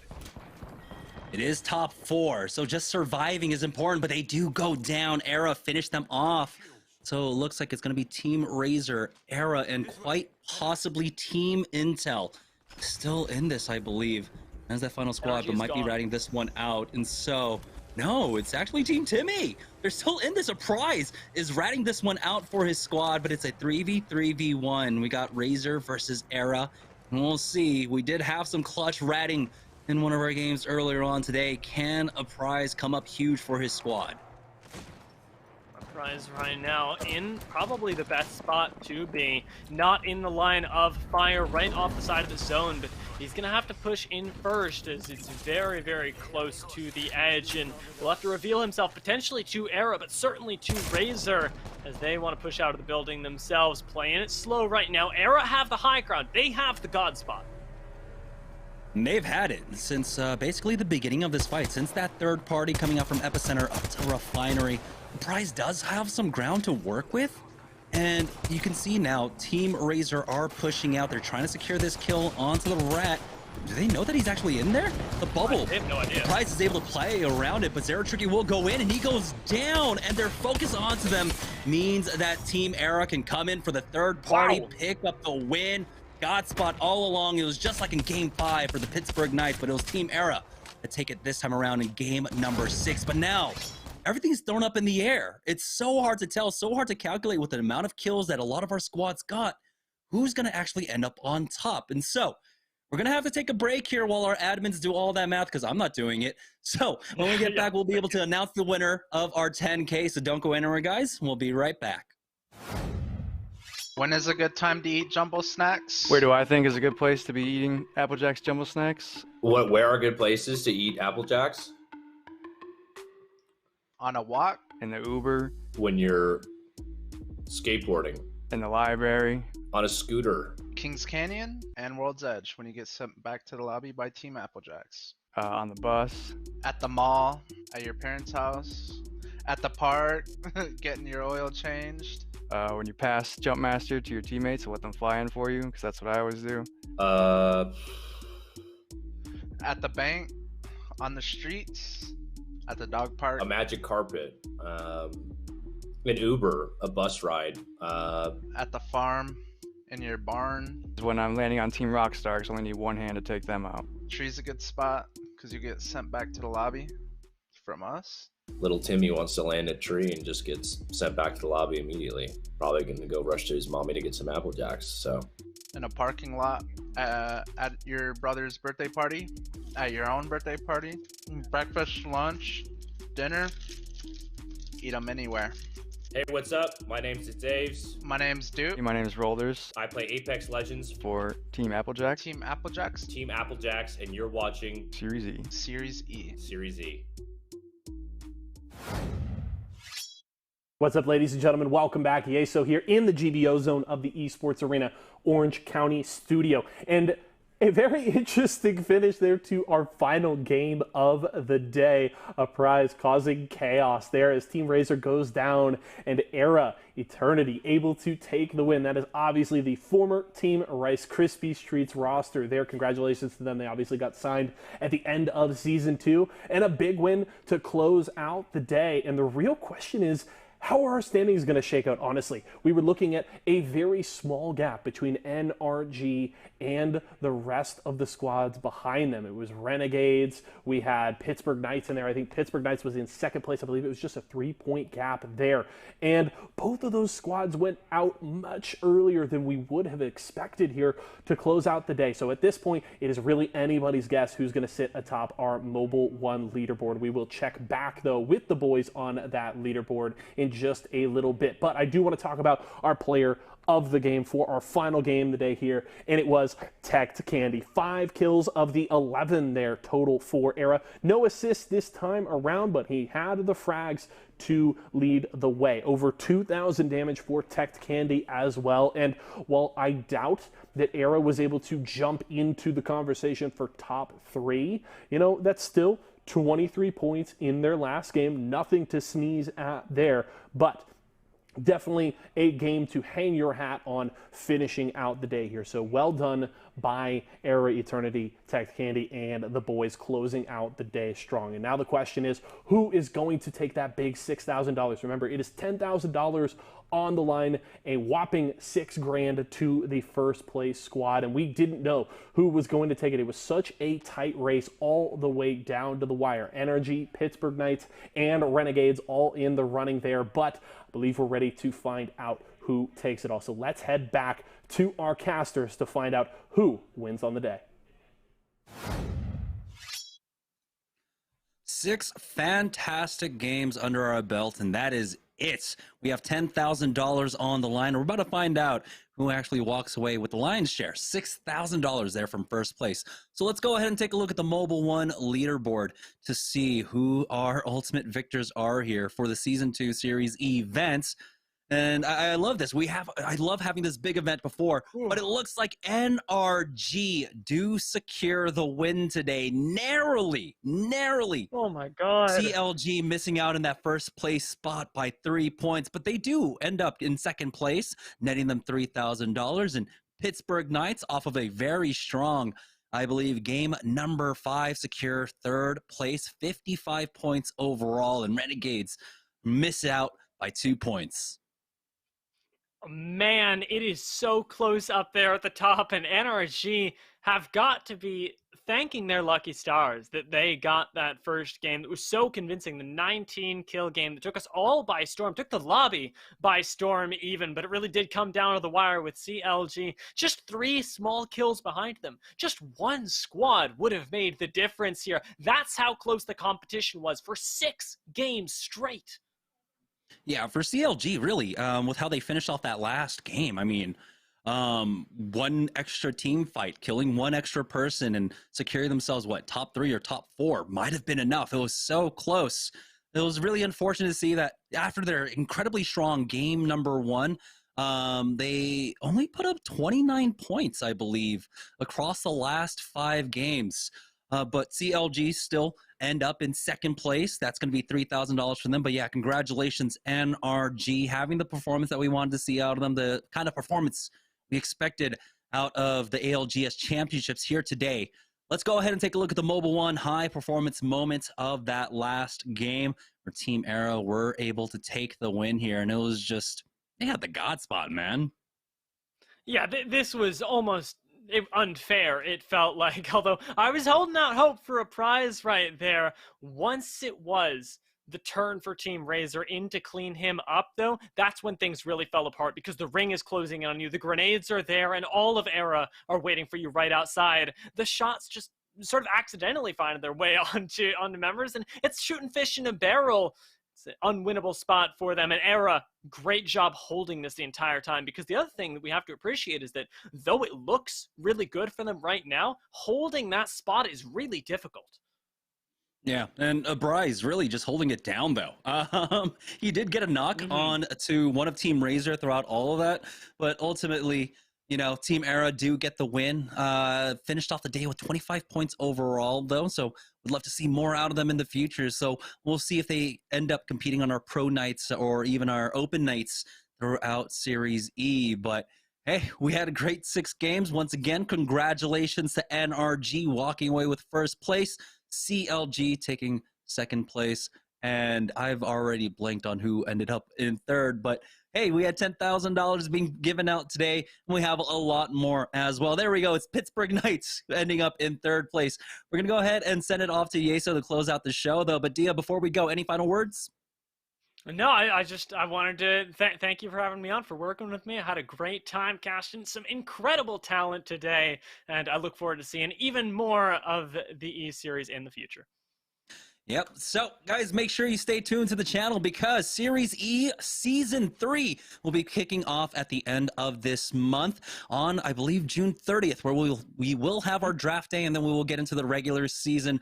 That's going to do it for us, though, as the casters. We're going to go ahead and send it back to Yeso to close out the show. So have a good night, and we will see you guys for Season 3 in a couple of weeks. Thank you, gentlemen. Great work on the day. Jamerson and Dia crushed it on the cast. Yeso back here once again with Tyler Enders, CEO and founder of Esports Arena, to close out what was a very exciting and very tightly contested 10K this time around. It really was. I got to be honest, because it was almost like, okay, well, like, what's the storyline here, right? And the storyline really didn't develop much the entire day because it was people, I mean, like, literally, like... We had 6 different winners every in single 6 game. games. Yes. And so, like, typically TSM runs away with it, you know, in the first couple of games, and it's like, okay, someone catches up to TSM. I knew the storyline today was going to be NRG, right? Yeah. That was a storyline going into it. They answered the call. They got first place. So congrats to NRG. That was awesome. But yeah, it was not until the very end there, we didn't really have much of a storyline, except for the fact that TSM in last place. Yeah, well, and the interesting thing is you look at some of the best performers from the ALGS finals a week ago had some of the worst performances today. Yeah. Cloud9 struggled as well. They obviously finished in second place. Meanwhile, you get NRG, who had a rough go last weekend. Cloud9 finished. You mean CLG finished in second place? Did I say? You said Cloud9. Yeah. Okay, not Cloud9. Oh, Cloud9 finished in second place a week ago is what I was saying. Yeah, yes. And then had a rough day today. Yep. And then NRG, who had a rough performance in the finals last weekend, come in today and looked strong. And the interesting thing is you talk about, we typically see those teams pull away, but they won with 63 points, which is not a lot. There was a lot of points spread out. There was like 2 points separating fourth and third. Yeah. And I think there was even like another, after that it was like 4 points separating, you know, fifth and fourth. So congrats to NRG though. I mean, they really were the talk of the town. They were even kind of favored in ALGS finals. Yeah. So maybe this is like a little bit of a revenge story here for these guys, because they know that, you know, they were hyped up for ALGS, and now they just came out and I mean, they didn't necessarily blow away the competition, but they did do enough, obviously, to seal the deal here in Series E event. Yeah, great performance. Obviously, you see the stats there up on the screen. 43 total kills. Nafin leading the way in the tournament with 16. Rocker right behind him with 15. So 31 kills between those two. Then another 12 for Sweet Dreams. So great fragging across the board from the squad. Their average placement, 8.67. And that just really goes to show you when you talk about having 6 different winners throughout the day and it being very difficult to develop that storyline because you don't really have those front runners until very late in the day. That average placement shows you this is a squad that comes out with the win, but they average just a little bit better than 9th place overall and only won a single game. So that just goes to show how tight the competition was here. And it makes it really exciting for me because now we're looking down the barrel of Season 3 of Series E. We have draft day on the 30th and then just about a week until we start competition. And when you see a tournament like this, as tight as it was, and then another season of competition right on the horizon, I think it makes it really exciting and just makes me ask a ton of different questions on what can we expect. Yeah, I mean, just looking at this right here, the average placement around 9th place every single game. So is it better to just go for kills as much kills as possible and not necessarily care too much about placement. Clearly right here, that's what Energy showed, right? They cared more about getting as many kills as possible. They did win a game, so they got that bonus points for winning a game, so that's great. Placement is very important, but if you're just going to sit there and place at the last end of the game, the final couple circles, and you're just sitting there waiting for placements, that's good. But clearly right here, it shows that you're not going to win that way, right? Energy did the most amount of kills they could possibly get. They clearly had, I'd like to know what like second place kills were. We should have more stats on that. That'd be interesting to know. Yeah. We'll have all these stuff. I'm pretty sure they get posted to Wikipedia and all sorts of stuff too, so look it up afterwards. But it poses questions. Series E Season 3, look out for that, right? Everyone's kind of understanding each other's play styles now. Like Series E, you kind of have a lot of the same people competing every single week, and they've been competing now for about 8 months against each other. So they kind of know each other's play style more and more. Pringles had nowhere to show up today, right? Yep. Like where'd they go?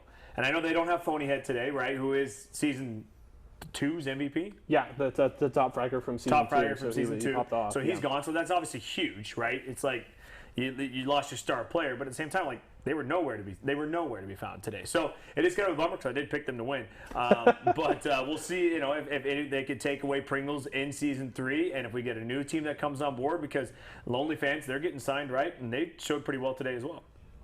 Okay. Well, do obviously want to give a big thank you to Walmart. We got to take our live look-ins throughout the day to a couple of our stores across the country, and you can see that map. Plenty of Esports Arena locations all across the nation, and we are opening back up, and expansion is coming. No official locations, yet, but keep an eye out on socials. Our goal is to provide this competitive gameplay to as many users as possible. Like we said before, if you do not have a nice gaming rig, it can be very expensive. I mean, a full setup, a PC is $2,000. A nice monitor is $300, $400, $500. A gaming chair is a nice $400. You have a keyboard, mouse, and headset and mouse pad. That's another $200, $300 right there. I mean, all in all, you're into like around $4,000 to commit to gaming on a PC. Now, sure, it's a PC that gets to do all these other things as well, but at the same time, you got to go all in on it. And that's a financial burden for a lot of people, especially people who want to play as many video games as possible and at the highest competitive level. Esports Arena, like that's our goal, right? I played in college and it was tough to play competitively because we had a lot of cheaters online. Someone had hosts because they had better internet, right? So and they may have had like a better setup than I had, and so that, you know, we keep it at a level playing field for you to have fast internet, play on good machines to compete against everyone else that has good machines. You're hitting, you know, 180 frames per second on Fortnite. You're hitting, you know, 150 frames per second on Apex. Things like that we make sure the competitive integrity is there. And so if you're at any one of these locations or around any one of these locations, or ideally in our future locations, we're there for you. We want you to come out. We want you to compete. We keep the pricing low so that you get an opportunity to play. We provide the sponsors. All of these partners, they pay Esports Arena money so that we can continue to give it back to you guys. Yes, we have to run a business. Yes. That's big. I got to pay JC's huge celebrity fee here now that he's becoming an influencer and all. But, you know, it's one of those things that for us, we offset the costs. We have great sponsors that help support the costs, support the community. We pay Apex Legends players. I mean, we've got 27 players that are paying $750 a month every single month. Haven't missed a payment yet. And even still, we're giving away prize pool paychecks every single night. Yes, exactly. Thank you, DJ Paychecks. But it's things like that we want to continue to build. Look out for a lot more cool announcements with Series E in the next coming months. Maybe we'll add more game titles other than just Apex, and more content every single night of the week. A lot of great things coming up. But thank you to all the partners for helping put Series E together, and we cannot wait for next season to start, and then Season 4 and so on after that. It's going to be awesome. Thank you to all the production staff too as well. You guys crushed it today. Promises to be a really exciting summer. As you can see to my left, draft day coming later this month. Do not miss out on that. That is Wednesday, June 30th, 4 p.m. Pacific time, right here, twitch.tv/esports arena. If you need any info, follow us on our socials, esportsarena.com. And if you guys don't have an Esports Arena location near you, let us know where we need to go. Blow us up on socials. We'd love to hear it. That's going to do it for myself, Tyler, the entire Esports Arena live broadcast crew. Thank you so much for joining us, guys. Hope you enjoyed the show as much as we did. We'll see you guys next time. Yes, indeed. Thank you.